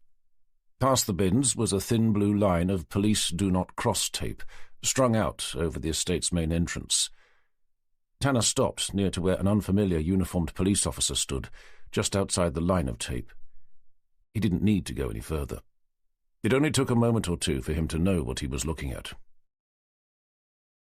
Propped up against one of the 2 thick square wooden posts which supported the sign above was a man wearing a suit but no tie, his head leaning back against the post behind. At first glance, Tanner thought he was just some guy watching them. But then he saw that only one of his eyes was there. In place of the other was a hole, from which oozed blackened, congealed blood that had run down his face, creeping into his half-open mouth before dripping down onto his opened collared shirt. Against the opposite post, in line with the man's head, was a small dog, a blue lead dangling down from its collar, the end of which lay on the ground below, coiled in a pool of glistening blood. Tanner was abruptly awoken out of a trance-like state by the cold, hard flash of a camera. "Clearly someone wanted him to be found," Vicky said, as they watched an overall-clad forensics officer begin circling the scene, taking photographs as he did. "Else they'd have dumped him in one of the wheelie bins, or better still, shoved him into the river." Tanner didn't answer. Her remarks were obvious enough. He took a moment to glance around. "Who found him?" "A man out jogging." "Did he see anything?" "Only what's here." He said that at first he thought it was just some weirdo leaning up against the base of the sign. He only stopped when he saw the dog. Has he given a statement? He has. Then I think we can send him home. She was about to head off when she stopped to look back at Tanner. From what you asked on the phone about it being a man out walking his dog, I assume you already know who it is? The guy I came down here to see earlier, he replied, his voice lifeless and monotone. Christopher Street, Vicky confirmed. I recognized his name from the list you gave me when we found his wallet. Tanner dug out his phone. Jenny still hadn't been in contact. I can call the other people on the list to warn them, she suggested. I think that would be sensible. And Kelly Fisher? Her as well. But you better let Cooper know first. I don't want him accusing us of trampling over his investigation. What about Jenny? Tanner tucked his phone away. I've already told her to stay at her parents'. Hopefully she will. Seeing the concern etched over his face, Vicky replied, I'm sure she will. She's not stupid. Well, no. But she can be infuriatingly stubborn at times. Can't we all? She mused, before walking away. Spying a familiar face near to where the body of the dog hung, Tanner exchanged his phone for his ID, holding it up for the police constable to see. Ducking under the tape, he turned back to call after Vicky. When you speak to those people, don't give away too much. Just tell them that it may be prudent for them to stay at home for a few days, ideally with family or friends. Meanwhile, I'm going to have a quick chat with our medical examiner. Ah, Tanner, exclaimed Dr. Johnston, glancing up from his notes. D.S. Gilbert said to expect you. Evening, Doctor. So what are we looking at? I'd have thought that was rather obvious, Johnston stated, with his usual mild condescension. One man and his dog, although they won't be mowing any meadows, not after being nailed to the base of a rather large sign. Weapon? I'm presuming some sort of nail gun. I assume death would have been instantaneous. For the man, definitely. Not sure about the dog, though. Any sign of a struggle? None that I can see. It looks like someone just pushed him against the post and pulled the trigger.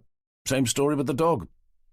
Anyway, I've nearly done, for now at least. If it's as straightforward as it looks, I should have something for you by lunchtime tomorrow. Chapter 33. Ducking back out from the cordoned-off area, glancing around for Vicky, Tanner pulled out his phone. Seeing there was still no word from Jenny, he dialed her number and waited, desperate to speak to her. When it clicked through to voicemail, he let out a frustrated sigh. Drawing in a calming breath, he left her another message, this time asking her to call him as soon as possible. With the sense that it had become imperative that he talk to her, he did something he really didn't want to do. He put a call through to her parents. After only a couple of rings, Tanner heard Jenny's mother answer, leaving him clearing his throat to say, Hi, Mary, it's John. John Tanner. Oh, hello, John. We were only just talking about you. Relieved to hear Jenny was there, he asked, I don't suppose I could have a word with her. Have a word with who, my dear? Jenny? Oh, Jenny's not here. I was speaking about you with Fred. We were wondering when the two of you were going to come over to see us again. Jenny's not there, he repeated, the knot in his stomach tightening. No? Why? Were you expecting her to be? Not wishing to worry them, he spluttered, Oh, no. Well, sort of, but not really. She said she might pop by, that was all. Not to worry, I'll give her a call on her mobile. I would do if I were you. So, anyway, what do you think? With his mind racing, Tanner asked, Think about what? When you're going to come over. It would be lovely to see the two of you. Oh, he said, keen to end the call. I'd better ask Jenny. Can I get back to you on that? How about for lunch on Sunday? Yes, okay, sounds good. But I'll need to check with her first. Anyway, I'd better go. Lovely to talk to you, and we'll, hopefully see you on Sunday. Really looking forward to it, John. Great, me too. And you don't need to bring anything. We'll do all the cooking. That's very kind. So, see you then. Yes, bye for now. And give my love to Jenny. Will do. Before she had the chance to say goodbye again, he ended the call. Oh, shit, Jen, he said out loud. Where the hell are you? Doing his best to remain calm, he put the phone away and scanned the area for Vicky. She was on the other side of the road, helping a scantily clad old man into the back of a squad car. As she closed the door, Tanner caught her eye. I assume that was our jogger. It was, she replied, stepping clear as the car pulled away. He said he was happy to run home, but I thought it would be better to have him driven back. It didn't look like he'd make it otherwise. Did you manage to get hold of those people? Only Marcus Hall and Kelly Fisher. Not Robert Ellison? Tanner's mind flashed back to Jenny. If they had met up at the sailing club, she could easily have ended up going back to his place. I left him a message. Shaking his head clear of the jealous thoughts he could feel slithering their way into his mind, he remembered the woman he and Jenny had interviewed outside the vet's the day before. What about that other girl? Who? Jenny? Vicky queried, confusion furrowing her forehead. Of course not Jenny, he snarled, digging out his notebook. It was Carol somebody, he muttered, flicking through the mainly blank pages. Vicky began doing the same. I don't have anything about a Carol. Remembering how she'd been a part of his original investigation into James Boyd, and that Vicky wouldn't have heard of her, he put his notebook away. Don't worry. I'll have to ask Cooper about her tomorrow. As his mind created the scene of Jenny, snuggled up on a plush, cosy sofa with Robert Ellison draping a seductive arm over her shoulders, he blurted out, I think we should pay Ellison a call. Vicky hesitated. Shouldn't we see Christopher Street's wife first, to tell her what's happened? She was right, of course, but Tanner was now desperate to find Jenny, and was certain she was with Ellison. That was why she'd not called him. There was only one other reason he could think of, and he wasn't prepared to entertain that thought, not for a single moment. Okay, but one of us needs to find Ellison to warn him. Would you mind going to see Mrs. Street on your own?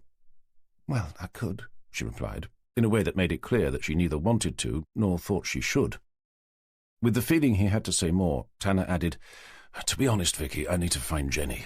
She's still not answering her phone. Why didn't you tell me before? I thought she'd be with her parents, but I just called them and she's not there. Do you have any idea where she might be? Well, as you know, she's been seeing Robert Ellison recently. I think she might be staying with him. Then why don't I come with you? I can get someone from uniform to let Mrs. Street know. No, I think one of us needs to do it. She may know something useful that uniform wouldn't pick up on. Okay, then I'm happy to see her. You go and find Jenny. Chapter 34.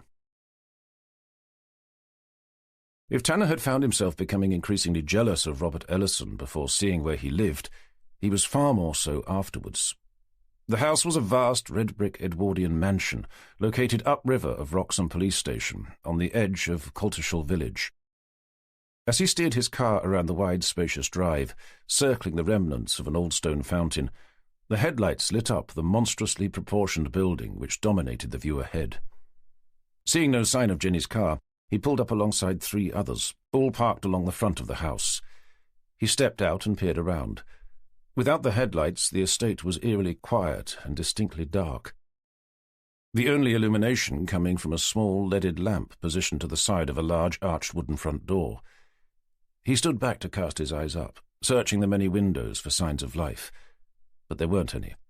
All he could see were 3 security cameras, each with a small red light bleeping from the top, 2 of which were mounted high up on the corners of the building. The third was located just above the front door, and he couldn't help but notice that it was rotating slowly around to face him. Curious to know who was watching him and from where, he continued to glance around. Over to his right, in the shadow of one of many overhanging trees, was what looked to be a stable, with 3 barn-sized doors set against a dark timber-framed structure, and unlit dormer windows poking out from the slated roof. It was only when he noticed a series of tire tracks in the gravel, leading in and out of each door, that he realized that it was a triple garage. Curious to know if Jenny's car had been left inside one of them, Tanner began crunching his way over the drive to take a look, when a voice called out to him from a shadow to the side of the Edwardian pile. "Can I help you?" Turning to face the voice, his eyes attempting to penetrate the darkness, Tanner dug out his ID. "Detective Inspector John Tanner, Norfolk Police. And you are?" The figure emerged into the yellowing light cast by the lamp. "Oh, hello, John. Sorry I didn't recognize you. It's Robert Ellison. Jenny's friend from the sailing club?" Recognizing his face, Tanner strode over to meet him. "Mr. Ellison, we've been trying to call you." "On my mobile?" "It's the only number we have." "Okay, well, sorry about that. The reception here has always been rather poor." Too many trees, so I'm told. Anyway, how can I help you? Coming to a halt in front of him, Tanner put away his ID, taking a moment to glance up at the imposing building. Is this yours? No, not exactly. It belongs to my parents. Tanner raised an eyebrow. Well, they must be doing rather well for themselves. Hardly. Old money, I'm afraid, which is why it's in such a state. Anyway, I assume you didn't come all the way out here at such an inhospitable hour to see where I lived. Still seeing no sign of Jenny, and unwilling to ask if she was there, instead he said, Actually, I came to warn you that it may be wise to stay with some friends for a while, maybe even family. But I see that you already are. May I ask why? I have just come from Great Yarmouth. We found a body there earlier. Someone who I believe you may know. Christopher Street? A body? Ellison repeated. You mean... I'm afraid it would appear that someone murdered him, Mr. Ellison. A look of abject horror crossed the man's face. Murdered? But why? To be honest, we're more concerned with who at the moment, especially taking in mind what happened to Craig Jenkins. You're saying Craig Jenkins has been killed as well? The body of Mr. Jenkins was found yesterday evening, Tanner explained, carefully observing the man's expressions, on the banks of Hickling Broad. Jesus Christ! Ellison exclaimed, taking a faltering backward step. Tanner continued to take him in, watching as the man's eyes began frantically searching the many shadows that surrounded them. Why hadn't anyone told me? Unfortunately, it took us a while to find out that you all knew each other. Only when we were young. I understand you were in the same sailing squad? Tanner elaborated, digging out his notebook. That's right. Jenny as well? Jenny as well, yes, the man confirmed, meeting Tanner's eyes. She's all right, I hope. To be honest, Mr. Ellison, I was about to ask you something very similar. Me? You have been seeing her recently, haven't you? We had a drink together the other day, if that's what you mean, but not since then, no. And what about at the sailing club? Only on Sunday, when we went out in the safety boat together before we found... His eyes glazed over to stare off into space.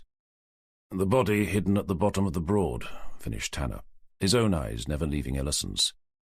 That's right, yes. I must admit I've been struggling to shake the image from my mind ever since. Did you ever find out who it was? James Boyd, Tanner replied in a matter-of-fact tone. He was a teenager who went missing back in 2006. I don't suppose the name rings a bell? Not that I can recall. Why should it? Not particularly. I just thought you might have known him, seeing that you'd have been a similar age, as well as the fact that you were members of the same sailing club. I may be a member of Barton Broad now, but I wasn't back then. I see. May I ask where you were a member? Horsey Mere. They closed down a few years ago. Tanner thought for a moment. Would you be able to confirm who else was in the junior national squad from around here, other than Craig Jenkins, Christopher Street and Jenny Evans? That was about it, I think. How about Kelly Fisher? Yes, sorry, her as well. And Carol Mortimer? No, she wasn't into sailing. But you do know her, though? From school, yes. Why? Don't tell me she's been murdered as well. Nothing like that, no. Changing tack, Tanner continued by asking, What can you tell me about Kelly Fisher? Ellison shrugged. What do you want to know? What was she like? We've been told she could be quite aggressive. You don't seriously think it's her doing all this? Not at all. I'm simply asking what she was like. Well, I wouldn't describe her as aggressive. At least, I never saw her being so. But she was competitive, though. Well, yes, of course. But they all were. Not you. Ellison shrugged. Not so much. I think that's probably one of the reasons why I left. You left, or you were asked to leave? Probably a little of both, he replied with just a hint of a smirk. I can't say I was really into it, not like the others. They all seemed to take it so seriously. What about Jenny? Oh, she was totally into it. Super aggressive, always shouting at everyone around the course. And if she didn't win, she'd either fume with rage or sulk, one or the other. Fortunately, she seems to have matured since then. And that was Jenny? Tanner queried. To him it sounded more like Kelly Fisher. It wasn't only her, but I'd definitely say that she was the most competitive. Tanner glanced around. And you haven't seen her? Not since we went out for that drink. And that was yesterday at the Red Lion? That's right. May I ask what time you were there from? Oh, Ellison stared up into the blackness of the sky. I think we were due to meet at 8. Yes, but what time were you there from? Tanner repeated. Sorry, I probably got there about 10 minutes before that. I have a thing about not being late, which does tend to mean I end up being early rather a lot. But as is often the case, I didn't need to be, seeing how late Jenny was. Racking his brain as he tried to remember what time Jenny had left their boat that night, Tanner asked, "What time did she arrive?" I'm not sure exactly, but I'd already had a couple of drinks by then and was beginning to think she was going to be a no-show. And this was at the Red Lion? That's right. When was the last time you saw her before that? Excluding that time at the club on Sunday, not for years. Can you be a little more specific? Asked Tanner, busily taking notes. Probably not since we were in the junior squad together. Although, saying that... Tanner glanced up from his notepad with a shot of alarm. Saying what? Well, I can't be sure, but I thought I'd seen her a few times more recently. Recently as in? Over the last few weeks, before we met on Sunday. We didn't say hello or anything. I wasn't even sure it was her. She was sitting too far away. But I must admit, it did make me start thinking about her, which was probably why I recognized her so quickly when we met at the club. Chapter 35. With the conversation coming to a close, Tanner wandered back to his car with only two things on his mind. Who'd been going around pretending to be Jenny, and more importantly, where the hell was she? He cupped his hand under the car's chrome door handle, then glanced back at the house, half expecting to see Ellison still standing there to see him off the premises. Thankfully, he wasn't. The security camera remained where it had been before, and hoping that Ellison wasn't watching him from some darkened room, Tanner stepped away to sneak past the fountain, over to where the converted stables lurked in the shadows. There he attempted to find a way to peer inside, but there were no windows in the barn-sized doors. The only ones were built into the roof, and there was no obvious way to reach them. Noticing that there was a good half-inch gap around the edge of each door, he pulled out his phone and accessed its torch function.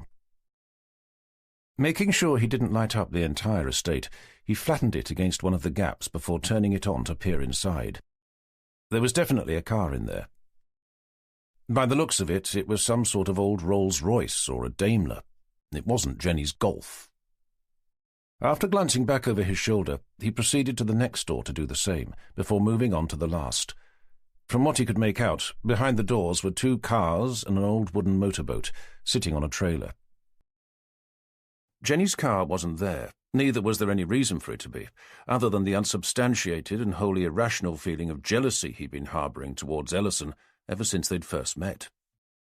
"Give it up, John," he said to himself. "She's not here." With that, he skulked back to his car, opened the door, climbed inside, and drove quietly away. Chapter 36. Pulling into the car park close to their moorings, it was immediately obvious that Jenny's car wasn't there either, but by that stage he wasn't really expecting it to be. During the journey from Ellison's palatial mansion, the focus of his attention had turned from worrying about where Jenny was to contemplating what he should do about it.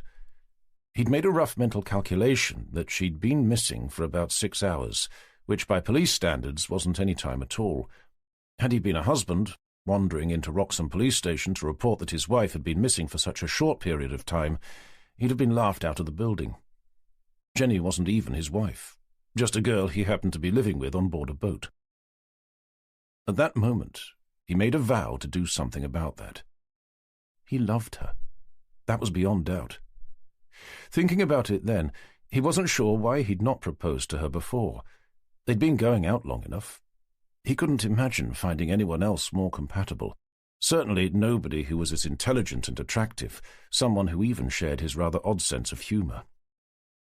But deep down he knew why he hadn't. The subject had never come up, but he had a feeling that Jenny would want to have children. Tanner really wasn't sure he'd be able to. Not again. His daughter, Abigail, had been brutally murdered, just as she was entering the prime of her life. He'd no idea if he'd be able to have another, so having to spend the rest of his life living in constant fear that the same thing might happen again. He also felt that having another child would almost be disrespectful to Abigail's memory, as if she were nothing more than a family pet who died, and he was out shopping for a replacement. As he ambled down the towpath towards his boat, his mind leapt from one disjointed question to another, never able to rest on one for long before latching on to the next. Where was Jenny? What possible reason did she have for not calling him? Who'd been going around pretending to be her? Was it the same person who'd called from the public phone box the night they found Craig Jenkins? And why had she been so late to meet Ellison on the very same night? Was someone trying to frame her? Or was Jenny the one who... Balking at the very thought, he shook his head, furious with himself for having allowed it to penetrate his conscious mind. He should be more concerned for her safety than contemplating the ridiculous notion that she could have anything to do with what was going on. For all he knew, her body was floating face down in a river at that very moment, waiting for a reversing boat to suck her into its propeller, as had happened to that other poor girl all those months before. He clambered on board the yacht, calling out, "Jenny, are you here?" His voice disappeared into the darkness, nothing coming back in response but the distant boom of a bittern, echoing out over the Broads.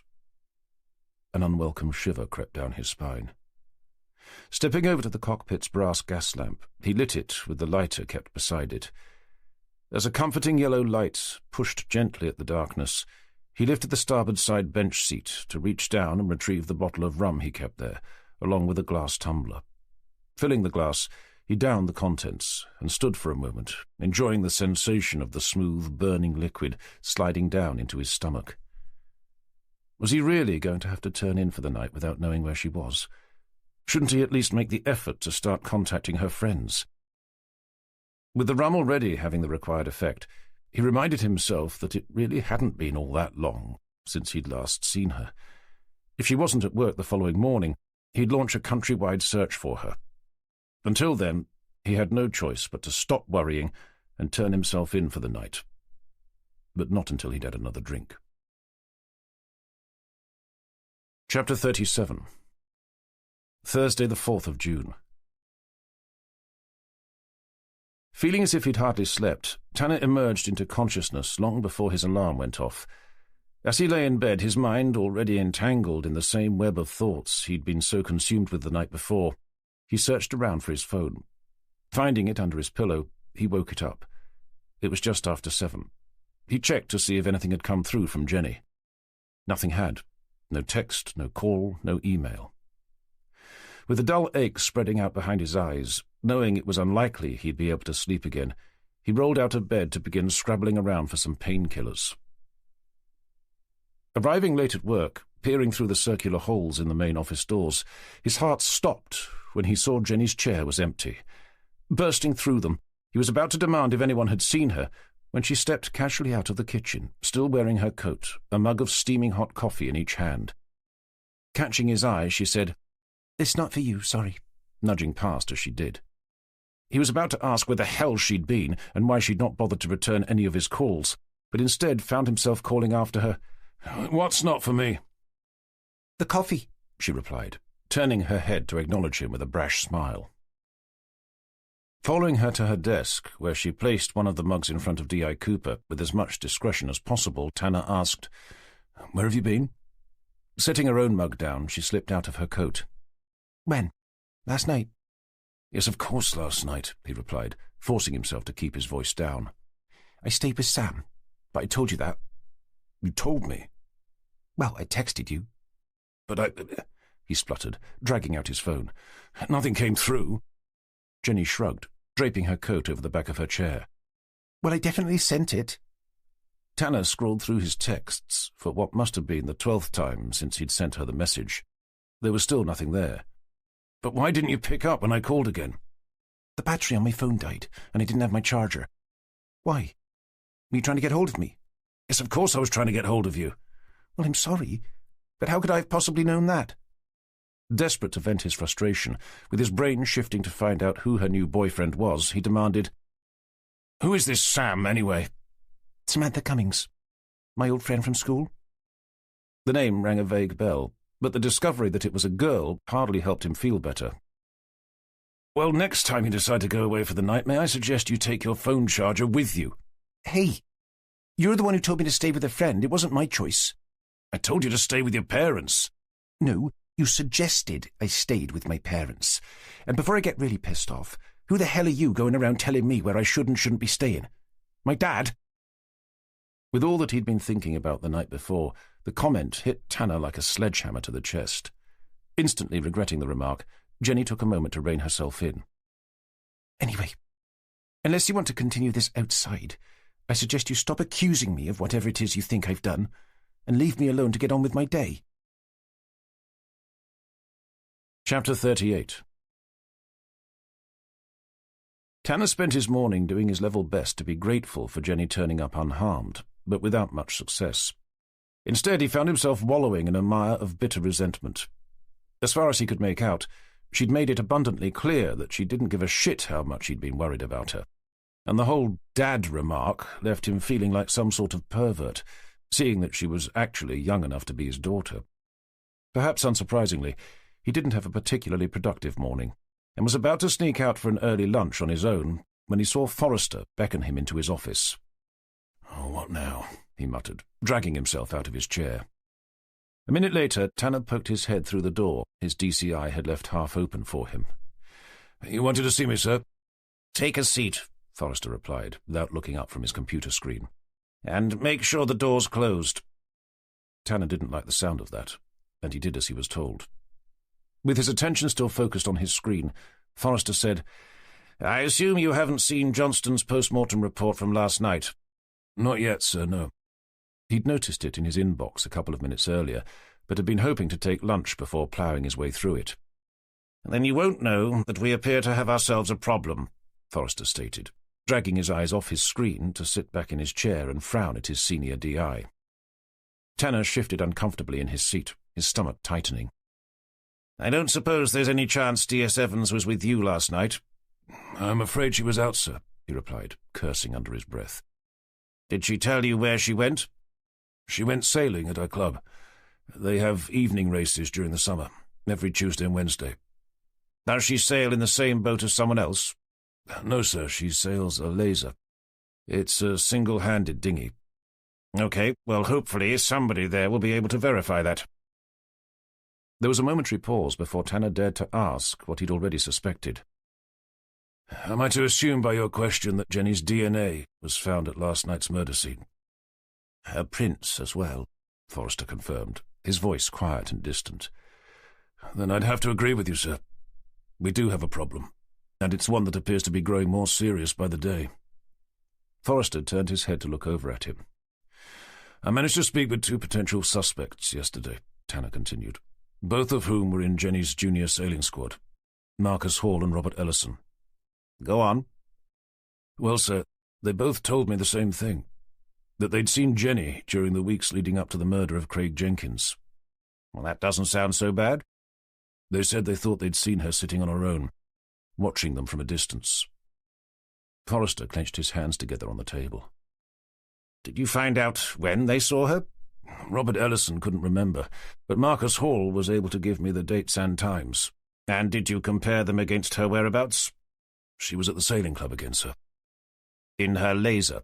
"I believe so." Another pause. "I don't suppose they have CCTV?" "They don't even have a working phone, so I think that's going to be unlikely." "There must be a way for us to prove she was there, without having to resort to asking if club members can remember whether or not she was." "Well, sir, there will be results from the races she's been taking part in. They post them up to their website." "That's something, I suppose." "But they do tend to be published on a rather ad hoc basis, and the ones we need aren't up yet." "Then we're just going to have to dig them up, aren't we?" "There's something else as well." "Don't tell me you've discovered a nail gun hidden under her bed." No, sir." Forrester may have meant it as a joke, but with the way things were going, it was probably worth him taking a look. For that, or anything else someone may have decided to plant there. "It's what I found out when I spoke to Robert Ellison last night. He met Jenny in a pub for a drink the night we found Craig Jenkins." Seeing the look of frustration on his DCI's face, Tanner quickly added, "It was before Ellison was a suspect, sir." "Go on." Well, sir, he said that they were supposed to meet at 8 o'clock, but that Jenny was late. And? He was suggesting that she was very late, sir. On top of that, we have witnesses who've said that they saw a woman matching Jenny's description using the public telephone in Catfield, both at the time a call was made to Craig Jenkins, the one we believed lured him out to where he was murdered, and when the 999 call was made, alerting us to the fact. You're not seriously suggesting it was Jenny? Of course not, sir. But someone is clearly going to some lengths to make it look like it was her. Forrester leaned back in his chair. Have you spoken to Jenny about any of this? Only about someone matching her description using the payphone. So you don't know why she was late for her meeting with Ellison? If she was late, sir. Forrester narrowed his eyes at Tanner. I take it by that you think this Ellison character is lying about Jenny being late as part of some sort of elaborate scheme to frame her for the murders of Craig Jenkins and Christopher Street. Tanner shrugged. Well, he could be. Yes, but on that basis, the other guy who said he'd seen her staring at him could be as well. As could the people who said they saw her using the public phone. In fact, just about everyone living in Norfolk could be, Forrester postulated, his temper rising. Not everyone, sir. Perhaps, Tanner, but only because you haven't asked them yet. Silence fell over the room, as Tanner took a moment to consider how best to respond. He'd need some sort of a motive as well, the DCI continued. As Tanner remained silent, Forrester let out an exasperated sigh. Okay, say it was this Robert Ellison guy. Are you sure he'd have been able to murder Craig Jenkins and to have made all the phone calls, given that he was having a drink with D.S. Evans at the time? Tanner dug out his notebook to flick through its pages. I believe it's possible, yes, sir. The call from the phone box to Jenkins the night of his death was made at 6:34 in the evening, giving Ellison plenty of time to meet him in the car park, stab him with the rond hook, dump his body in the rowing boat, and then use the same public phone to report the body on the way to the pub. But I thought witnesses said that they saw a woman using the phone box, one who looked like Jenny. He could have dressed up like her. Seriously? Forrester said with unhidden incredulity. Well, again, it's possible, sir. Possible, perhaps, but hardly likely. And what about the two witnesses who said they saw her watching them? I suppose that was him dressed up as her as well? In fairness, if it was Robert Ellison pretending to be Jenny, then we only have one witness who thought they saw her, the other being Ellison himself. And the recording of the 999 call? Wasn't it a woman's voice? It sounded like one, yes, but forensics have yet to confirm it. So again, you'd better chase them up. I'd also like to go over to the Red Lion, the pub where Ellison met with Jenny, to see if anyone remembers seeing either of them. They may even have CCTV. If you must, Tanner. Yes, sir, thank you, he replied, pushing himself up. And don't forget to chase up those race results for Jenny, Forrester added. I'd hate to see her being caught up in this any more than she already is. With a nod, Tanner turned to leave, just as someone knocked at the door. Come in, called Forrester, returning to his monitor. Sorry to disturb you, said Vicky. The forensics report has come back from their examination of the public phone box. And? Forrester prompted, glancing up. She peered over her shoulder before stepping inside to push the door closed. It's D.S. Evans, sir, she continued, lowering her voice. Her fingerprints have been found all over it. Chapter 39. I think you'd better come and join us, said Forrester to Vicky, exchanging disturbed glances with Tanner as he resumed his seat. And make sure the door's closed properly. As she pulled out a chair, Forrester leaned forward. Unfortunately, D.S. Evans's prints and DNA have also been found at the scene of last night's murder. Then someone's trying to set her up, stated Vicky, staring first at Forrester, then at Tanner. So it would seem. The question is, who? Well, it has to be a girl, doesn't it? Tanner was just suggesting that he thinks it might be Robert Ellison. She swiveled around to give Tanner a curious look. With both Vicky and Forrester frowning at him, he knew he was going to have to further justify his reasoning. Focusing his attention on Vicky, he said, I didn't tell you, but when I met him last night, he told me he'd also seen Jenny a few times before we met him on Sunday, but couldn't remember when. He then said that she'd been late when they went out for that drink together, and by late he meant very late, And as I'm fairly sure she wasn't, I think there's a strong possibility that he was lying. Tanner waited for Vicky to respond, but she didn't. All she did was to continue staring at him. He could tell what she was thinking, even if she wasn't prepared to say it, that his rather slim theory was based more on jealousy than objective reasoning. "To be honest, Tanner," interjected Forrester, "having had a chance to think about it, I'm more inclined to agree with Gilbert on this one. I mean, the idea of a man going about dressing himself up as Evans whilst knocking off various members of her old junior sailing squad, leaving behind her prints and DNA in order to frame her for their murders, and for no particular reason, I'm afraid it does all seem to be a little far-fetched." "Maybe she was late," proposed Vicky. "And he was telling the truth. Girls often are, you know. And then there's his motive, of course. By all accounts, he's rather taken by her." With his hands clenching together in his lap, Tanner could feel a burning, jealous rage surge through his body. It wasn't just jealousy. Deep down, he was scared witless. Just the thought of losing Jenny to another man petrified him to his very core. Doing well to hide his emotions, Tanner turned to Forrester. "I think there's more, sir. Ellison is an active member of D.S. Evans's sailing club." "So?" "So he knows more than most when she's been racing there. He'd also know that she was sailing in a boat on her own, so there'd be nobody to reliably vouch for her. And he'd be in a good position to hide, if not destroy, the missing racing results that would prove she'd been there." Forrester stared out of the window. "I don't know, Tanner." "Neither do I, sir, but I'd at least like to look into it." Reaching a decision, Forrester returned his attention to the room. "Okay, here's what we're going to do. Tanner, get yourself down to that pub where Ellison met Evans. Find out if they have CCTV, and ask inside to see if anyone remembers seeing them there on the night in question.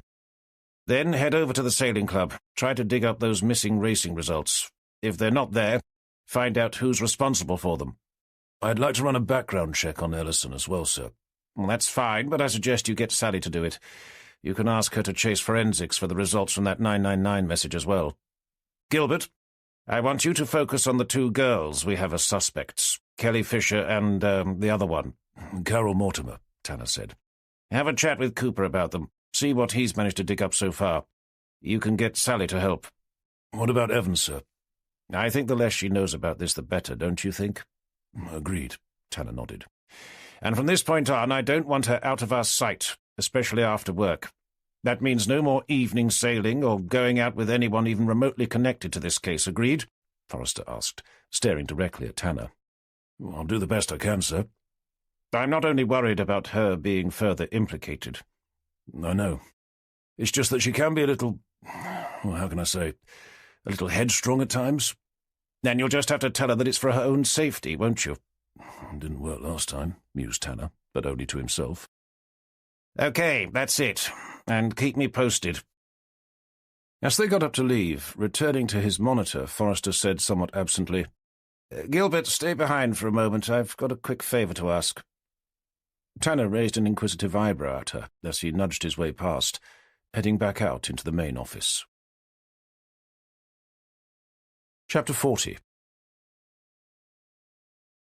Once Tanner had left, Forrester glanced up at Vicky, standing by the still-open door. Without saying anything, he motioned for her to close it, before pushing himself up from his chair and lumbering towards the window. There he stared out, wrapping his sausage-like arms over his barrel-sized chest.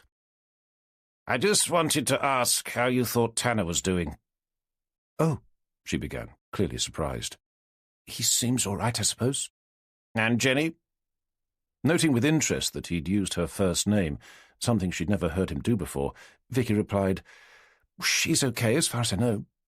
"I assume you're aware that they've been having some sort of a relationship?" She blushed slightly.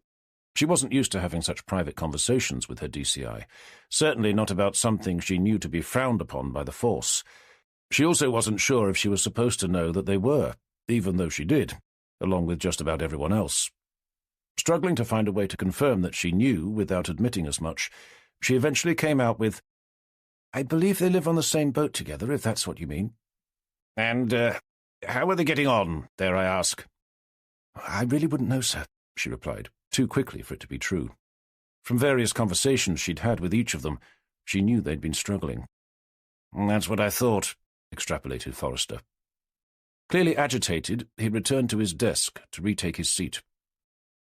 "To be honest, Vicky, I'm becoming increasingly concerned about the ability of either of them to be able to conduct themselves in the dispassionate manner necessary to do their jobs properly.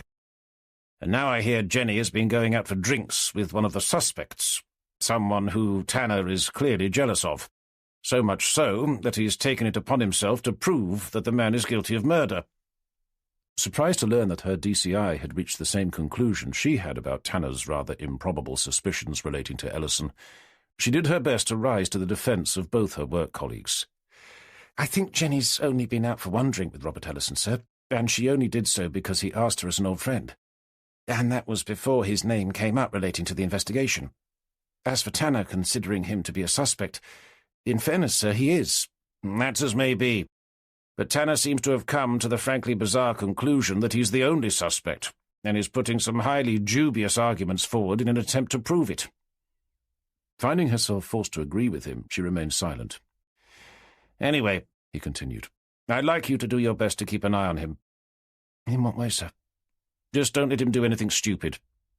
None the wiser, she replied, "I'll do what I can, sir."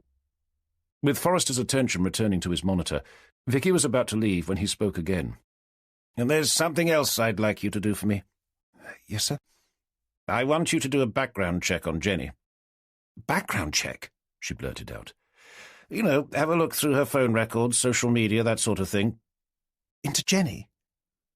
Glancing up to see the look of horrified discomfort plastered over Vicky's face, Forrester leaned back in his chair. "I know what you're thinking, but at this stage I can't take any chances." "But Jenny's got nothing to do with any of this." "I'm sure you're right. But unfortunately, just about every piece of evidence is suggesting otherwise." "That's because someone's doing their best to make it look like she has, not because she actually did it." "Again, I agree with you. But as I've just mentioned, we need to approach each and every investigation with dispassionate, unbiased impartiality. That means being driven by the evidence before us, not by the feelings we have towards each other." "I understand that, sir. But even so, apart from the fact that Jenny wouldn't hurt a fly, let alone go around killing half her sailing friends, what possible motive could she have for wanting to do so?" "Yes, well, the same could be said for Robert Ellison, but it doesn't seem to be stopping Tanner from having a go." "But this is different, sir." "Is it?" "Of course. Jenny's one of our own." "Listen, I understand how you feel, but I'm only asking you to do a background check on her. I'm not ordering you to testify against her in court." "I'm delighted to hear it." "Look, Vicky, we both know Jenny's got nothing to do with this. But the way things stand at the moment, if this went to court with Jenny in the dock for the murder of both Craig Jenkins and Christopher Street, a jury would have a hard time believing that she didn't do it." "But they can't convict someone of murder without them having some sort of a motive, can they?" "Theoretically they could, which is why I need you to take a look at her phone records, email and social media accounts." "And how will that help prove she had nothing to do with it?" "Well, for a start, by establishing the fact that she's made no effort to get in contact with any of them." "Apart from Robert Ellison, of course." "From what I understand about that, Ellison made contact with her after meeting at the sailing club. For Jenny to have followed Ellison and Hall around prior to that, as both suspects have said she had, she'd have needed to have researched their whereabouts beforehand. And as we know it wasn't her, the evidence simply won't be there." Vicky still didn't look convinced, forcing Forrester to sit forward to add, "The very fact that you won't find anything will help to clear her name, I promise." "If you say so, sir." "Oh, and one more thing. I'd rather you didn't discuss this with Tanner, or anyone else for that matter." "So who should I report to?" "On this occasion you can report directly to me." "Okay, that's it. Make sure to keep me posted." Chapter 41. Seeing Vicky finally emerge from Forrester's office, Tanner was exceedingly curious to know what they'd been discussing, especially when he saw how her shoulders slumped as she stomped back to her desk. "You all right?" he asked, watching her pull out her chair. "Yes, fine," she replied, forcing a smile at him as she plonked herself down. Keeping his voice low to prevent Sally from overhearing, he leaned over to ask, "What was all that about?" "Nothing," she replied, with unusual curt dismissal. I've been trying to book a holiday, but you know what he's like. Wondering what made her think Forrester was going to grant her a holiday in the middle of a double murder investigation, doing his best to sound sympathetic, Tanner said, "Well, it's probably just a question of timing. Anyway, I'm about to head off to the Red Lion." "Shall I come with you?" she asked, with an uncharacteristic look of pleading desperation. "No, you're okay," Tanner replied, giving her an odd look. "I think your time is probably best spent here." Leaning forward again, he whispered, "And I don't want to take little Miss Beach either, so maybe you can find something for her to do in my absence." Chapter 42. Driving into the Red Lion's car park, Tanner left his XJS between the only two cars there. Stepping out, he immediately began scanning the building's exterior for CCTV cameras. Heartened to see that there was one pointing down towards the pub's rear door, he straightened his tie and made his way inside, wondering who'd be behind the bar, and, more to the point, if they'd recognize him. After all, Jenny and he were locals. They may not be regulars, not to the point where everyone knew their names, but they were at least recognized when they did stop by, normally for Sunday lunch. Knowing that left Tanner feeling awkward. To ask the questions he needed to, he was going to have to formally introduce himself. That meant the whole pub would soon know his profession, something he preferred to keep to himself. He discovered a long time before that the moment someone found out what he did for a living, they immediately treated him differently. More often than not, with a raft of fake smiles and insincere geniality, which he felt were a front to hide their guarded contempt. Entering the virtually empty pub, he skirted around the tables and chairs, heading for the bar.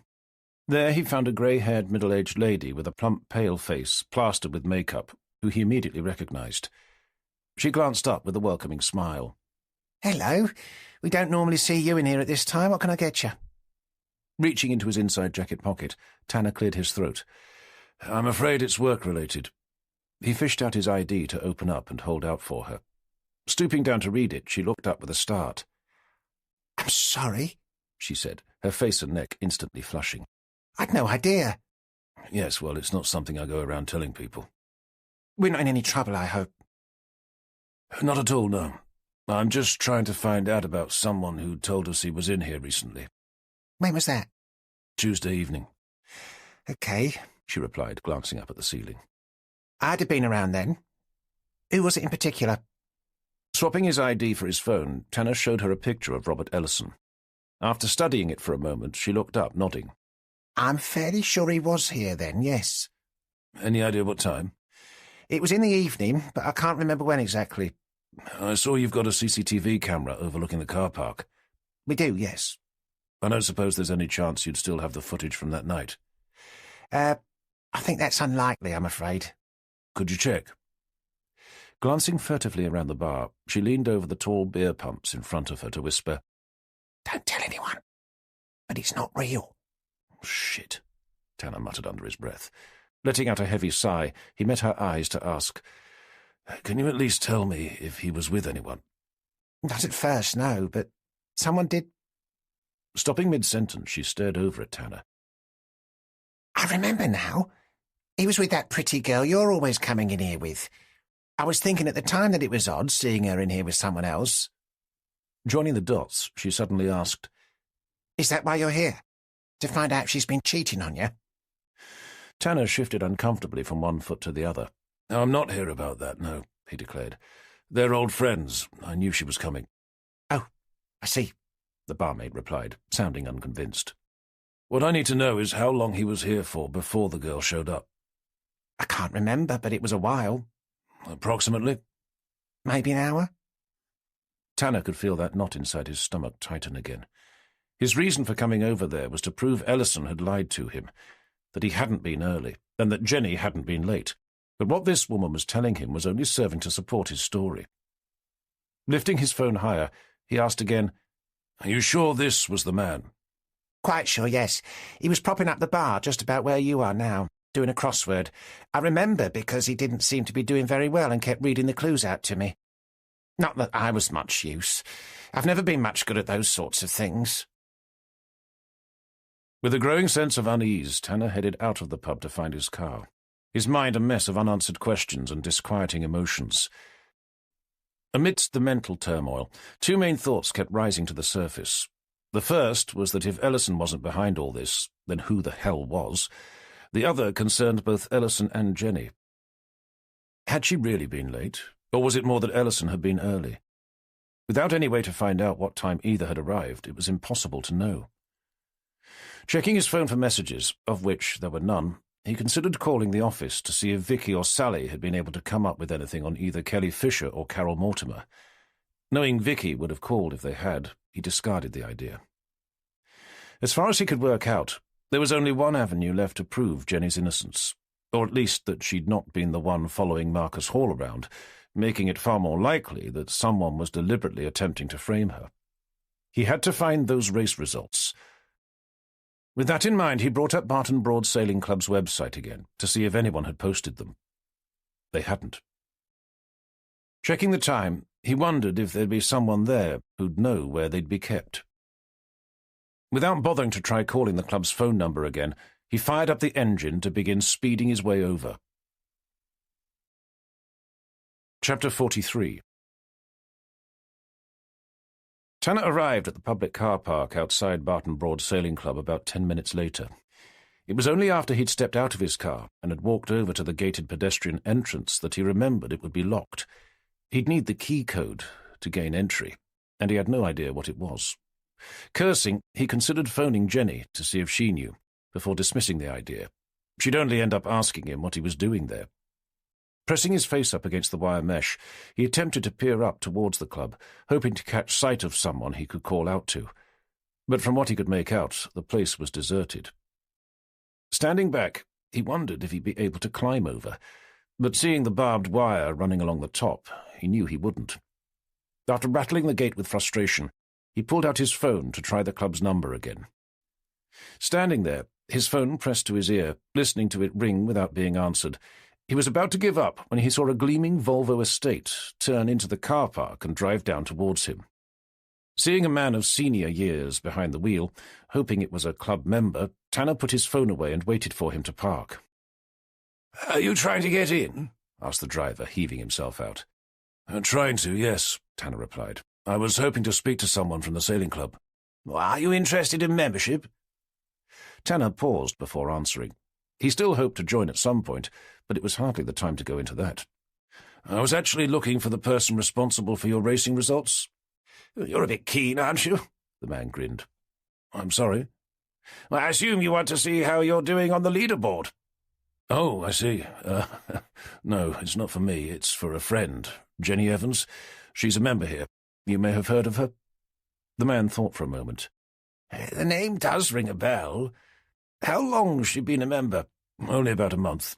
"And you say you're looking for the race results?" "We are," Tanner confirmed. "Then I think you'd best take a look at our website." "We've already tried there, but couldn't find them. At least not the most recent ones." "Yes, well, they can take a while to get posted up. Paul Lawrence is the man you need to talk to. He's responsible for all that sort of thing." "I don't suppose I'd be able to have a quick look inside the clubhouse for them." "Well, you could, I suppose," the man replied, eyeing Tanner with suspicion. "It's just that Jenny asked if I could pop by," Tanner said, hoping to avoid having to declare his profession. "She's trying to persuade me to become a member," he added, which was true enough. "So I thought I'd be able to take a look around at the same time." "I suppose you'd better follow me then, hadn't you?" After ushering him in through the pedestrian access gate, the elderly gentleman led Tanner up towards the old wooden clubhouse, in much the same way Jenny had the Sunday before. "Can you sail?" inquired the man, shuffling along the concrete hard-standing. "Not really, but it's probably high time I learnt." "Oh, yes, and why's that?" "Well, I live on a boat, so it makes sense for me to learn." "A sailing boat?" "It's a 42-foot traditional gaff-rigged cruising yacht." The man stopped where he was to take Tanner in with renewed interest. "And yet you can't sail?" "Not as such, no," Tanner admitted. "My friend's been trying to teach me, but without much luck. That's why she's suggesting I learn to sail a dinghy first." "I suspect she's right," the man agreed, continuing their journey up to the clubhouse. "The Broads are hardly the best place to learn to sail a 42-foot yacht. Not a huge amount of room for error. At least not when you're navigating the rivers. Besides, dinghies are much more fun." So I've been told. Cheaper as well.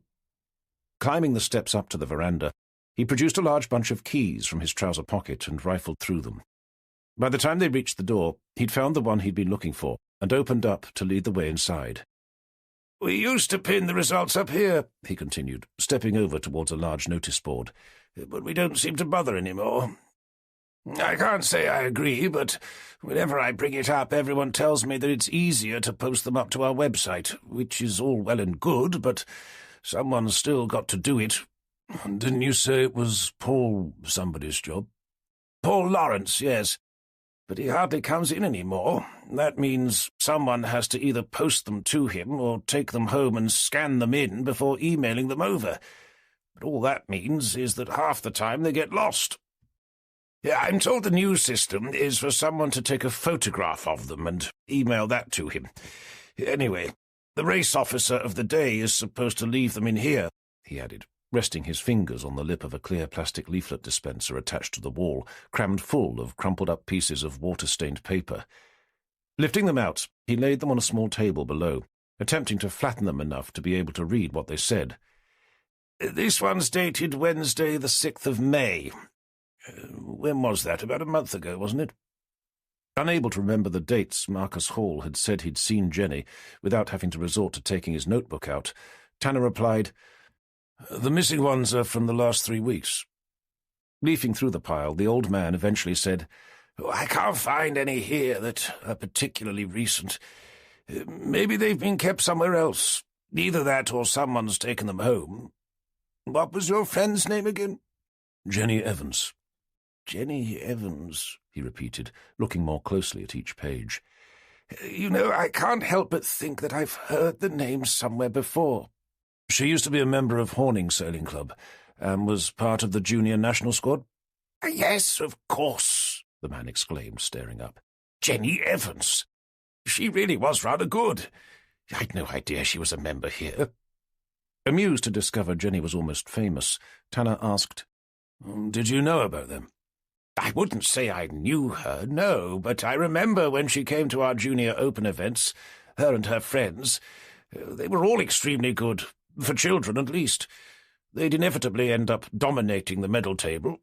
I remember because we'd spend months after each event sitting around discussing ways to improve the standard of our own junior sailing, something which was always sadly lacking. Nothing we tried ever worked, mind.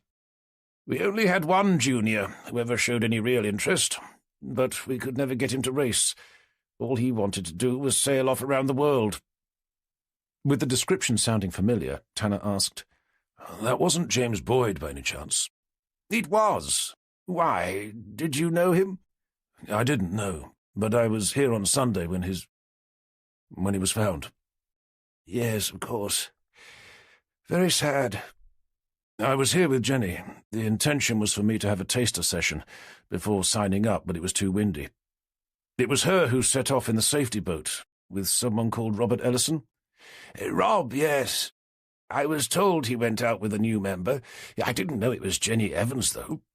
She tells me that Robert was in the same junior national squad as her, when they were children. He was. I don't suppose you know if he was a member here at the time? Sadly not, no. As I said, we only had one junior sailor who was any good. I heard that he was kicked out of the squad. Robert Ellison, that is. Would you know anything about that? The man cast a guarded eye up at Tanner. You're not some sort of a reporter, are you? Realizing he'd been bombarding the man with questions, none of which were pertinent to the reasons he'd given for wanting to take a look around, feeling he had no choice, he delved into his inside jacket pocket. I'm a detective inspector for Norfolk Police, he replied, pulling out his ID. I see, remarked the man, not looking at all impressed. I'm sorry, I should have said earlier. It's just that I'm hoping to become a member here, and, well, to be honest, I didn't really want everyone knowing my profession. Well, fair enough, but still you should have said. But I do know what you mean. My son's a policeman. Oh? Exclaimed Tanner with genuine surprise. What, here in Norfolk? I'm afraid not, no. He took his family down to London about 10 years ago. More career opportunities down there, apparently. Anyway, I assume you're actually here to look into what happened to James Boyd. In part, Tanner replied, even though he wasn't, at least not officially. Yeah, I'm sure you know the original thinking was that he'd taken his father's boat out to the Isle of Wight, never to return. But I presume you now have a more nefarious theory? We're treating it as suspicious, yes. Okay, but I sincerely doubt it was any of his friends. If I were you, I'd look closer to home. How do you mean? Tanner asked. His curiosity piqued. The police at the time may have reached the conclusion that he was lost at sea, but most of us here thought something different. Tanner waited in silence for him to continue. His father, Frank. Tanner pictured James Boyd's parents, the day he and Jenny had been to their house to ask them to identify the items of clothing which had been found. Why do you think he may have had something to do with it? Well, he had a certain way about him. And what was that? Well, for a start, he was always shouting at James. And when I say shouting, I mean really shouting. And in public as well. Okay, but I can't imagine he's the first parent to do so. Someone also said that they'd seen bruising on James's back and arms when he was getting changed. Anything else? Asked Tanner, clawing out his notebook. Then there was the child abuse claim. Wondering why they hadn't found anything relating to this in the original missing persons report, Tanner asked, "Did nobody tell the police about this at the time?" "I doubt it. I mean, it's not the sort of thing you go around telling people. At least it wasn't back then." "That's as may be, but if they'd known, I'm fairly sure they'd have taken the fact that he'd gone missing a lot more seriously." "Perhaps, but as I said, it was only a rumour. Nothing was ever substantiated." "What about the bruising?" "James said he got them from playing rugby." "And the child abuse claim?" "It was only alleged." "I assume it wasn't James who made the accusation?" "No, it was one of the junior squad members." "But," began Tanner, confusion knitting his brow, "I thought you said that you didn't have any squad members at the club." "We didn't know. James's father, Frank Boyd, was the head coach for the junior national squad." Chapter 44. Once back at his car, Tanner checked his phone for messages. Finding one left by D.S. Gilbert, asking him to call, he leaned against the car and did so. "Vicky, it's Tanner. You called?" "I did, sir, yes. I just wanted to let you know that Chris Street's wife has formally identified his body." "Oh, right, okay. Was that it?" There was a pause from the other end of the line. "We've also had news back from forensics. About that voice on that 999 call?" "Go on," Tanner replied, somewhat hesitantly. "Well, sir," Vicky began, "they confirmed that it was definitely a woman who'd made the call." "Anything else?" "They're suggesting her age would be between 25 and 40. They're also saying it's likely she would have been born and bred in Norfolk." Tanner thought for a moment. "Okay, but all that means is that it was someone from around here. It doesn't mean it was Jenny." "No, sir. But it doesn't exactly help to exonerate her either." She was right. It was just one more piece of evidence a court prosecutor could use to help persuade a jury of her guilt. Tanner forced the thought to the back of his mind. "How have you been getting on with Kelly Fisher and Carol Mortimer?" There was a pause from the end of the line before Vicky came back to say, "It's going to take a little time, sir." "Fair enough, but as a priority, I'd like you to get hold of a sample of their voices so we can compare them to the one left on that 999 call. After all, they're both Norfolk girls, the same age as Jenny." "Yes, sir, but any idea how? Unless you want me to arrest them, of course." "We only need a voice sample. How about taking a look at their social media posts to see if there's anything there we can use?" "And if there isn't?" "Then I suppose we can always ask them if they wouldn't mind volunteering one." "And what about Jenny?" Vicky whispered down the phone. "What about her?" "Should I try to get a sample of her voice as well?" "It's not Jenny," Tanner spat, raising his voice. "Yes, of course, I know. But wouldn't it help to clear her name if we could prove that the voice definitely wasn't hers?" Tanner hesitated. It was an obvious idea, but there were two reasons he found himself reluctant to agree. Firstly, what would Jenny think if she found out Tanner had authorized such a thing? And secondly, and of far more concern, What if they came back to say that they thought the voice was hers? "I'll think about it," he eventually replied. "Hopefully it won't come to that. Besides, I have a new lead." "What's that?" asked Vicky, her voice lifting. "I've just been chatting with this old guy from Barton Broad Sailing Club." He glanced around the car park, making sure nobody was around to overhear him. "He told me something about James Boyd's initial disappearance, that there was a rumour going around that his father may have had something to do with it." "His father?" "Frank Boyd. He was known at the time for being openly aggressive towards James, shouting at him in public. There were also reports of bruising on James's arms and back." "So he thinks it was Boyd's father who murdered him?" "That's what was being rumoured at the time. I also found out that he'd been accused of child abuse." "Why is none of this in the original missing persons report? Surely it must have been flagged." "Probably because it was all just hearsay, and the child abuse claim was only alleged. But it's where the accusation came from that's of most interest." "Not his son, I presume?" "No. It was one of the children from the junior sailing squad." "But why would he have been hanging around with them?" "Because apparently Frank Boyd, James's father, was the head coach for the junior national squad." Silence followed as Vicky digested that hitherto unknown piece of information. "So he knew them all, then?" she eventually said. "Jenny included?" "It would appear so." "You're thinking he's the one who's behind what happened to Craig Jenkins and Christopher Street?" "At the moment I am, yes." "Any idea as to a motive?" "Not yet, no. But all this started when his son's body was found, so it has to have something to do with that." "You mean he found out that they knew he'd killed his son?" "It would certainly explain the timing. As long as James Boyd's body remained hidden, his disappearance was likely to be filed as nothing more sinister than a missing person. That all changed on Sunday." "But why go to so much trouble to make it look like Jenny was responsible?" "To push the blame onto someone else. Or maybe—" Tanner stopped mid-sentence. "Maybe what?" "Maybe it's the other way round." "How do you mean?" "Maybe he didn't kill his son, but thinks one of his sailing squad friends did." "But that doesn't explain why he killed two of them, whilst going around trying to make it look like it was Jenny." "Unless he blames them all, as a collective." A moment of silence followed. "If that is the case," Vicky concluded, "it could mean he's not finished." Tanner checked his watch. It was getting late. "Anyway," he continued, "I'm going to head over to James Boyd's parents' house to see if I can have a word with his father. Whilst I do that, if you can have a go at getting hold of those voice samples." "Well, I can try." Before ending the call, Tanner asked, "Is Jenny still there?" "She is." "Can you do me a favour?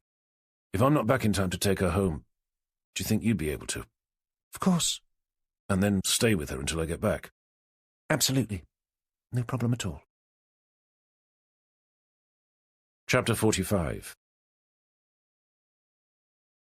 About 10 minutes later, Tanner turned his XJS into the drive of James Boyd's parents' house and parked where he had before. Climbing out, he marched over to the door, rang the bell and waited. A few moments later, the door was opened by the very man he was so keen to speak to, staring out at him with a quizzical look. "Good evening, Mr. Boyd. Sorry to bother you again. I just had a few more questions." "Really? Well, I'm sorry, but I'm afraid it's not a good time," he replied, glancing over his shoulder. "We're just about to sit down to eat." "It will only take a minute." "Who is it?" came his wife's voice from the back of the house. "Hold on, darling," he replied, before re-engaging eye contact with Tanner. "Can't you come back tomorrow? It is rather late." "I won't be long, I assure you." Boyd let out a heavy sigh of reluctant resignation, standing back to hold the door open. "Then I suppose you'd better come in, hadn't you?" "Well, actually, it's probably better if we talk out here." "Why? What's it about?" "It concerns the relationship you had with your son, Mr. Boyd." "My relationship?" "With some of the other children as well, one of whom, I've been told, accused you of child abuse." "Christ! Not this crap again. Are you coming or not?" came his wife's voice once more, echoing down the hallway. "I'll be there in a minute, darling." Pulling the door closed behind him, Mr. Boyd looked Tanner right in the eye. "Listen, I've explained all this countless times," he said, his voice harsh but low, "to the child's parents and the RYA. I was doing nothing more harmful than helping the boy to get his sailing boots on. That was it. End of story. To be honest, Mr. Boyd, I'm not here to talk to you about that. Then what are you here to talk to me about? Well, first of all, I'm curious to know why you didn't think to mention anything about being the head coach for the junior national sailing squad when we came around to talk to you on Monday. I'm not sure, he said with heavy sarcasm. But I think it may have something to do with what you've come all the way over here to remind me about, an accusation that cost me my job and very nearly my marriage as well. On top of that, I'm fairly sure I had other things on my mind at the time, seeing that you were standing there telling me that you'd found my son's body hidden inside an airtight bag at the bottom of Barton Broad, dragged up from the depths by the upturned mast of a dinghy. Tanner took a moment to cast a questioning eye over the man's thin, youthful-looking face. I wasn't aware we mentioned anything to you about how the body was found, or indeed how it had been hidden. What? Boyd said with a start, his eyes darting between Tanner's. Then I must have read about it in the papers. Fair enough, Tanner mused, pulling out his notebook. I assume you heard about what happened to Craig Jenkins and Christopher Street. I'm sorry, who? The two men found murdered earlier this week. Oh, of course. I didn't know their names. Tanner glanced up from his notes. But you recognized them, though? They were in your squad. He shrugged. There were over 100 children in the squad, selected from all over the country. You don't seriously expect me to remember them all, do you? But you remember Kelly Fisher, right? Obviously, yes, but only because she was dating my son. What about Robert Ellison? Have you heard of him? I haven't, no. Jenny Evans? Tanner inquired, carefully studying the man's face. Again, no. Tanner raised an eyebrow at him before returning to his notes. A few moments passed in silence before Boyd tentatively asked, May I go back inside now? Ignoring the question, Tanner stopped writing to ask, What about James? What about him? He wasn't in the squad. No, he wasn't, but only because he didn't want to be. Why was that, do you think? He was never all that interested in racing, I suppose. That's right. He always had his eyes on the horizon. Tanner quoted Boyd's own words back to him. Yes, he did, the man agreed, holding Tanner's gaze. I don't suppose you have any idea why he spent his time dreaming about sailing off to distant lands, away from you? I don't know. Well, that's interesting. Is it? I heard something else today. Oh, yes. What was that? That James was seen with his arms and back covered in bruises. He played rugby, Boyd replied, a little too quickly for Tanner's liking. Rugby, yes, of course. Anyway, are we done? One last question. Can you tell me where you were on Tuesday and Wednesday nights? I was at home with my wife. Are you sure? Quite sure, yes. From behind him came the sudden sound of his wife, flinging open the door to say, Just what on earth is going on out here? With a start, Boyd turned to her. Sorry, darling, the police just had a few questions about James. I didn't want to bother you with them. Is there any news? She asked, glaring out at Tanner. Do you know who... Tanner slowly closed his notebook to rest his eyes on her husband. Not yet, no. But I'm becoming increasingly confident that it won't be long before we find out. Chapter 46. After arranging for a forensics officer to stop by to collect samples of their fingerprints and DNA, and with the sun beginning to set, Tanner made his way home. Pulling into the car park, downriver from his boat, he was just in time to see Jenny stepping out of her car. Parking up, he leapt out. I thought I told Vicky to drive you home. Nice to see you too, she replied in a tense, condescending tone. Sorry, yes, of course, he apologized. It's just that I asked Vicky if she could bring you back. And I told her that I'm quite capable of driving myself. Where have you been, anyway? I've hardly seen you all day. Chasing leads, replied Tanner, closing the car door to make his way over towards her. Why didn't you tell me that James's father, Frank Boyd, used to coach you? Jenny shrugged. I didn't think it was relevant. Just like you didn't think it was relevant that you were in the same squad as Robert Ellison. Frank was the head coach for the entire junior national squad. I'm not sure he ever said 2 words to me, at least not directly. So yes, I know who he is, in much the same way that I know who Superintendent Whitaker is, but that doesn't mean I go around telling everyone that I know him personally. Even so, it would have been useful to have known. Okay then, I'm sorry. The next time we have to ask someone if they can recognize some dead guy's clothes, I'll make sure to tell you if I've heard of them or not. There's no need to be quite so facetious. I'm not being facetious. I'm being sarcastic. Did you know anything about the rumours being circulated about him at the time? I didn't know. Why, what were they? That he was the one who'd killed James. I see, she replied. And those rumours were based on what exactly? That he was known for being openly aggressive towards him at the sailing club, always shouting at him, and that James was covered in bruises. Mr. Boyd was also accused of child abuse, apparently by someone in the squad. I must admit I didn't know anything about that, she conceded, slipping her handbag off her shoulder to begin rummaging around for her notebook. So you think he may have had something to do with what happened to James? It's possible. It's also possible that he thought someone else knew. Craig Jenkins? Jenny asked, sending a questioning look into Tanner's eyes.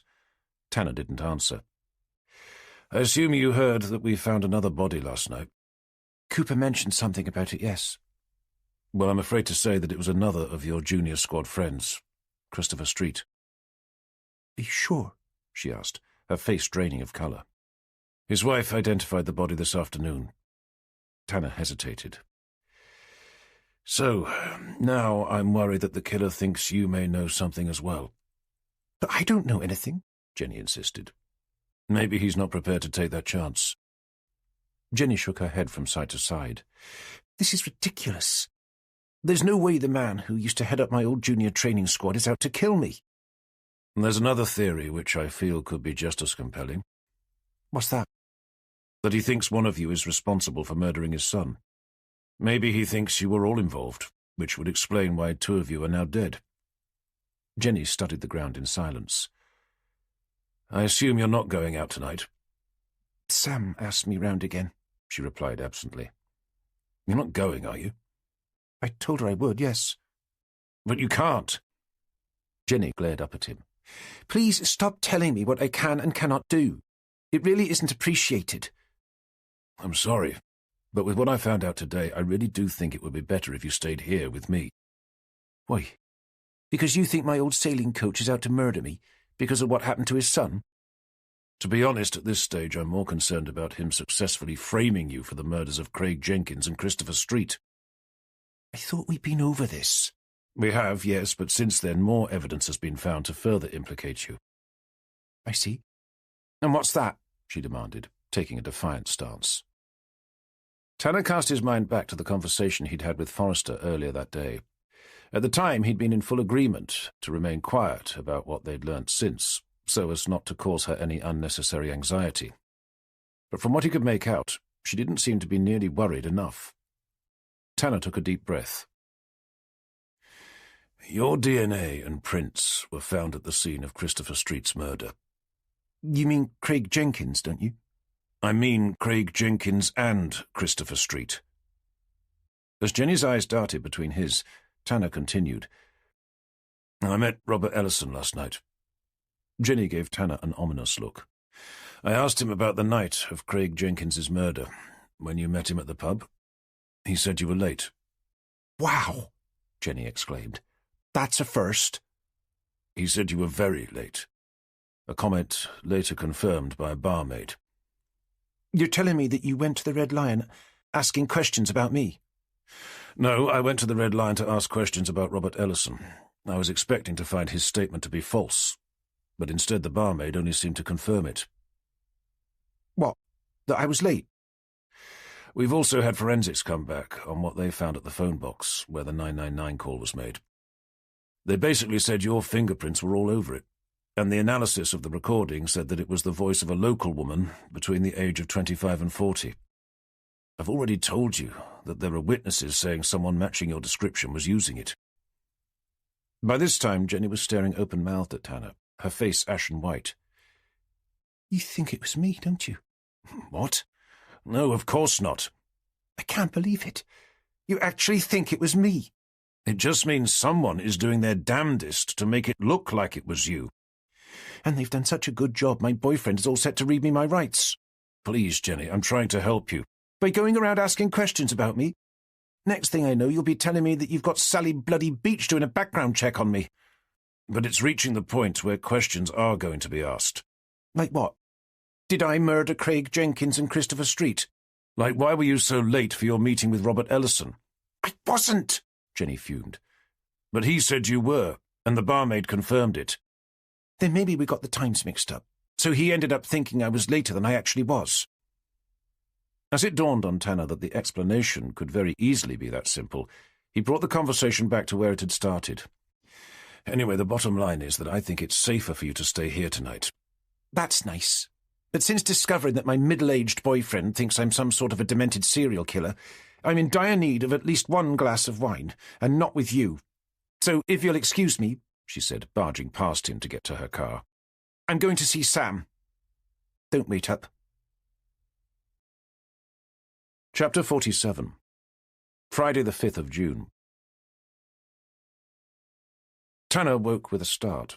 He was lying sprawled out on one of the bench seats, outside in the cockpit, still wearing his suit and tie, an empty bottle of rum clutched in one hand and a glass tumbler in the other.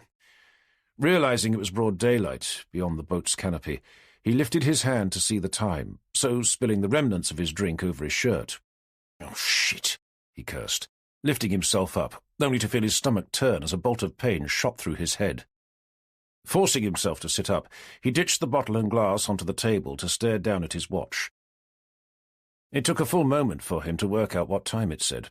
Just gone 8:15. He was supposed to be at his desk by 9. Wondering why his alarm hadn't gone off, he peered down into the cabin for visual confirmation of what he already knew.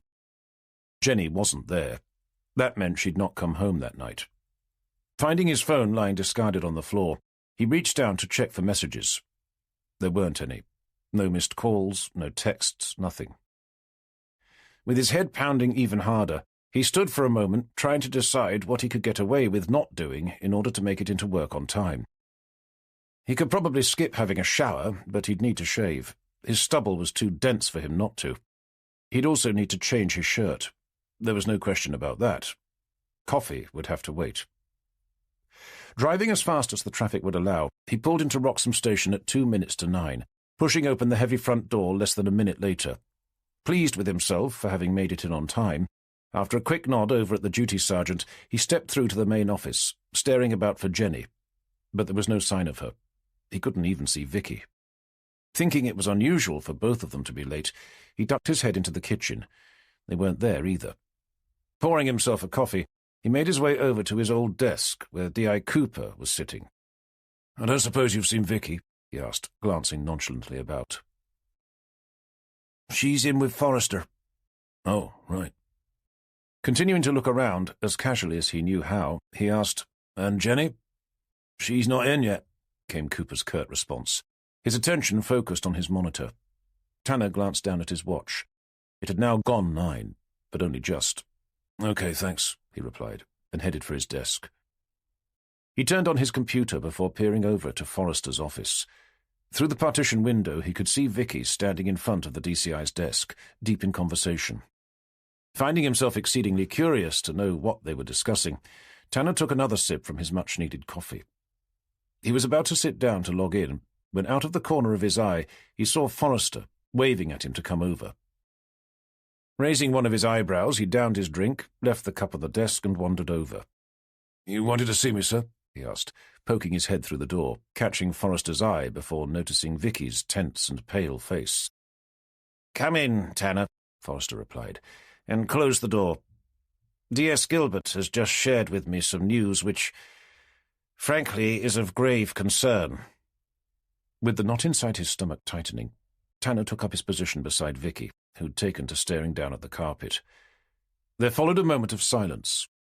Eventually, Forrester sat forward in his chair to rest his elbows on the desk. "Yesterday afternoon, I asked Vicky to run a background check on D.S. Evans." "You did what?"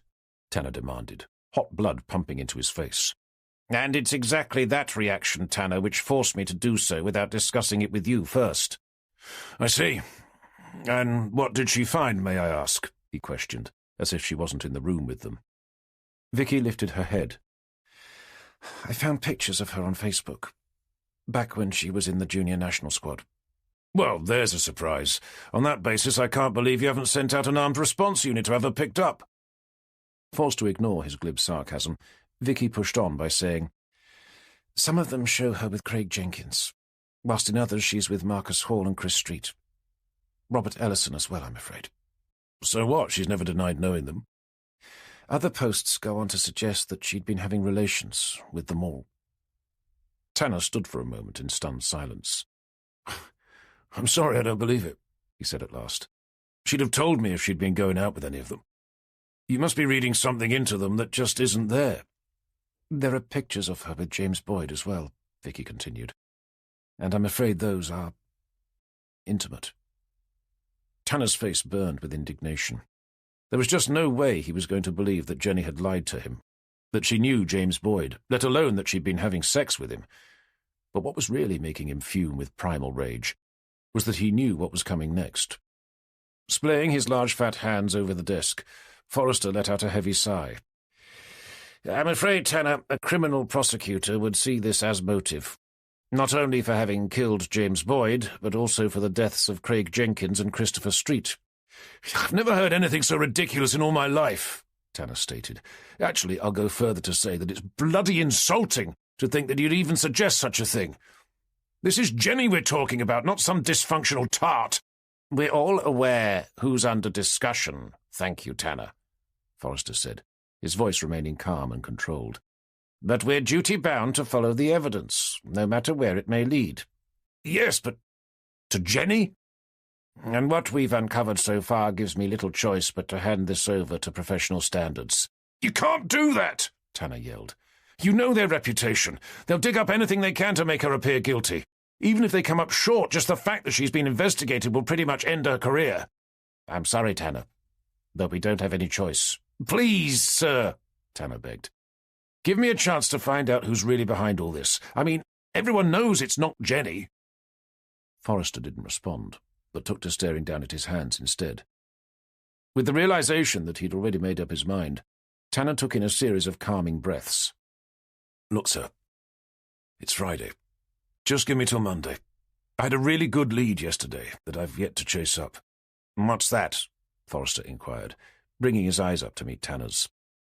James Boyd's father. I found out that he used to be the head coach for the junior national squad, something he'd neglected to mention before. That means he knows every single person involved, just about.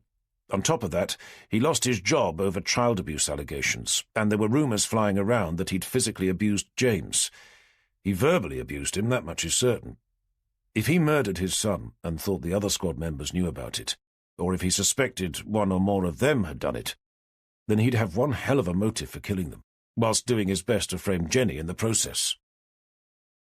Forrester sat back in his chair to steeple his fingers together, his elbows propped up on the armrests. After a few moments, he turned his head to face Vicky. What do you think? I think it sounds entirely plausible, sir. I just need time to get hold of his prints and DNA, Tanner continued, and then run them by forensics to see if they have anything that matches what's been found at the two crime scenes, as well as the phone box. If they do, then I reckon we have our man. But all the evidence is pointing towards this being a woman, Tanner. Even the voice on the 999 call has been confirmed as such. Then maybe it's the man's wife, or maybe it's Kelly Fisher or Carol Mortimer, or maybe the person who'd made the call was exactly as it sounds, someone who just happened to find the body and for whatever reason didn't want to be identified. It could be any number of people. But one thing I do know with absolute certainty, it's not Jenny. The room fell into an uncertain silence as Forrester began tapping his fingers against his tightly closed mouth. To be honest, sir, Tanner continued, driving home his advantage, I think you should be far more concerned that Jenny could be the next victim. If she is, and she happens to be murdered, a much-liked young police officer, one with a faultless record of service who's nearly lost her life in the line of duty, her blood's going to be on your hands, sir. And I'm damn sure Superintendent Whitaker will come to the exact same conclusion, as will just about every newspaper and news media organisation up and down the country. As Tanner was talking, Forrester's lips tightened as his face drained of colour, leaving behind patches of purple spider veins running over his bulbous nose and plump fat cheeks. I do hope, Tanner, that you're not trying to manipulate my judgment by making veiled threats. I'm simply endeavouring to state the obvious, sir. More silence followed, as Forrester and Tanner continued to glare at each other. Pushing his chair away from his desk, Forrester heaved himself up to walk towards the window, where he stared out at the passing cars, his hands clutched behind his back. After a few moments, he turned slowly around to face both Tanner and Vicky. "Okay, here's what's going to happen. Tanner, you have to come up with something substantial against someone other than Jenny, and you have to do it fast. I'm more than happy to provide you with every resource at my disposal, including all the staff working here. I'm even willing to contact HQ to ask for their help. At the end of the day, I'm in complete agreement with you about Jenny. The idea of her being some sort of psychotic serial killer is ridiculous. However, the crimes she's found herself implicated in are far too serious for me to try and sweep under the carpet. If it were to leak out that I'd endeavoured to do so, even for a minute, it wouldn't just be my job on the line. I'd be facing a charge of gross misconduct, closely followed by a criminal charge of obstruction. As would you." Shifting his gaze momentarily towards Vicky, Forrester added, "In fact, anyone who knew what was going on would be. It's for that reason, and that reason alone, that I have no choice but to contact professional standards." The room descended into a cold, hard silence. He was right, and Tanner knew it. Glancing down at his watch, Forrester asked, "Is Jenny in yet?" "She wasn't when I came in, no, sir," he replied, his mind becoming numb to what was going on around him. "Okay, now just to be clear, I'm not saying this, but I think it may be a good time for her to take a few days off. Maybe she could go away for the weekend, somewhere which would mean she'd be out of contact for a while. Perhaps she could send me an email to let me know she's not coming in. Having found no less than 2 bodies in the last week, she'd certainly have good reason to ask for some time off." As it dawned on Tanner what Forrester was proposing, his face visibly brightened. Without responding directly, Tanner turned to make his way towards the door, saying, "Excuse me, sir, but I just need to make a call." Chapter 48. Outside Forrester's office, Tanner shot a look around to see if Jenny had turned up. After poking his head inside the kitchen, he hurried over to Cooper's desk. "I don't suppose there's been any sign of Jenny yet." Noting the conspiratorial tone of his voice, Cooper glanced down at his watch. "Not yet, no." With no real idea if that was good or bad, Tanner thanked him before hurrying outside. With no sign of her car, he pulled out his phone to dial her number. "Please answer," he prayed, pressing the phone against his ear. He was just about to hang up to try again, when Jenny's voice broke over the line. "Hi, John. Yes, I know, I'm late. I overslept." "That's fine," Tanner replied, momentarily adrift on a wave of relief. "Where are you?" "Just passing Beeston Church, about 10 minutes out." "Are you on speakerphone?" "I am, yeah. Why?" "Is anyone else in the car with you?" "No. Should there be?" "I need to talk to you before you come in. Better still, perhaps we can meet somewhere." "You want to meet me before I arrive?" "Mm-hmm." "Sorry, but why?" Instinctively glancing at the entrance doors behind him, Tanner slunk away, making a beeline for the side of the building. "Forrester's upped the stakes for us to find out who's responsible for the murders of Craig Jenkins and Christopher Street." "But I thought I was working with Cooper on the James Boyd investigation." "He wants me to head that up as well." "Oh, okay.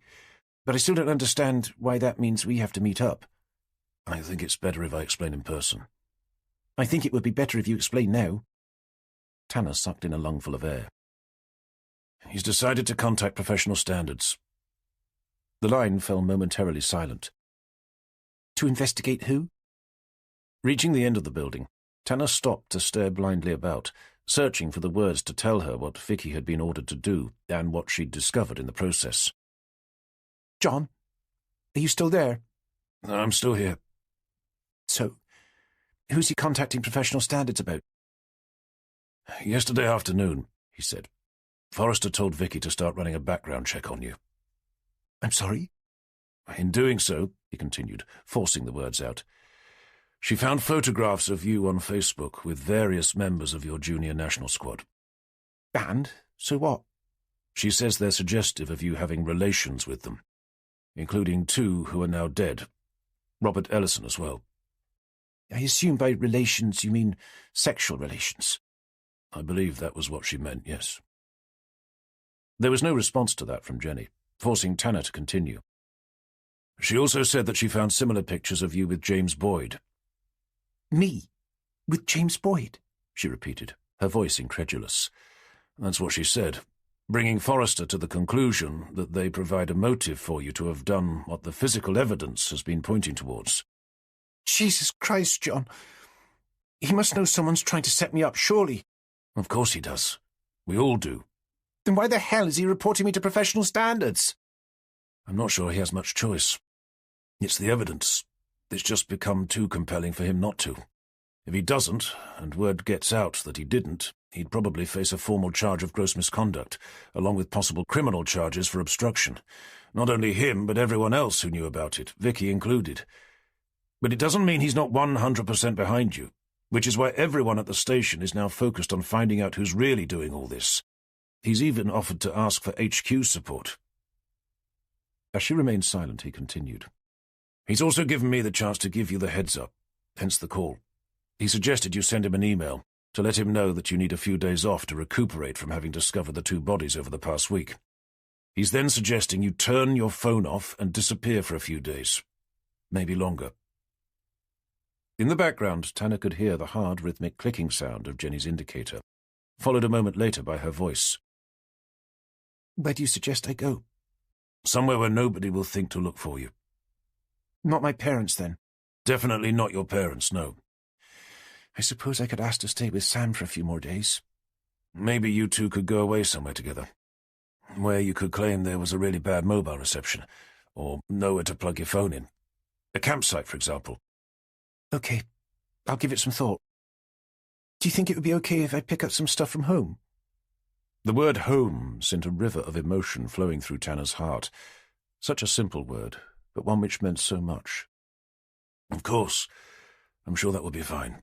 I can't imagine anyone out looking for you for a while. If you do decide to stay with Sam, do you think you could ask her to text me every now and again, just to let me know that you're okay? Yes, of course. But make sure she doesn't mention your name, or where you are, just in case they decide to start monitoring my calls. Sensing the conversation was coming to an end, knowing they'd likely be out of direct communication for a while, Tanner took in a breath. Listen, Jen, I know we've had a rough few days, and I know that I don't say this nearly as often as I should, but I love you. You do know that, don't you? There was a pause before Jenny's voice cracked over the line to say 2 simple words. I know. Chapter 49. Back inside the building, a station-wide briefing was quickly thrown together, resulting in Forrester and Tanner standing in front of the whiteboard. "If I could have everyone's attention," the DCI began, calling the meeting to order. "As I'm sure you're all aware by now, over the course of this week we've allowed our attention to be divided between 2 separate investigations. A cold case centered around the body of James Boyd, and the 2 recent murders of Craig Jenkins and Christopher Street. From this point forward, those 2 investigations are now one and the same. What most of you are not aware of is that the person who found the body of James Boyd, our own D.S. Evans, has since been implicated in the murders of Craig Jenkins and Christopher Street." A collective gasp rose up from the floor, as everyone began staring about, trying to catch a glimpse of the person they all knew so well.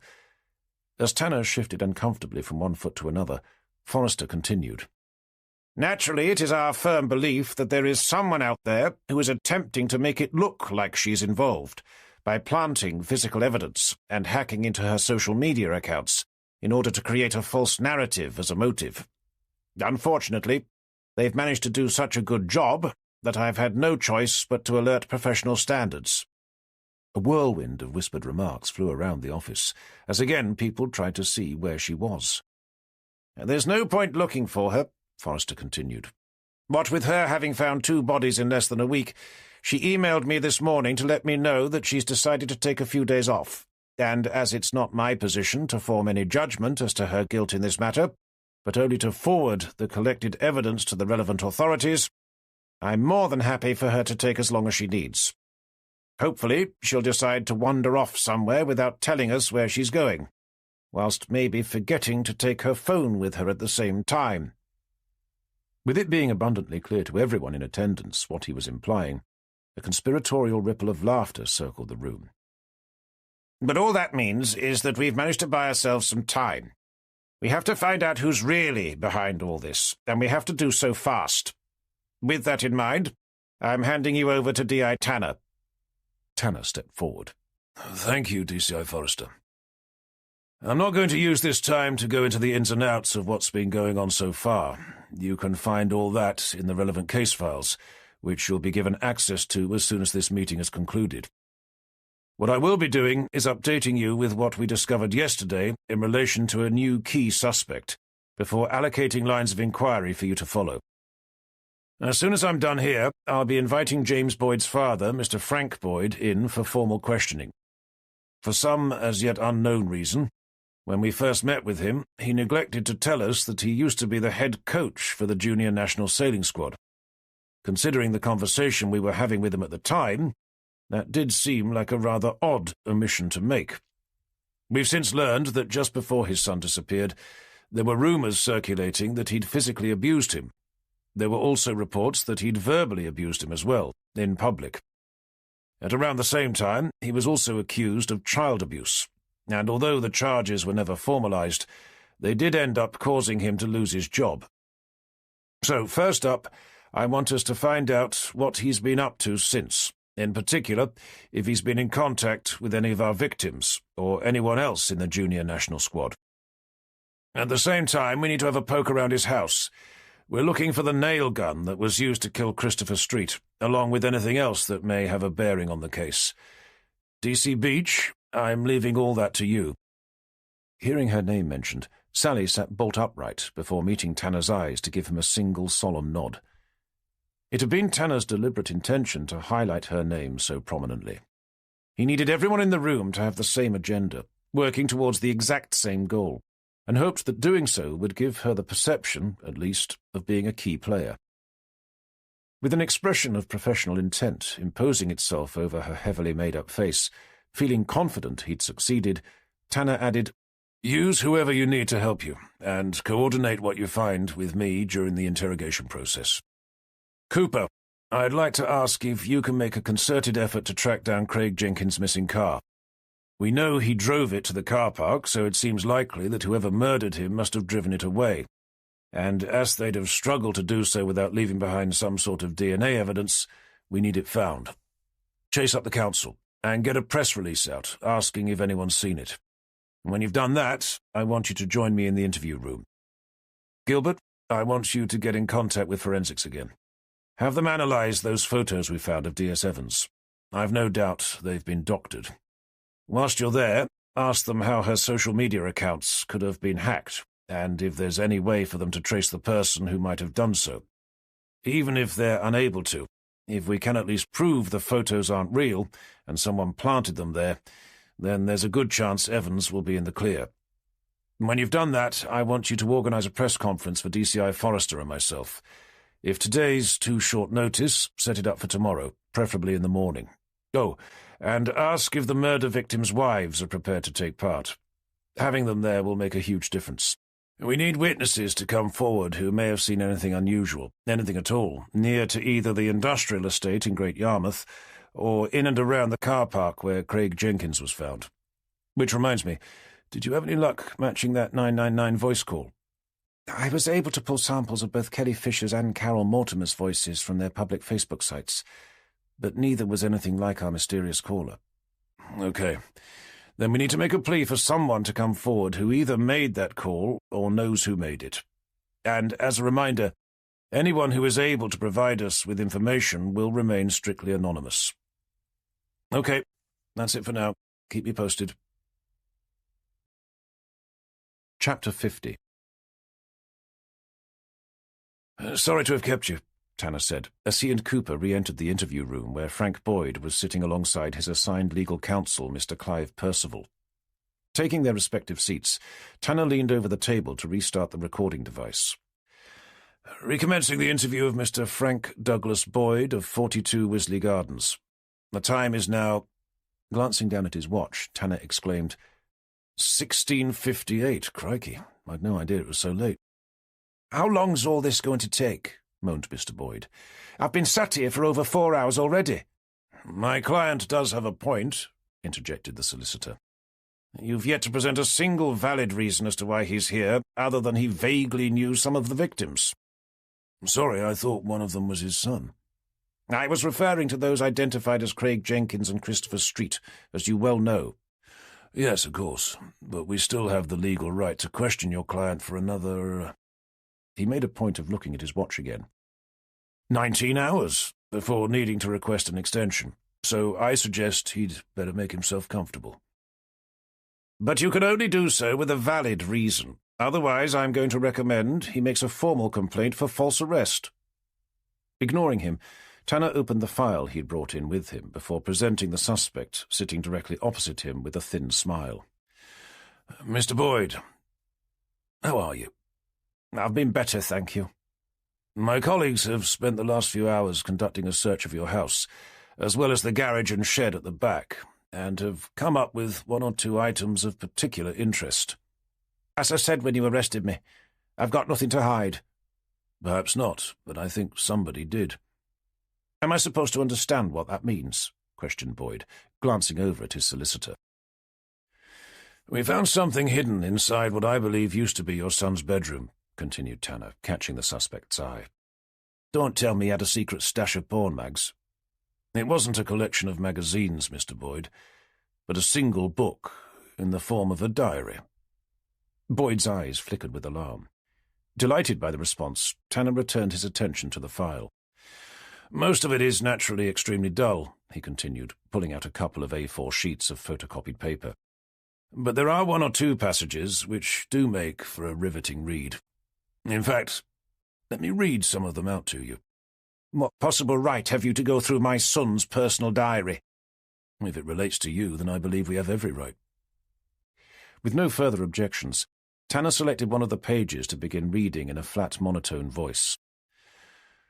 "Sunday, the 22nd of April. My bastard so-called father just beat me up again. This time he used his belt, wrapped around his fist. The guy's a fucking psycho. At least Mum's okay. Tuesday, the 15th of May. Dad just kicked me down the stairs, just because I was trying to help Mum. He even put the boot in when I got to the bottom. Mum's locked herself in the bathroom. I can still hear her crying. I can't stay here, not even for Mum's sake. Shall I go on?" Boyd stared at his hands, his face pale and drawn. Tanner passed the photocopy taken from his client's deceased son's diary for the solicitor to see. "We found something else hidden as well, in the shed at the back of your garden." Removing a photograph from the file, he spun it around and pushed it over the table for Boyd to see. "Do you know what this is?"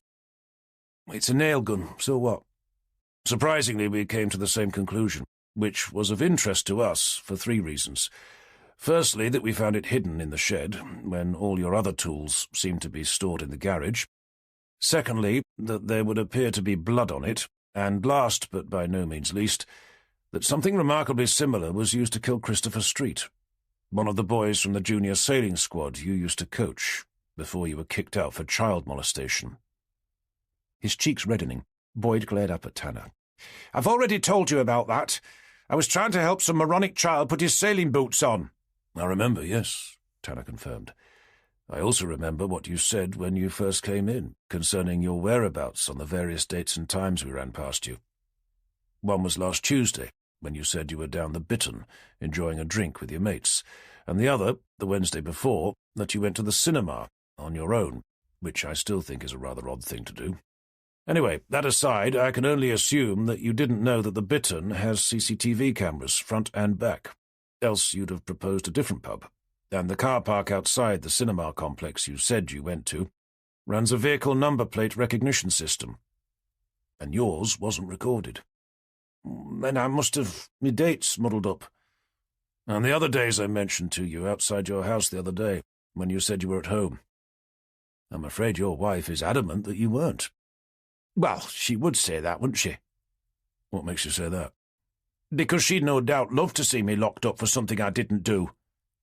What? You mean for beating her up on what would appear to be a fairly regular basis, or for losing it completely to end up murdering your son? Now look! OK, I admit that I used to be a little rough with the wife. A little rough, muttered Tanner, taking notes. And sometimes I may have given James the occasional clip round the ear. Clip round the ear, Tanner repeated, still writing. But there was no way I would have ever hurt him. Not seriously. Taking a further few seconds to finish his notes, Tanner looked up to give Boyd a confused look. Sorry, but I don't suppose you can describe what you mean by not seriously exactly. I mean to the point of killing him. I see. But you are admitting to having beaten him to within an inch of his life, and on a fairly regular basis. Before he had a chance to answer, Mr. Percival placed a steadying hand on his client's forearm, leaning in towards him to whisper something into his ear. For the benefit of the recording, Tanner said, smiling at Cooper, Mr. Boyd is being given verbal advice from his legal representative, who, if he's got any sense, will be telling his client to keep his mouth shut. Chapter 51. Back out in the corridor, Cooper closed the door to quietly ask, "What do you think?" "I think we have our man, but we're going to have to prove it. Get that nail gun over to forensics and ask them to take a look at that blood. Then have someone go through the local CCTV footage for the nights in question. Hopefully we'll be able to find out where he really was." As they walked back into the main office, Constable Higgins leapt out of his chair. "We found Craig Jenkins' car, sir." "Good work, Higgins. Where was it?" "Left in a side street in Erstead." "Okay, I want forensics over there as a matter of urgency." Reaching his desk, he felt his mobile phone buzz. Before sitting down, he fished it out to find a text had appeared from an unknown number, which read simply, "Hi, Sam here. How's life?" Knowing it was Jenny, Tanner smiled before replying, "Good. By the way, I think we've found that thing we were looking for." Pressing send, he only had to wait a moment before it buzzed again. "I knew you would. Keep me posted." "Will do." Kiss, kiss, kiss. Straightening his face, he caught Sally's attention to ask, "How's everything going?" "I've just about finished searching through Frank Boyd's emails," she replied with professional solemnity. "Anything?" "Nothing obvious." "How about you, Vicky? Did you hear back on those photos of Jenny?" "Not yet, no," she replied, picking up the phone. "I'll chase them up. By the way," she added, directing Tanner's eyes towards their DCI's office, "Forrester's got visitors." Looking over to see two tall, thin men, each wearing a suit and tie, Tanner muttered, "Professional standards," as if the words were a personal insult. "Right," he continued, tucking his phone away. "I suppose I'd better see what they're planning to do about Jenny." A minute later, Tanner rapped his knuckles on Forrester's door and barged straight in. "Sorry to bother you, sir," he began, making a point of eyeballing the two unknown men. "It's just that we have news on the prime suspect under interrogation." Half standing, looking distinctly uncomfortable, Forrester made the introductions. "Gentlemen, this is my senior DI, John Tanner, who's leading the investigation we've been discussing. Tanner, this is DI Rawlinson and DS Hadfield, professional standards." Pushing themselves up from their respective chairs, they took it in turns to shake Tanner's hand, the older one asking, "Is that the same investigation your colleague D.S. Evans has been involved in?" "She was, yes, but as DCI Forrester has no doubt told you, we pulled her off the moment we found out she had a personal connection." "That she knew both victims, as well as all the primary suspects?" "At the time, it was just the one victim, Craig Jenkins," Tanner corrected. "And since then, you seem to have amassed what could be considered substantial evidence that she had a direct hand." "We found what could be considered incriminating evidence," confirmed Tanner, "but is far more likely to have been planted, and by the very man we currently have in custody." Directing his attention to Forrester, Tanner continued. "We've unearthed a diary, sir, hidden under the floorboards of his son's bedroom. The contents confirm the rumours at the time, that Frank Boyd had been physically abusing his son. We also discovered a nail gun with signs of blood on it, and Craig Jenkins's car has been found, which forensics are about to take a look at. On top of all that, none of Mr. Boyd's alibis have checked out, so we're making good progress." As he said that, there was another knock on the still-open door, closely followed by Vicky's head. "News back on the photographs, sir," she said, catching Tanner's eye. "They've definitely been doctored." "Can they tell if her Facebook account's been hacked?" "They haven't come back on that yet." "Okay. Well," Tanner continued, re-engaging with the others in the room, "I think that alone proves beyond all reasonable doubt that D.S. Evans is innocent, and someone is trying to implicate her." Clasping his hands together, Forrester beamed a triumphant grin over at the two men. "Well, chaps, it looks like you've had a wasted journey after all. Sorry about that." Ignoring the DCI's comment, the taller of the two plainclothed officers turned to face Tanner. "Assuming you're talking about the photographs of D.S. Evans mentioned in the report, it's also possible that she placed them there herself." Fixing the man's eye, Tanner asked, "And what possible reason would she have for doing that?" "I'd have thought that was obvious. Once she knew she was under suspicion, she created them herself, to leave for you to find. She'd have known you'd check them, to see if they'd been altered, and that you'd subsequently come to the natural assumption that someone else must have left them there, so deflecting suspicion away from herself." "Jesus Christ!" exclaimed Tanner. "Is this how all you lot think about your fellow officers, or is it just you?" The man returned a thin, devious smile. "We don't enjoy it, I can assure you of that. But we do have to approach each case on the basis that the officer under investigation has a good understanding of police procedures, and is therefore able to use them to their advantage." The man turned his attention to Forrester. "We also understand that D.S. Evans hasn't shown up for work today. She emailed me this morning to request a few days off." "I assume you turned her down?" "Actually, I didn't know." "Despite having only just sent over the report detailing the mounting evidence you have against her?" "I only did that in accordance with our code of conduct, Detective Inspector," Forrester replied, taking a defensive stance.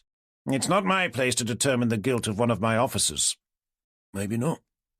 But you had only just identified her as being a prime suspect in a double murder investigation." "Neither is it for me to decide if one of my officers is even a suspect," Forrester continued, forcing himself to remain calm. "All I'm required to do is to inform you of what we've found, which I've done.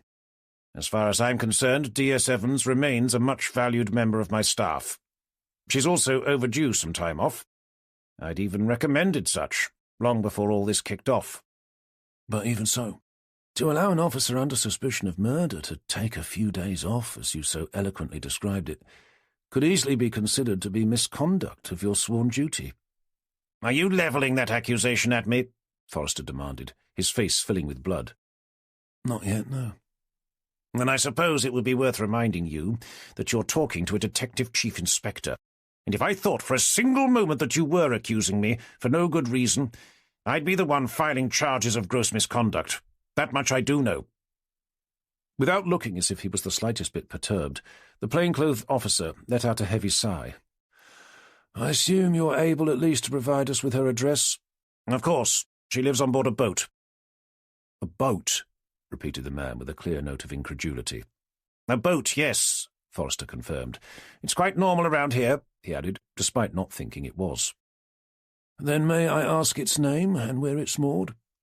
I'm not sure. To be honest, I don't think I've ever asked." "But you must have an address for her?" "Oh, yes, of course. I've even gone to the trouble of writing it down for you." Plucking a folded piece of paper from the top of his desk, he handed it over. "I've included her mobile phone number as well." After staring briefly down at what he'd been given, with a confused frown, the officer looked up to say, "But this is the address for a post office." "That's the address she's provided us with, yes." "It's called Poste Restante," Tanner chipped in with a knowing smile. "What's called Poste Restante?" questioned the man. "The service the post office provides. It's for people with no fixed address, which around here, more often than not, means people who live on boats." "I see. You do know that this won't stop us from finding her," the officer stated, a comment aimed at both Tanner and Forrester. "What on earth makes you think we don't want you to find her?" retorted Forrester, his face a mask of befuddled intrigue. "Right, if that's the way you're going to play it, we'll begin making our own inquiries." I think we'll start with your staff. I'm sure one of them knows where she is, especially once they've been reminded about the consequences of deliberately obstructing an investigation, which, by the way, I think you should all keep in mind. I assume you won't object if we use one of your interview rooms?" Without waiting for a response, the senior officer marched the more junior one out, leaving Tanner to muse. "I take it that was a rhetorical question." After Gilbert had closed the door, Forrester resumed his seat. "I doubt it's going to take long for them to find out that you and Jenny live on the same boat together. So even if you've moved it, you'll end up having to tell them where it is." "Which is why she's not on board." "Do you know where she is?" "Actually, don't answer that. The fewer of us who know, the better. Anyway, I think they've made it abundantly clear what their intentions are, despite what we've uncovered." "I forgot to mention earlier that I've asked for the nail gun to be sent off to forensics," said Tanner. "If the blood matches Christopher Street's, then we've got him." "It would be a start, I suppose, but I doubt it would be enough, not on its own. A defense attorney would simply argue that Mr. Street must have borrowed it one day, which was how his blood came to be on it. Unfortunately, we're going to need a lot more than that, especially when there's so much evidence piled up against Jenny. We have to be able to link him physically to the scenes of the murders. We must just hope that forensics can match either his prints or DNA to what they've already found. Meanwhile, I suggest we find out where he really was on the nights in question, as well as attempt to establish some sort of a motive. Did he kill them because he murdered his son and thinks the victims found out? Or was it because he thinks they were the ones who killed him and he's out for revenge? We're also going to have to establish that Jenny's Facebook account was hacked, and preferably by the person we currently have in custody." Chapter 52. It wasn't until gone 11 that night that Tanner finally got back to his boat. Since the meeting with Forrester and the flurry of activity immediately afterwards, the station's progress had been painfully slow. Nothing more had been unearthed that could tie Frank Boyd directly to either of the recent crime scenes, let alone the murder of his son James. Nor had anything been produced that could be considered to be a motive for him having killed either Jenkins or Street, and time was fast running out. They'd already had him in custody for over 12 hours, which meant that by the time everyone arrived back at work the following day, they'd only have a few hours left before either having to charge him or to seek an extension from the local magistrate. And with the little direct evidence they'd collected so far, he doubted it would be granted. Their only hope now was that forensics would be able to come up with something, preferably more than just a match on the blood found on the nail gun, although even that would help. Having grabbed some food on the way home, Tanner climbed on board to pour himself a generous glass of rum before immediately draining half the contents.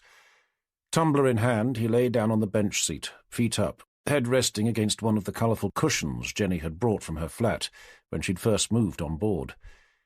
With the tumbler resting on his chest, he spent a few quiet moments allowing his mind to wander as he listened to the rhythmic lap of the water knocking gently against the hull. A ping from his phone woke him with a start. He'd promised himself that he wouldn't lie there for long enough to fall asleep, as he'd done the previous night, but without realizing it, he already had.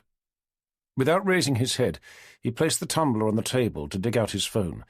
Seeing it was a text from Sam, assuming it to be Jenny, he lifted his head just enough to be able to read it. "All good here. We'll text again in the morning." "Okay, thank you. Sleep well," he messaged back, before placing the phone down on the table. Grateful to hear that she was still tucked safely away, Tanner smiled, resting his head back against the cushion as he did. Closing his eyes, he said to himself, "Just another 5 minutes," and drew in a deep, relaxing breath. Chapter 53. Saturday the 6th of June. Tanner awoke in much the same way as he had the previous morning, sprawled out in the cockpit, in almost the exact same position he'd been in after replying to Jenny's text. Cursing himself, he checked the time. And I've overslept.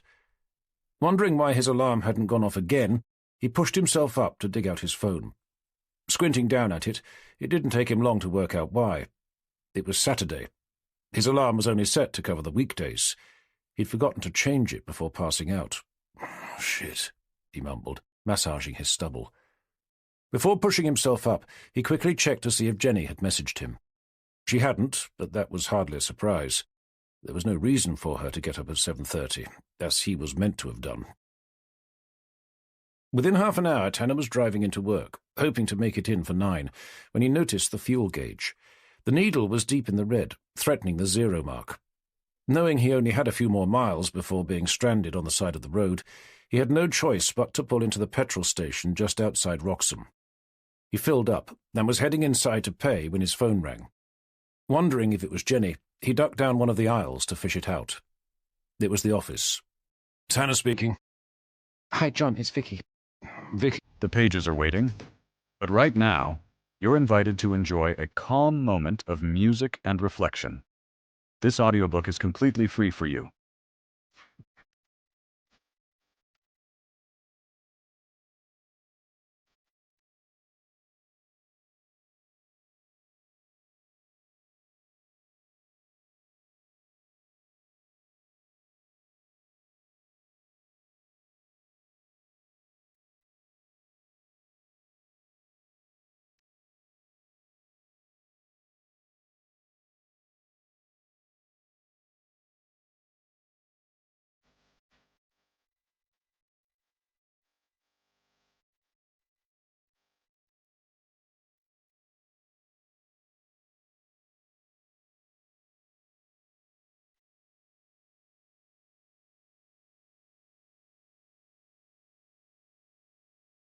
Yes, I'll be in soon. I just had to stop for petrol.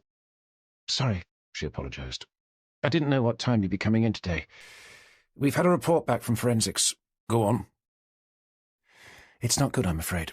They found no evidence that Frank Boyd was at either murder scene, and the blood on the nail gun belonged to him, not Christopher Street. Tanner cursed out loud, causing an elderly customer to glare at him. There's more, I'm afraid, Vicky continued. We found out where he'd been on the nights in question. It was the Snowdon Vale Hotel. Why does that name sound familiar? It's the hotel we've had those reports about. The one being used as a knocking shop for male prostitutes, which would explain why he was so keen to keep quiet about what he was up to. Great. So we're back to square one again. Looks like it, yes. Sorry, sir. What about Jenny's Facebook account? Any news on whether it's been hacked, and by who? Nothing yet, but that was my next call. And Craig Jenkins' car? Again, no, but I'll chase them. Okay, well, as I said, I'll be there in a few minutes. Ending the call, Tanner's thoughts immediately turned to Jenny.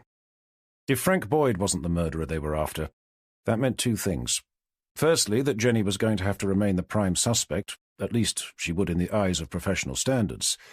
Secondly, and of more concern, was that whoever murdered Jenkins and Street, maybe even James Boyd as well, was still roaming free. If that person knew Jenny hadn't been arrested, despite their best efforts, they could easily change tack, and instead of attempting to frame her, they could decide on a more permanent form of vengeance. After paying for his fuel, Tanner hurried out to his car. With a sudden urge to speak to Jenny, he was about to dial Sam's number when he caught sight of a bullet-grey BMW parked half in, half out of the entrance to the petrol station, causing cars to lean on their horns before steering around to gain entry. With a suspicion that he knew who it was and what they were doing there, he snuck around the pumps to try and get a look at who was inside, without being seen doing so. It was the two officers from professional standards. They'd obviously found out he and Jenny were an item, and with no other way of locating her, had decided to follow him, no doubt hoping he'd lead them straight to her. Sneaky little bastards, he muttered to himself. With his finger poised to place the call, he stopped. From where he was standing, he had a clear view straight through the BMW's windscreen, where he could see the more junior officer in the passenger's seat, staring down at something, his hand pressed against his ear. Having had a few run-ins with professional standards before, during his time down in London, he knew their job had more to do with surveillance than anything else, including the use of the latest tech in mobile phone listening devices. Tucking the one held in his hand back into his suit jacket, he skirted around the pumps to climb back into his car. At this stage, he felt he had no choice but to contact Jenny. The last time he'd updated her was when he'd sent her the text the day before, the one which would have given her the impression that they'd found the person responsible, when in fact they'd done nothing of the sort. For a moment he toyed with the idea of sending her another message via Sam's phone, but rejected it a moment later. If they were monitoring his calls, no doubt they'd be following his texts as well. He had no choice. If he was going to warn Jenny about them, and the fact that the killer was still at large, he was going to have to tell her face to face. That meant losing the tale he'd managed to pick up. Shouldn't be too difficult, he mused, firing up his Jag's oversized V12 engine. Pulling on his seatbelt, he checked the rearview mirror and began pulling slowly out of the garage forecourt. As long as they think I don't know they're following me, it should be a piece of cake. With a mental plan of how he was going to shake them off, he indicated right and pulled out onto the road, heading back the way he'd come, drifting slowly past their car as he did. Once past, he watched them through his rearview mirror. The moment they began the awkward process of doing a three-point turn in the middle of the street, with the noise of belligerent horns being sounded, Tanner jammed his car's accelerator pedal into its plush carpeted floor. The XJS hardly had the best handling in the world, far from it, but its massive engine meant it could outpace most modern, more sensible cars. At least it could in a straight line. As the automatic gearbox dropped down 2 notches, the entire car hunkered down onto the road before surging forward, forcing Tanner's head back against the headrest as he held on to the steering wheel. Speeding past the car in front, with Wroxham disappearing fast behind, he rounded a bend in what had quickly become flat-open countryside, jamming hard on the brakes to slide the 30-year-old XJS into Beeston Church's car park. Doing a handbrake turn on the gravel, he slid the car behind a hedge near to the entrance and waited. It wasn't long before he saw the bullet-grey BMW streak past. Taking his foot off the brake, he crept out. Checking the road was clear, he spun the wheels out and sped back the other way, heading for Wroxham once again, and Sam's flat about 5 miles beyond. Chapter 54. Arriving at the address Jenny had given him the day before, Tanner found a young woman wearing jeans and a coat, lugging a large suitcase into the back of a nondescript car. Tanner caught her eye. "Is it Sam?" "Who's asking?" she replied, slamming the car's boot closed. Wondering how much Jenny had told her about him, he introduced himself. "Sorry, I should have said. I'm John, Jenny's friend from work." The woman eyed him with suspicion. "She wasn't expecting you to turn up here." "I know, yes, but someone may be monitoring my phone," Tanner replied, stepping towards her whilst digging out his ID for her attention. Leaning in to examine it, she looked up to give him a more relaxed smile. "Sorry, yes, I'm Sam. Jenny said there might be people coming around looking for her." "That's not a problem," Tanner replied, returning the smile before looking over at the modern 2-story block of flats they were standing outside. "I don't suppose I could have a quick word with her?" "She's not here, I'm afraid." A prickle of alarm tugged at his heart. "But I thought she was staying with you." "She was, yes. But I'd planned to see my parents this weekend. I did invite her to join me, but she got a better offer." "Who from?" "Bob, or Rob, something like that." "Robert Ellison?" The knot in his stomach tightened. "I think so, yes." Tanner's face drained of colour. If the murderer was Ellison after all. Turning to race back to his car, he called out, "When did she leave?" "Oh, it was only about half an hour ago," Sam replied, somewhat surprised by his reaction. Reaching the car, Tanner tugged open the door, then turned back to face her. "If she calls you, tell her that she has to contact me. Is that understood?" "Well, yes, but is she all right?" "Just tell her to call me," Tanner reiterated, before ducking inside to start the engine, spin the car around and race off, leaving Sam standing with her mouth half open, a cloud of burnt rubber hovering in the air in front of her. Chapter 55. Cursing the traffic, Tanner drove as fast as the narrow country lanes would allow, heading for the mansion he had visited before. A little over 10 minutes later, he was indicating left, looking for the hidden entrance that marked Ellison's residence. Seeing the familiar opening set within a bank of trees, he turned in to see Jenny's car parked beside the same 3 that were there when he'd been before, just beyond the ornate centrepiece fountain. Pulling up next to them, Tanner climbed out to take in the immense Edwardian pile, noting how run down the place looked in the cold light of day. Black paint flaked off the dozens of window frames, a drainpipe had come away up near the gutter beneath the roof, and ivy had been left to crawl freely along the walls. There were even a few broken panes of glass, and the gravel-lined driveway Tanner was standing on was strewn with weeds. What he couldn't see was any sign of Jenny. In fact, the whole estate seemed unnaturally quiet. Even the security cameras were lifeless and still. Stepping over the drive towards the arched wooded front door, over which age-old varnish rippled and peeled, Tanner searched for a bell. Where he thought there should be one were only a couple of rusty old wires poking out through the doorframe.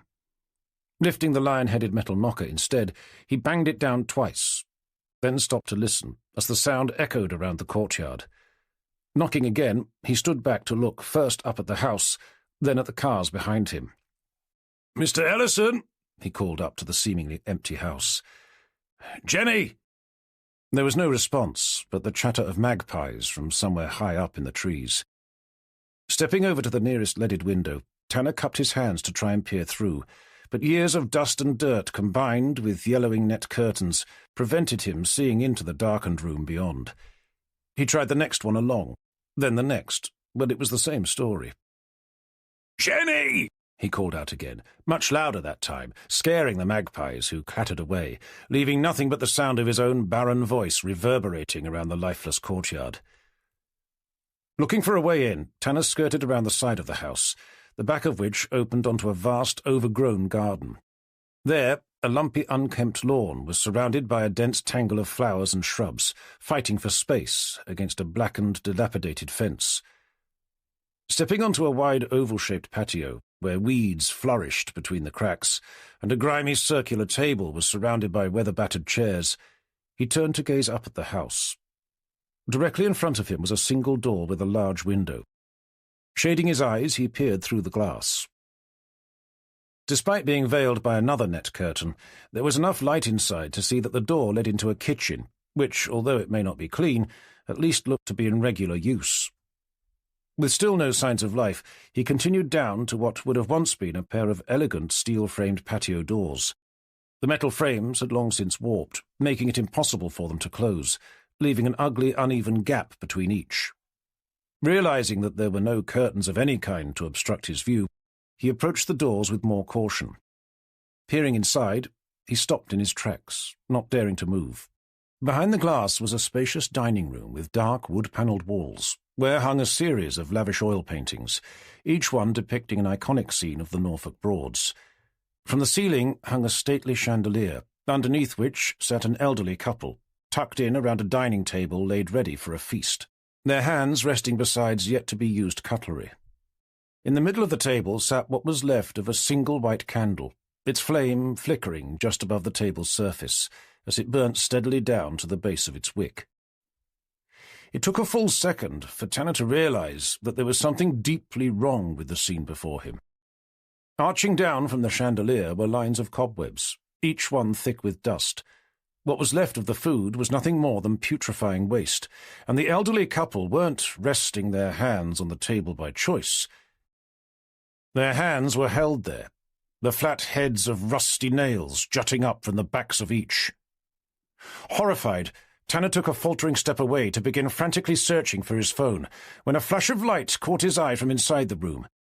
Glancing back, he saw a purple flame emanate out from the table's centre, rippling over the surface as it raced towards the elderly couple's frail, outstretched hands. Realizing the candle had been used as a fuse to light either petrol or paraffin, unable to think of anything but the lives of the couple inside, Tanner leapt over to the patio's dilapidated furniture. Fetching up a chair, he hurled it at the patio doors, shattering the glass on impact. Tumbling in after it, he reached out for the man seated with his back to the doors, who remained motionless, despite the fact that his clothes were already ablaze. It was only when Tanner grabbed hold of his collar to try and drag him back that he realized that he was nothing more than a dried-up corpse, a withered skeleton wrapped in paper-thin skin. As the flames leapt off the table down to the floor, Tanner's mind returned to the person he'd come in search of. Abandoning the bodies now consumed by flames, he forged his way through to the back of the room, flinging himself through the open door at the end. Slamming it closed in a bid to stop the fire from spreading, he stumbled into a vast opulent entrance hall where no less than 2 sets of opposing stairs swept up to the balconied floor above. "Jenny!" he bellowed, spinning around. "Are you in here?" Hearing nothing in response but the sound of his own voice echoing its way through the seemingly empty house, he dived towards the first door his eyes fell upon. Barging into a room shrouded in darkness, he stopped and stared about, giving time for his eyes to adjust to the low level of light. He was in some sort of artist's studio, with an empty, paint-splattered easel propped up in the corner. Littering the floor were discarded pots and tubes, and covering the walls were dozens of paintings and drawings. Some made using harsh, bright colours, others sketched with seemingly violent rage. But what made Tanner stop, his heart pounding hard, was that they were all of the exact same person. Feeling his knees buckle, he turned to wrench open the heavy cloth curtains drawn over the window. With the room flooding with light, he looked again at the artwork plastered over the walls, desperate to discover that his eyes hadn't been painting pictures of their own. But the influx of light only served to confirm his deepest, darkest fear. Chapter 56. Plunging his hand down into his suit jacket's inside pocket, he dragged out his phone, woke it up, and with trembling hands put a call through to D.S. Gilbert's direct line. "Vicky, it's Tanner. Jenny's not here," he began, the words tumbling out. "Her car is, but she's not. Just pictures of her stuck all over the walls, and the dining room's on fire where his parents are. I need the fire brigade and backup. I'm going to keep looking, but the place is huge. If the fire spreads before I find her—" "John, stop!" Vicky demanded. "You're not making any sense. Where are you?"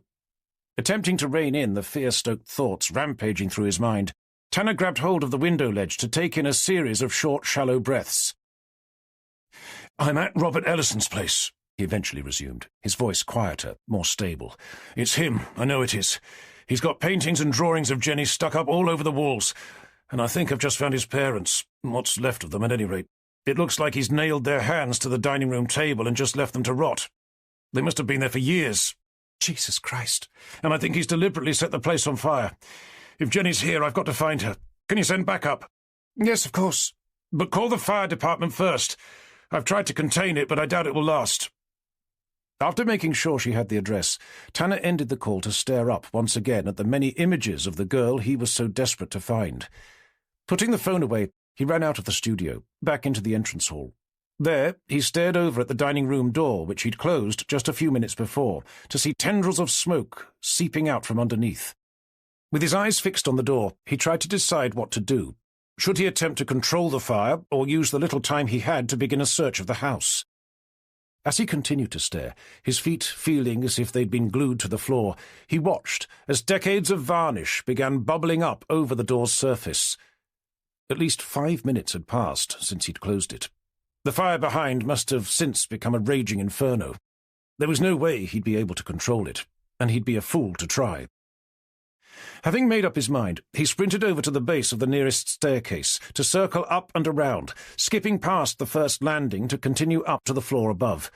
There he began flinging open the doors, diving inside the rooms beyond to conduct the most basic of searches, all the while calling Jenny's name, hoping she'd be able to respond in some way to let him know where she was. But every room was the same as the last, void and empty, each covered in a dense tangle of spiderwebs, weighed down by a lifetime of dust. None of the rooms looked as if they'd been used in years. They certainly didn't seem to be hiding the girl for whom he was searching so frantically. By the time he'd finished checking through the uppermost floor, the air was already thick with smoke, catching at the back of his throat. He was halfway down the stairs to begin searching the floor below when he stopped to glance up.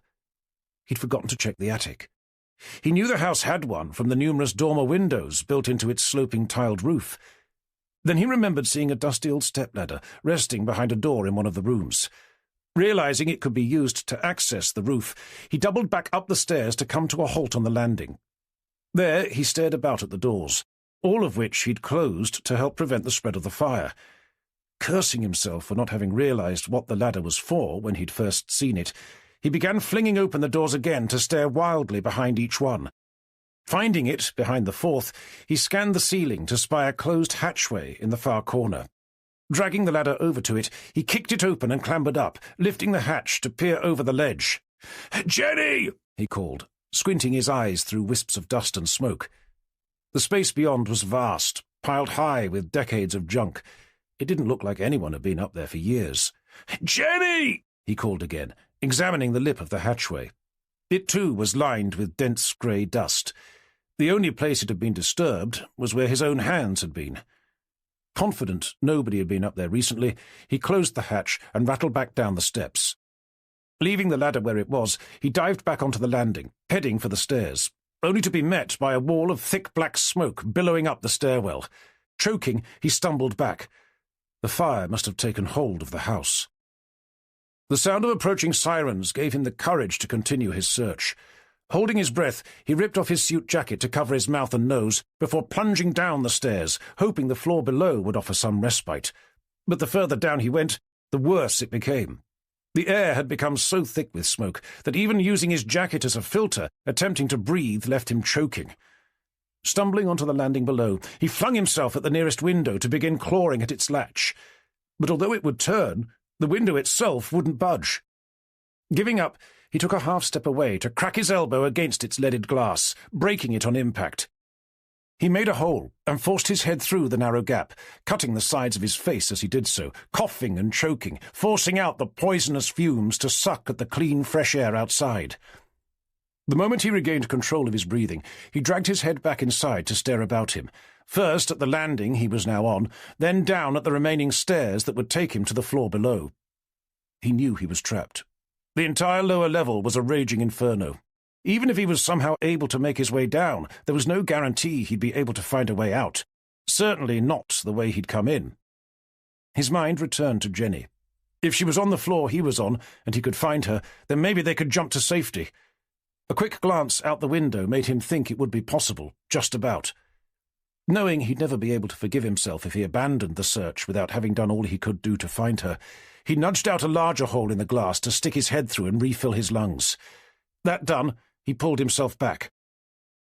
Just as he turned to resume his search, a blast of searing white heat slammed into his chest, knocking the breath from his lungs to leave him suspended in the air, the scream of a drill filling his ears as it burrowed down into the depths of his brain. Chapter 57. Tanner awoke, gasping for air, but something was being held over his mouth. He fought to wrench it off, only for it to be forcibly put back on, as a stranger's voice began repeating his name. "Mr. Tanner! Mr. Tanner! Can you hear me?" Tanner nodded before trying to speak, only to begin coughing with painful fury, ripping what he found to be a plastic oxygen mask off his face. "Just relax, Mr. Tanner," the stranger continued. "You're going to be fine." As memories of where he'd been began flooding his mind, through a rasping voice he asked, "What happened? Where am I?" "You're in the back of an ambulance, Mr. Tanner. You've just been pulled off a garage roof." "Jenny!" he exclaimed, lifting himself up to peer out through the ambulance's open back doors, beyond which he could see what used to be Ellison's stately home, but was now nothing more than a smouldering ruin. "Did they find Jenny?" The paramedic began. "I'm not sure. I think you'd probably best ask the fireman." Assuming that to be permission for him to leave, Tanner attempted to sit up. "I didn't mean now," stated the paramedic, resting a hand on his shoulder to prevent him from moving. "You're in no state to be going anywhere." "I'm fine," Tanner insisted, pushing the man's hand away. "You may feel fine, Mr. Tanner," the paramedic informed him, replacing his hand, "but I can assure you that you're anything but. You've got at least one fractured rib, a perforated eardrum, lacerations to your face and neck, and significant bruising of your spinal column. I suspect you're also in shock, as well as being concussed.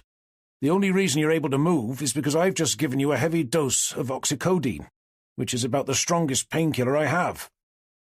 As he scowled down at his arm, where there was a tube leading up to a saline drip, Tanner's eye caught sight of a bald-headed man peering in through the doors at them. He knew it was Forrester, but he looked nothing like he'd ever seen him before. His rotund face was tired and drawn, his eyes were bloodshot, and his skin was smeared with thick black soot. "How's he doing?" the DCI asked, directing the question at the paramedic. "I'm right here," Tanner stated with disgruntled resentment. "And I'm fine, thank you for asking.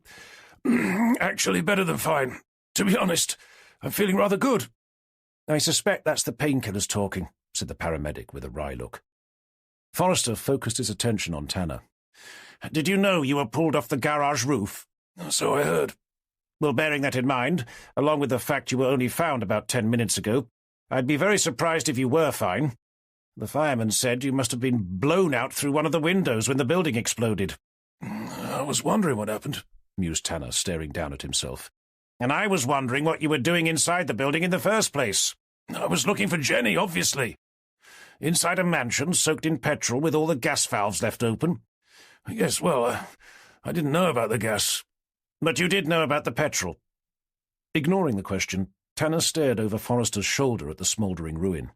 There he could see Cooper, Vicky, even Sally Beach picking their way around the edges of the blackened debris, alongside uniformed police officers, firefighters and forensics.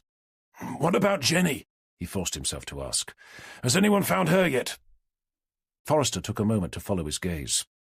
We've discovered the remains of 2 people, a man and a woman, near the back of the house, but Dr. Johnston thinks they're too old. I think they were Ellison's parents.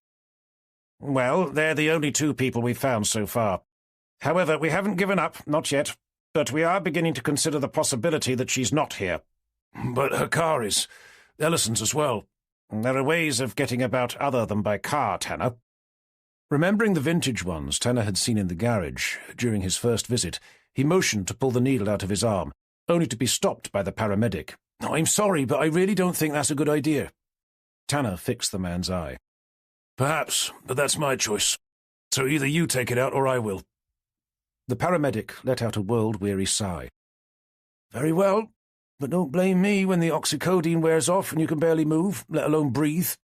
With the needle removed, it was only when Tanner began climbing off the bed and out through the back of the ambulance that he had a taste of what the paramedic had warned him about. Placing any weight on his arms left his chest feeling like it was being compressed by a vice, and the second he tried to stand, the lower half of his spine ached under the strain. Watching him wince with pain, Forrester took a steadying hold of his arm, helping him down. Are you really sure you should be doing this? I have to find Jenny, Tanner muttered, his jaws locked with resolute determination. No, Tanner, we have to find Jenny. Okay, fine. But there's no bloody way I'm going to allow myself to lounge around in bed whilst you do so. Fair enough. But can you even walk? No offence, sir, but of course I can bloody walk, Tanner fumed, his voice raised in angry frustration. Pushing himself away from Forrester, he began limping over to the line of stable-like garages. There he peered in through the windows, just as he'd done the first night he'd been there. But the view through each hadn't changed. The same 2 cars were still there, as was the boat. Finding his phone, he first tried Jenny's number, only to hear what he'd expected, that the line was unavailable. He then placed a call through to Sam. Hi, it's John, Jenny's friend. Oh, yeah. Hi, John. Did you manage to find her? No, not yet. I assume she hasn't been in contact with you. Not since I saw her this morning, no. I don't suppose she said anything before she left. Like what? Like if she was planning on doing anything with the guy she went over to stay with. The phone fell silent for a moment before Sam's voice came back over the line. She did mention something about going to the 3 Rivers, if that's of any use. Going to or taking part in? Tanner questioned, his interest most definitely piqued. I'm not sure. I assumed it was a pub. Thanking her for her time, Tanner ended the call. If Jenny had meant the 3 Rivers race, having taken part the year before, with Jenny helming and him doing his best to be a competent crew, he knew exactly what it was. A non-stop weekend-long regatta, the entrance of which had to navigate around a complex 50-mile course comprising the rivers Bure, Ant and Thurn, making decisions as to which route to take based on tide tables and the ever-changing wind direction. With hundreds of boats taking part, most of which would sail through the night, it would be the perfect place for Ellison to keep her hidden, at least long enough to... Seeing Forrester deep in conversation with his colleagues, their faces smudged with soot, Tanner began hobbling his way over to them. "Anything?" he called out, catching their attention. "I'm sorry, John," Vicky replied, her face a blackened mask of disappointment. "Then you must have taken her somewhere else. I don't suppose anyone knows if the 3 Rivers race is on this weekend?" "It is," Forrester confirmed. "We've got patrol boats out to keep an eye on them. Why?" "I just spoke to Sam, one of Jenny's friends. She said Jenny mentioned something about going to the 3 Rivers. She thought it was a pub, but I suspect Jenny meant the race." Directing his attention over towards Vicky and Sally, Tanner asked, "Do either of you know if Ellison owns a sailing boat?" Sally shook her head. "I didn't find anything about one." "Vicky?" "Nothing came up, no. But I can't say that we were looking for one." "Okay. Can you give the Broads Authority a call? See if they have anything registered under his name. Of course. Tanner turned to Forrester. I'd like to head over to Horning Sailing Club. That's where the race starts, and that's where they'd have to sign on, if they're taking part. If they are, then at least we'll know where to find them. Okay, but you're not driving. Cooper can take you. I'm quite capable of driving myself, thank you, sir. It's not up for discussion, Tanner. It's either that or you stay here and Cooper can go on his own. Fine, Tanner snapped, and without waiting for his unwanted chauffeur, began making his way over the courtyard, skirting his way around the various emergency vehicles as Cooper followed behind. Chapter 58. Driving into the heart of Horning, where the village's ancient narrow streets heaved with tourists and cars alike, Cooper soon gave up looking for somewhere legal to park. The moment he managed to squeeze his way past the entrance to the Swan Inn, he turned left onto a pedestrian track, to leave the car on an area of grass littered with picnic tables and people alike. Ignoring the many disapproving glances from families having their lunch, Tanner heaved himself out to follow Cooper as fast as his various injuries would allow, heading for a footbridge at the end of the track, above which was a sign for Horning Sailing Club. Crossing a narrow dike, they picked their way through a group of wetsuit-clad young sailors, chattering with excitement as they strained at the handles of a line of dinghy trolleys. They soon entered a white wooden building, offering open views over the River Bure, to find a table behind which sat two elderly gentlemen, one of whom was squinting at the screen of a laptop, whilst the other collected together what looked to be a pile of entry forms. Clearing his throat, Tanner pulled out his ID. Excuse me, gentlemen. Detective Inspector Tanner and Detective Inspector Cooper, Norfolk Police. The elderly men stopped what they were doing to stare up at Tanner, mouths hanging open. Remembering the state he was in, and that they weren't the only ones gawping at him, Tanner lowered his voice. We're looking for a couple of people who we believe may be taking part in the Three Rivers race. Oh, yes, queried the man in charge of the laptop. We've just finished entering everyone's names onto the computer. Who are you looking for? It'll be either a Robert Ellison or a Jenny Evans. Ah, well, I know Jenny, of course, but I can't say I remember seeing her here. What was the other person's name again? Robert Ellison. Hold on, I'll have a look, but it might be a while. We've had a record entry this year. Over 200 boats.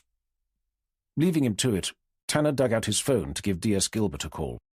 Vicky, it's Tanner. We're at Horning Sailing Club. How'd you get on with the Broads Authority? They don't have anything registered under the name of Robert Ellison, but there was one listed under another Ellison. We think it might be his father, but it was a few years ago. Did they say what sort of boat it was? A Broad sailing cruiser, 38 foot. At the time, it was moored at a place called Percy's Island. Where the hell's that? Opposite the Swan Inn. I don't suppose the boat has a name. Providence. Thanking her, Tanner ended the call. Turning back to the table, he caught Cooper's eye. Anything? Nothing yet. We have a Robert Alderson, if that's of any use, offered the elderly gentleman, squinting at the screen. Nothing for either Ellison or Evans? Nothing, no, sorry. How about boat names? Do you have a record of them? We asked, but not everyone gave one. Can you have a look for a boat called Providence? Providence, muttered the man, returning his attention to the screen. Repeating the name again, a few moments later he glanced up to say, Not that I can see, no, but as I said, not everyone left one. Tanner sighed, tapping his fingers against the top of the table. He could have signed on under a different name, Cooper proposed. Tanner gave him a nod of agreement. He could have, but it doesn't help our cause much. What did Vicky say? Only that the Broads Authority don't have a boat registered under Ellison's name, but his father had. It's supposed to be moored just downriver from here, somewhere called Percy's Island, opposite the Swan Inn. And that's the one called Providence? Mm-hmm. But it was a while back. It could easily have been sold since then. Or maybe his son hasn't bothered to keep up its registration fee. Staring out through the club's large, white-framed windows to the Bure beyond, Tanner reached a decision. I think we need to check out that mooring, to see if it's there. And if it isn't? Then either it's been sold or Ellison's got Jenny holed up in it, out there somewhere. Either way, we're going to have to take a look.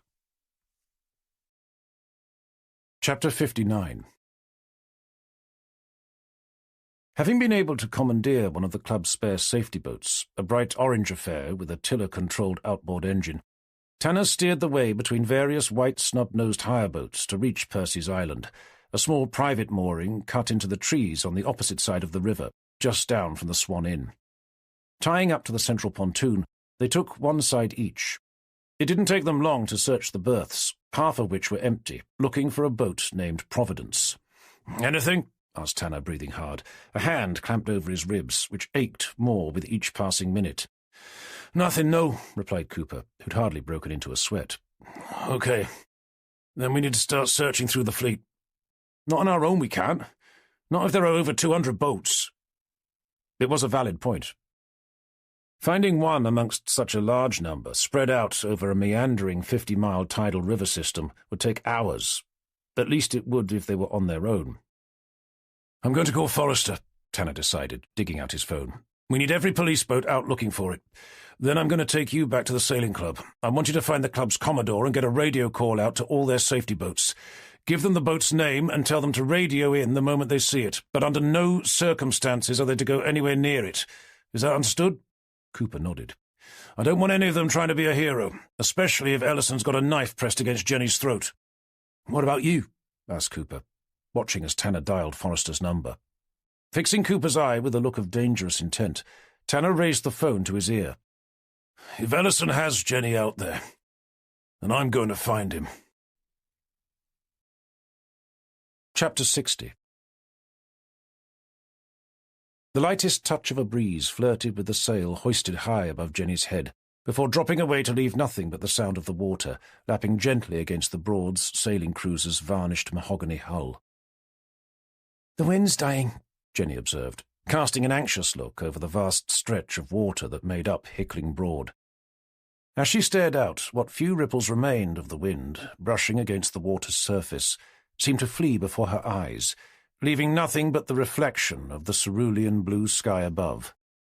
Sitting cross-legged on top of the coach roof, a large folding sailing knife in her hand, she returned to her job of prizing open a stubborn knot caught in one of the mooring lines. With the knot finally giving way, she closed the knife to throw down for Ellison to catch, before gazing up at the small flag hoisted at the very top of the mainsail. "I think I may have been wrong about coming this way," she eventually said. "In hindsight, we should have gone south like everyone else." "Well, it's too late now," Ellison remarked, dropping the knife into his shirt's open breast pocket. "The tide won't be in our favour either when we sail out," added Jenny, chiding herself for having made what she now knew to have been a major tactical error. "That's if we can sail out.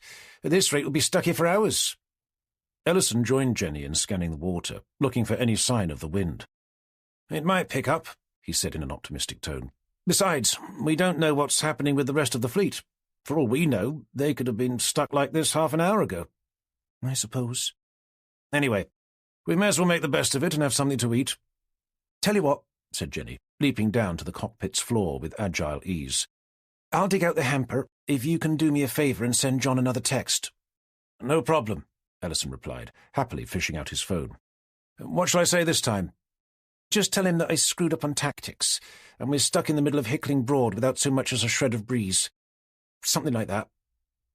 Seeing Ellison take his hand off the boat's curved steel tiller to begin tapping his thumbs over the screen, Jenny ducked down the companionway steps into the gloomy wood-enclosed cabin below.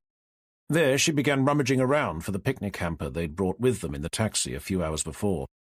Discovering it under the table, she reached down to prize it out, just as Ellison made his way down the steps to join her. "It was on the floor," she said, placing it gently down on the table to begin wrestling with one of two brass buckles holding the lid's leather straps in place. My fault," Ellison apologized. "I should have made it more secure."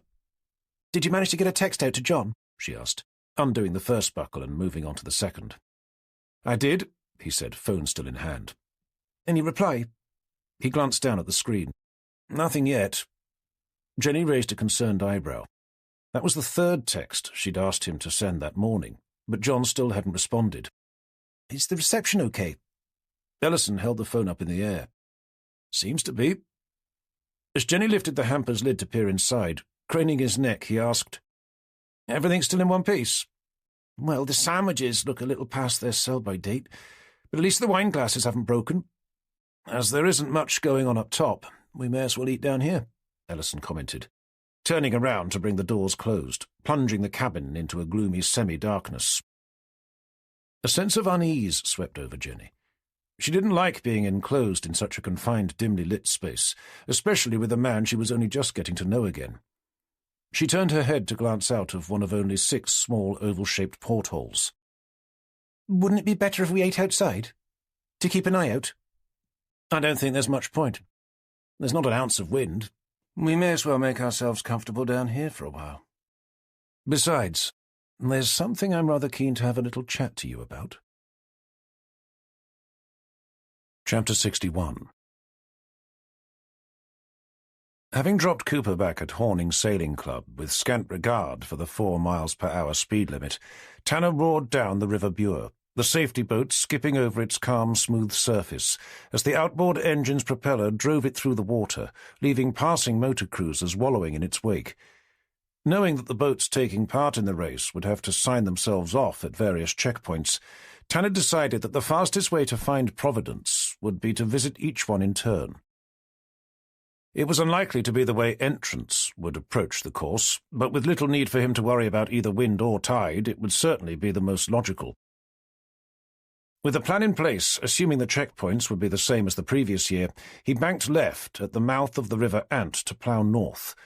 Finding only a handful of small sailing dinghies, he sped back around, blasting back to the Bure before taking a sharp right towards the checkpoint at the entrance to South Walsham Broad. With no sign of Providence there either, he spun round again to fly over the water, back up to the Bure to turn right, heading for the mouth of the River Thurne.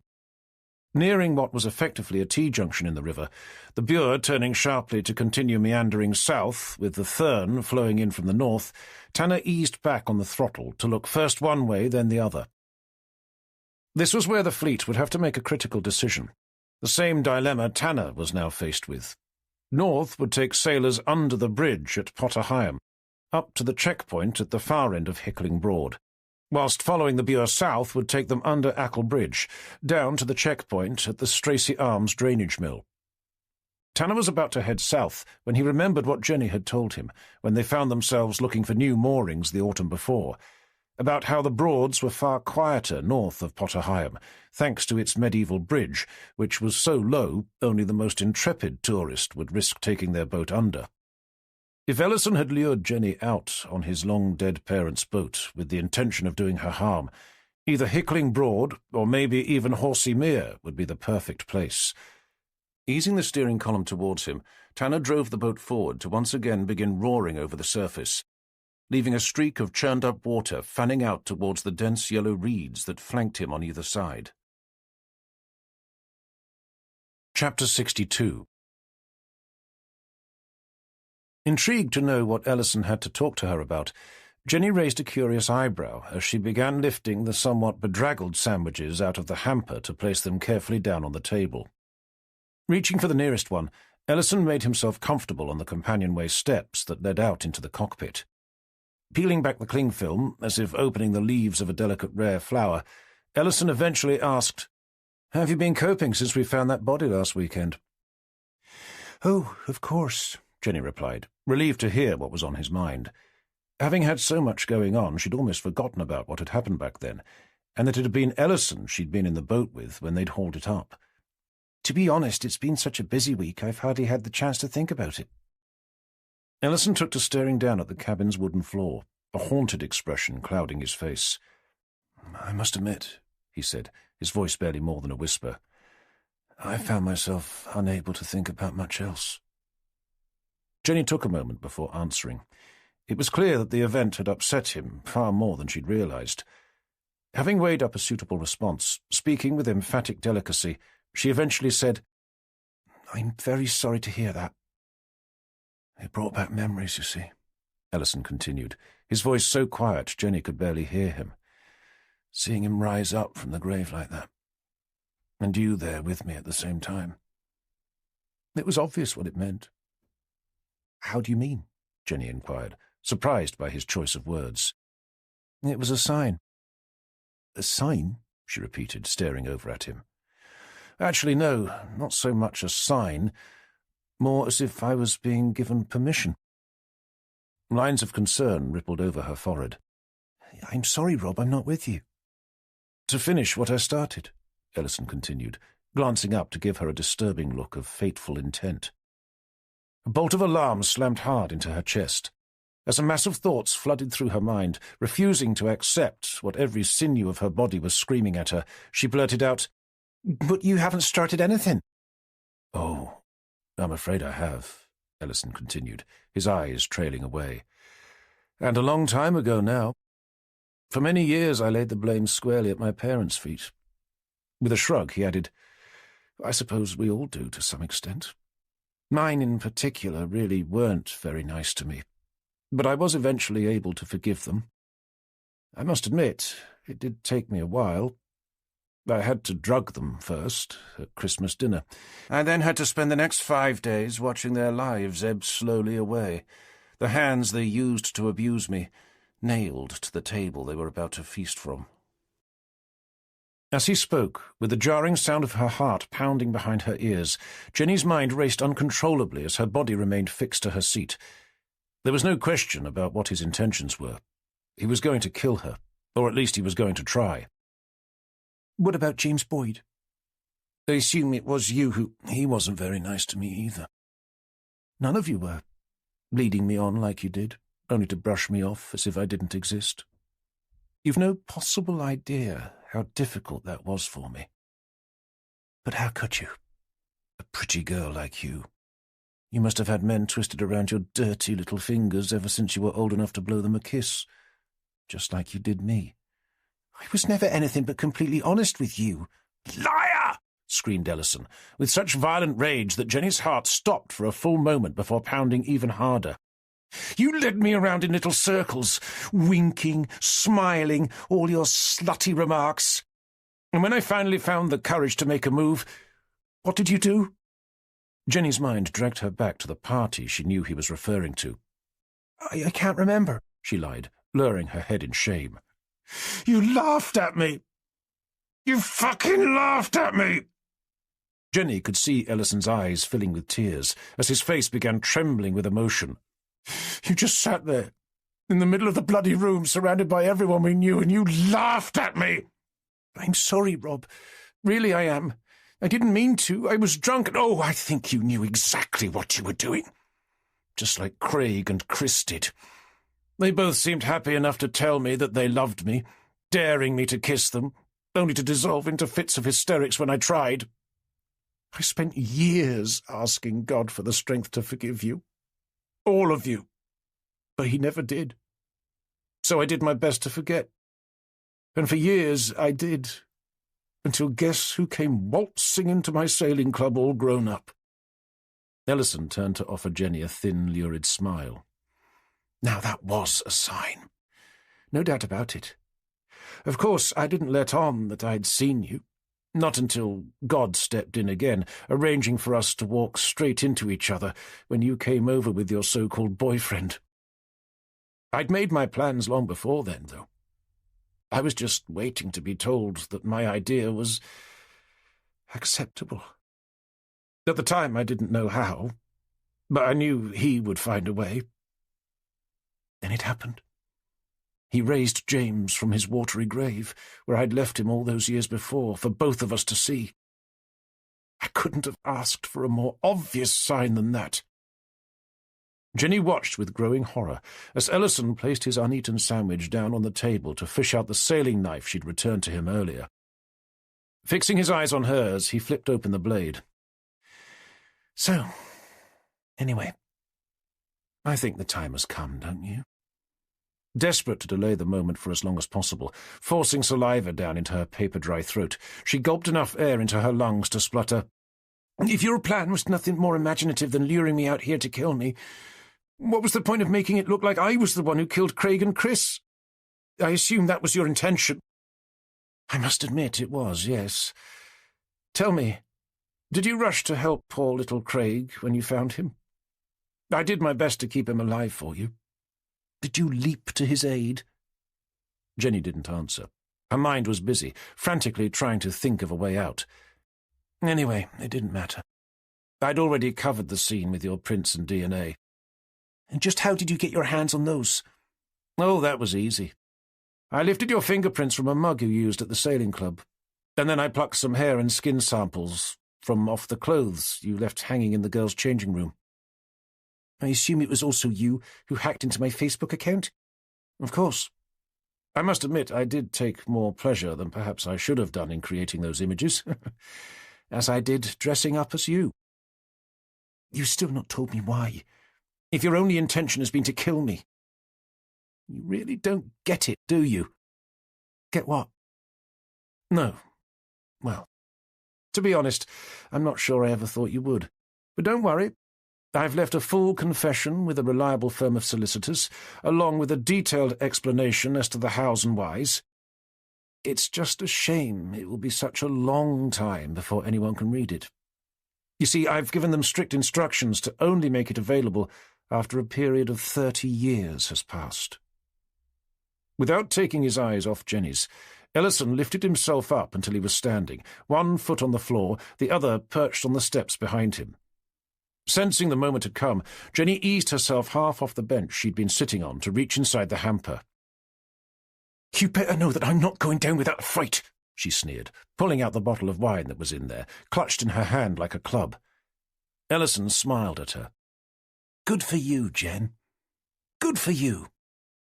But I'm afraid to say that your life here on Earth is very far from over. Mine, on the other hand, is about to come to a glorious end." "But, wait, what?" Ellison spread out his arms, the blade of the knife glinting in his hand. Gazing up towards the roof, through a joyful grin he began to speak. "Out of the depths I cry to you, O Lord. With shouts of grateful praise I sacrifice myself. Stop, wait, what are you doing? What I have vowed I will now make good." Closing his eyes, Ellison plunged the knife deep into his chest, letting go to leave the handle jutting out, as a dark stain of crimson blood spread out over his shirt. Jenny could do nothing but stare, her eyes wide, her skin the colour of stone. His stance faltering, Ellison staggered forward, a hand taking his weight against the table's edge. Spitting out blood that bubbled up through his open mouth, taking short, rasping breaths, he leered down at Jenny. "The chasms of hell await you, my dear, but not before Earth's cold bars of steel." As he bared his blood-stained teeth in a wide, demonic grin, his supporting arm gave way, sending his body crashing down onto hers, his final words puncturing Jenny's very soul as her fractured mind began to scream. Chapter 63. Ducking his head as he steered the safety boat under the low central arch of Potterheim's ancient medieval bridge, Tanner continued to tear his way up the Thurn, his eyes peeled for any large wooden yachts as he did. When he made a sharp left-hand turn into the cut which led up to Hickling Broad, the water opened up before him, and he eased back on the throttle's twist grip to stand up in the boat and peer around. Up ahead he saw a traditional broad sailing cruiser, its giant canvas sails hanging listless in the stagnant summer air. Screwing up his eyes, he tried to read the ornate gold lettering emblazoned across its stern. Unable to see, he returned to his seat to twist the throttle the other way. As the boat surged forward once again, the slender figure of a girl emerged from its cabin, her hands guiding strands of hair from out of her eyes. It was Jenny. "Oh, thank God," Tanner muttered, raising a hand to wave at her. Seeing her wave back, he slowed the boat down to call out, "I was worried about you. Are you okay?" It was only then that he saw the blood. Her clothes were covered in it, and she hadn't been brushing hair away from her eyes, but torrents of mascara-filled tears, leaving blackened, smudged streaks down either side of her desperately pale face. Fighting against a tidal wave of panic, Tanner slammed the safety boat into the side of the yacht, wrenching out the kill cord, leaving the engine choking to a halt. "Are you hurt?" he cried, leaping up to tie the boat up. Her reply came through short, juddering breaths. "It's Rob. Robert Ellison. He's... she spluttered, an unsteady hand pointing into the cabin below. "He's what?" Tanner demanded, leaping on board. "He's stabbed himself. Down there in the cabin." Taking her shoulders in his hands, Tanner sent a questioning look down into her tear-filled blue eyes. He stabbed himself? Jenny nodded, her body trembling under his touch. Was he still alive? I think so. She turned her head to stare back down. With sudden clarity of thought, she stared back into Tanner's face. You've got to help him, John. You can't let him die. If he had the good sense to try and kill himself, I fail to see why I should help him. Because his blood, she stammered, staring down at her clothes. I'm covered in it. And the knife he used, she continued. He'd given it to me just before. My fingerprints will be all over it. Okay, listen, try not to worry. Everyone at Wroxham is fully behind you, Forrester included, and I'm going to give Commander Bardsley a call. He's bound to know a good lawyer. I don't want a lawyer, Jenny declared, fixing Tanner's eyes. I need Robert Ellison alive. But Jen, if he's psychotic enough to stab himself just to get you locked up for his murder, were we to help him, he's just going to tell everyone that you tried to kill him. That's attempted murder right there, and it will only add to the evidence that you killed the others. I really think we're better off with him dead. You've got no idea just how demented the man is. He told me he's left his confession with some lawyers, but they're not allowed to make it public for another 30 years.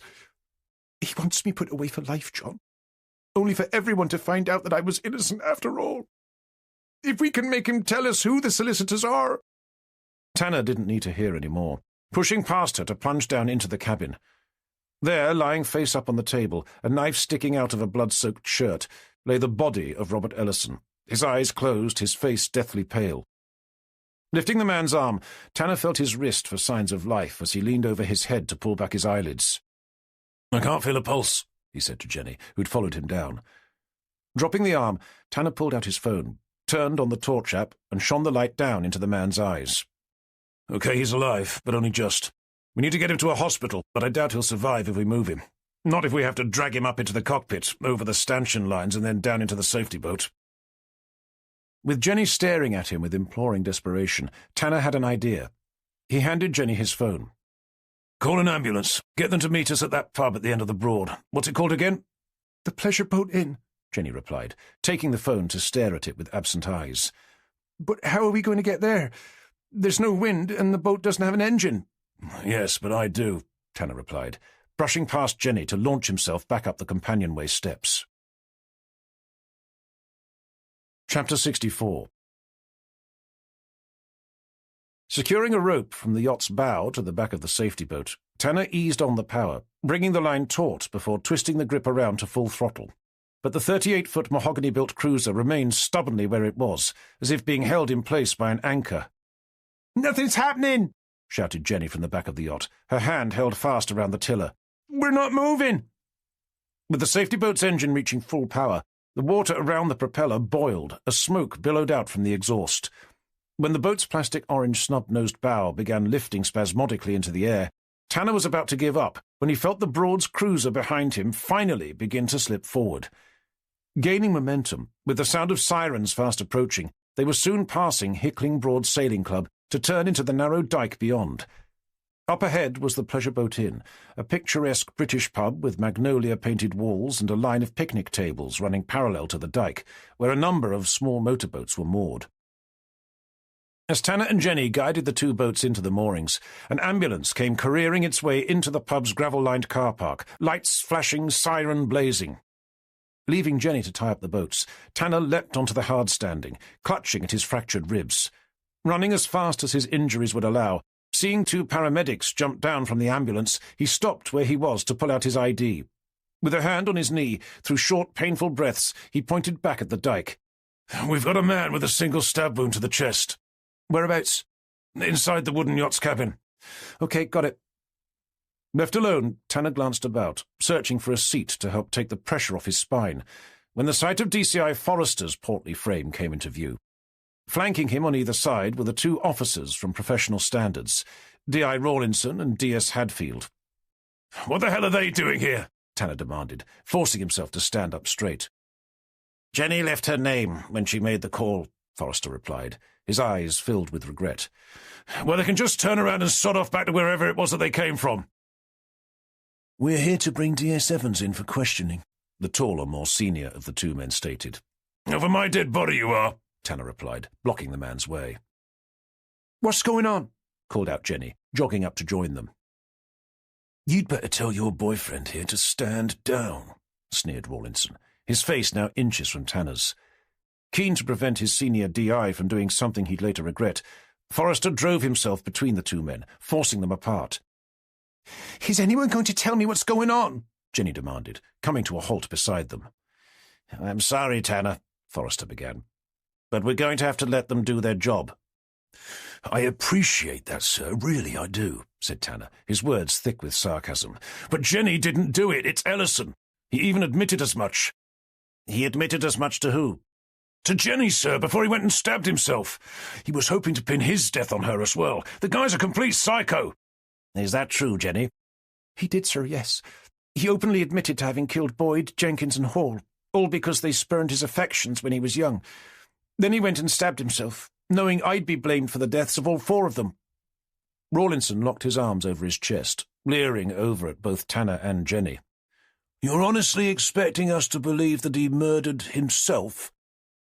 "Personally, I don't give a rat's arse what you believe," Tanner growled. "Anyone with half a brain would understand that D.S. Evans couldn't have done it." "As they say, it takes all sorts. For all we know, you two came up with the idea together, whilst banging each other inside that floating bathtub of yours." Tanner lunged violently at the man. "Enough!" shouted Forrester, forcing him back. "I suggest you let your boy go," taunted Rawlinson, with a wide antagonistic grin. "I'll then be able to add assault to the charge of obstruction I'm already considering." Keeping Tanner at arm's length, Forrester fixed one of his beady eyes on the professional standards officer. "And if you're not careful, I'll be filing a complaint of misconduct against you." "Misconduct?" Rawlinson laughed. "I think you've been getting too much sun on that shiny bald head of yours. On what possible grounds could you file a complaint for misconduct?" "For attempting to provoke one of my officers for a start," Forrester began, his face darkening with blood. "You seem to be forgetting, young man, that you're bound by the same code of ethics as the rest of us. You're also forgetting that you're addressing a senior officer, and I will not be spoken to with such blatant disrespect." The volcanic power of Forrester's voice left Rawlinson humbled into silence, his mouth left open and closing like a dying fish. "Now, before I really lose my temper and have you and your colleague thrown in the river, I suggest you'd better carry on with your so-called duty." With Rawlinson's grin creeping back over his face, he returned his attention to Jenny. "Detective Sergeant Evans, I'm arresting you on suspicion of murder. You do not have to say anything—" "John!" Jenny cried, taking hold of Tanner's arm to send him a look of panicked desperation. "But it may harm your defence if you do not mention when questioned something which you later rely on—" "You can't let them do this, sir!" interrupted Tanner, placing himself squarely between Rawlinson and Jenny. "Not with what's just happened. We need more time." "Tanner, Jenny, I'm sorry. Really I am. But my hands are tied. There's simply nothing I can do." Chapter 65. Promising not to leave her, Tanner followed Jenny and the two professional standards officers over to Norfolk's police headquarters in Norwich, tucked into the back of a squad car. On arrival, he watched in helpless agony as Jenny was led away for processing before being taken to a secure interview room. Meanwhile, Tanner was offered a desk to work from, up on the second floor. There he spent the next several hours staring vacantly at a computer screen, drifting in and out of sleep, jumping in his seat every time the door behind him was opened, hoping for news. But none was forthcoming. Come the evening, with his ribs hurting so much he could hardly breathe, he asked around for some painkillers before taking the lift down to the canteen. With some food inside him, and the painkillers doing their job, he returned to his temporary desk, onto which he lifted his feet, reclined the back of his chair, and leaned back to fall into a dreamless sleep. Sunday the 7th of June. A familiar, distinctly British voice woke him with a start. "Morning, John. I was told I'd find you here." Forcing his eyelids open, just enough to confirm what his ears had told him, Tanner found himself peering into the stern but affable face of Commander Matthew Bardsley, the senior-ranking policeman who'd been a friend to his late father, going on to act as a guardian to Tanner and his family since the time of his passing. Whisking his feet off the table, Tanner sat up to wince with pain, grabbing at his ribs. "Are you all right?" "Just about," he groaned. "Here, I brought you a coffee," Bardsley responded, placing one of 2 sealed styrofoam cups down on the desk in front of him. Tanner eyed it with due caution. "Don't worry, it's premium-grade filtered." "Well, thanks for this," Tanner replied, lifting himself up to peel off its lid. "I owe you one." "Only one?" Bardsley smirked, watching as Tanner wrestled a couple of painkillers out from their foil-encased dispensers. "Nobody told me you were coming," commented Tanner, swallowing them down. "Your DCI was kind enough to give me a call," Bardsley replied. "He told me what happened, so I thought it would probably be best if I came up. I did try to call to let you know, but you weren't answering." "The battery on my phone must have died," Tanner replied, tugging it out to discover that it had. "What time is it, anyway?" "Just gone 10:30. "What? In the morning?" Tanner queried, his head whipping around to stare over at the line of windows surrounding the large open-planned office. "I'm afraid so. You must have been out cold." "Yes, well, I've had a busy few days." "It looks like it. To be honest, you look like you've just driven over a landmine." "Funny you should say that," Tanner muttered, grimacing up at him. "Anyway, whilst you've been lounging around up here with your feet up, your team's been keeping itself busy." "They have?" "I've been chatting with your colleagues, Cooper and Gilbert. They sent me over the case files you've been working on. You'll be pleased to hear that they've had some positive news concerning the abandoned car they found, as well as Jenny's social media accounts. Forensics were able to find traces of Robert Ellison's DNA inside the car, and their digital counterparts have been able to establish that Jenny's Facebook account had been hacked. They've also been able to source the IP address of the person responsible." "Ellison again?" questioned Tanner, with a look of hopeful expectation. Bardsley smiled his confirmation. "Furthermore, they managed to find out that he spent a number of years seeing a psychiatrist and have put in a court order to access his medical notes.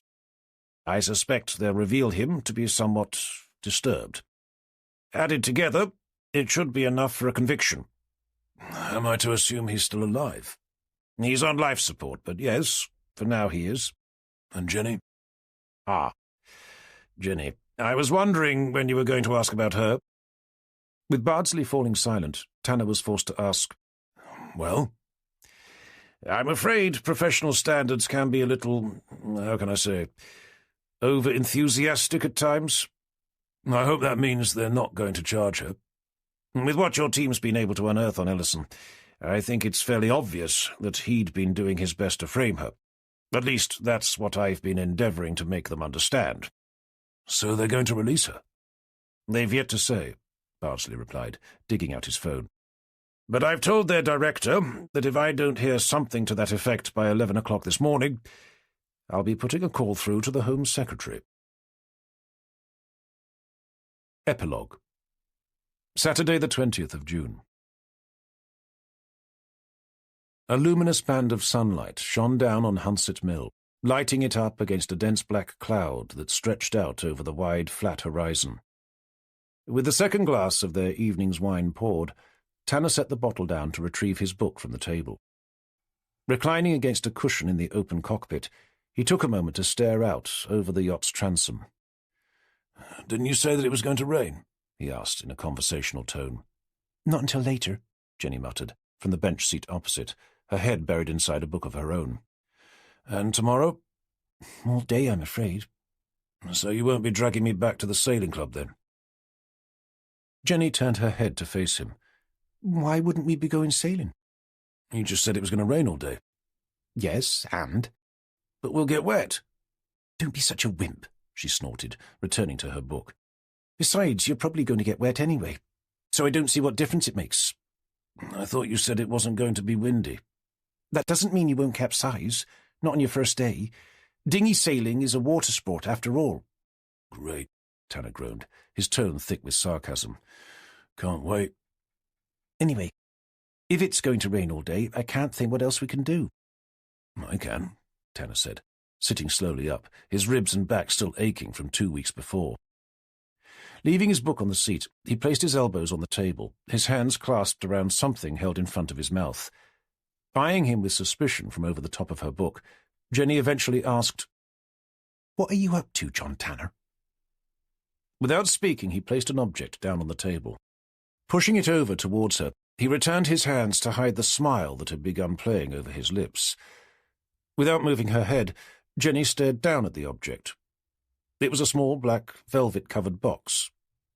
I didn't know it was my birthday, she said, an anxious frown creasing her forehead. It's not. It's not your birthday, is it? Tanner shook his head. Then what's this for? You'll have to open it to find out. Sitting up, Jenny set her book down to spend a few moments studying the object. About to pick it up, she stopped to cast a wary eye over at him. Aren't you supposed to get down on one knee for this sort of thing? The doctor's given me strict instructions not to overexert myself. I see, she replied, returning her attention to the box. So, you are asking me, then? I believe so, yes. I don't suppose you could actually say the words, just in case I think you're asking for my hand in marriage when in fact you're only looking to borrow a tenner. Well, to be honest, I was hoping for a little more than just your hand. What, you want my arm as well? With an amused smile, Tanner glanced down at the box. So, what do you say? You haven't asked me yet. You haven't opened the box.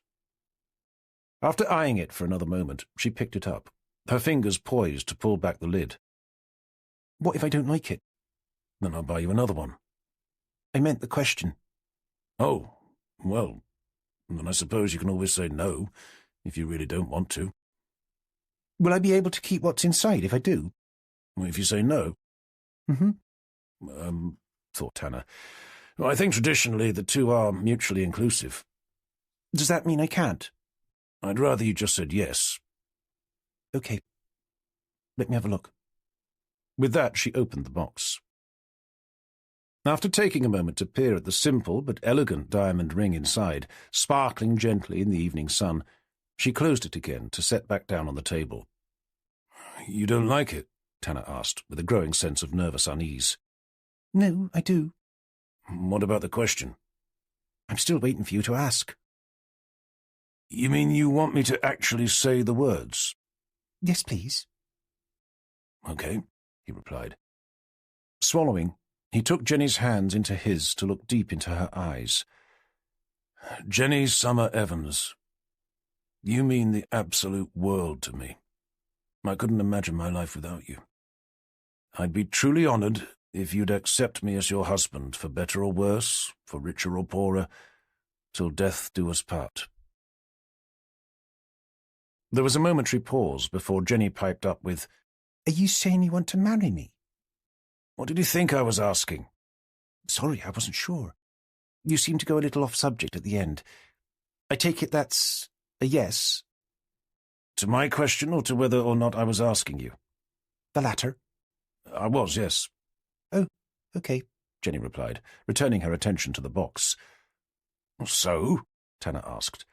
Had he known it was going to be this difficult, he'd have asked someone else to do it for him. So what? Jenny queried, glancing up with a curious expression. Tanner let out an exasperated sigh. Will you marry me?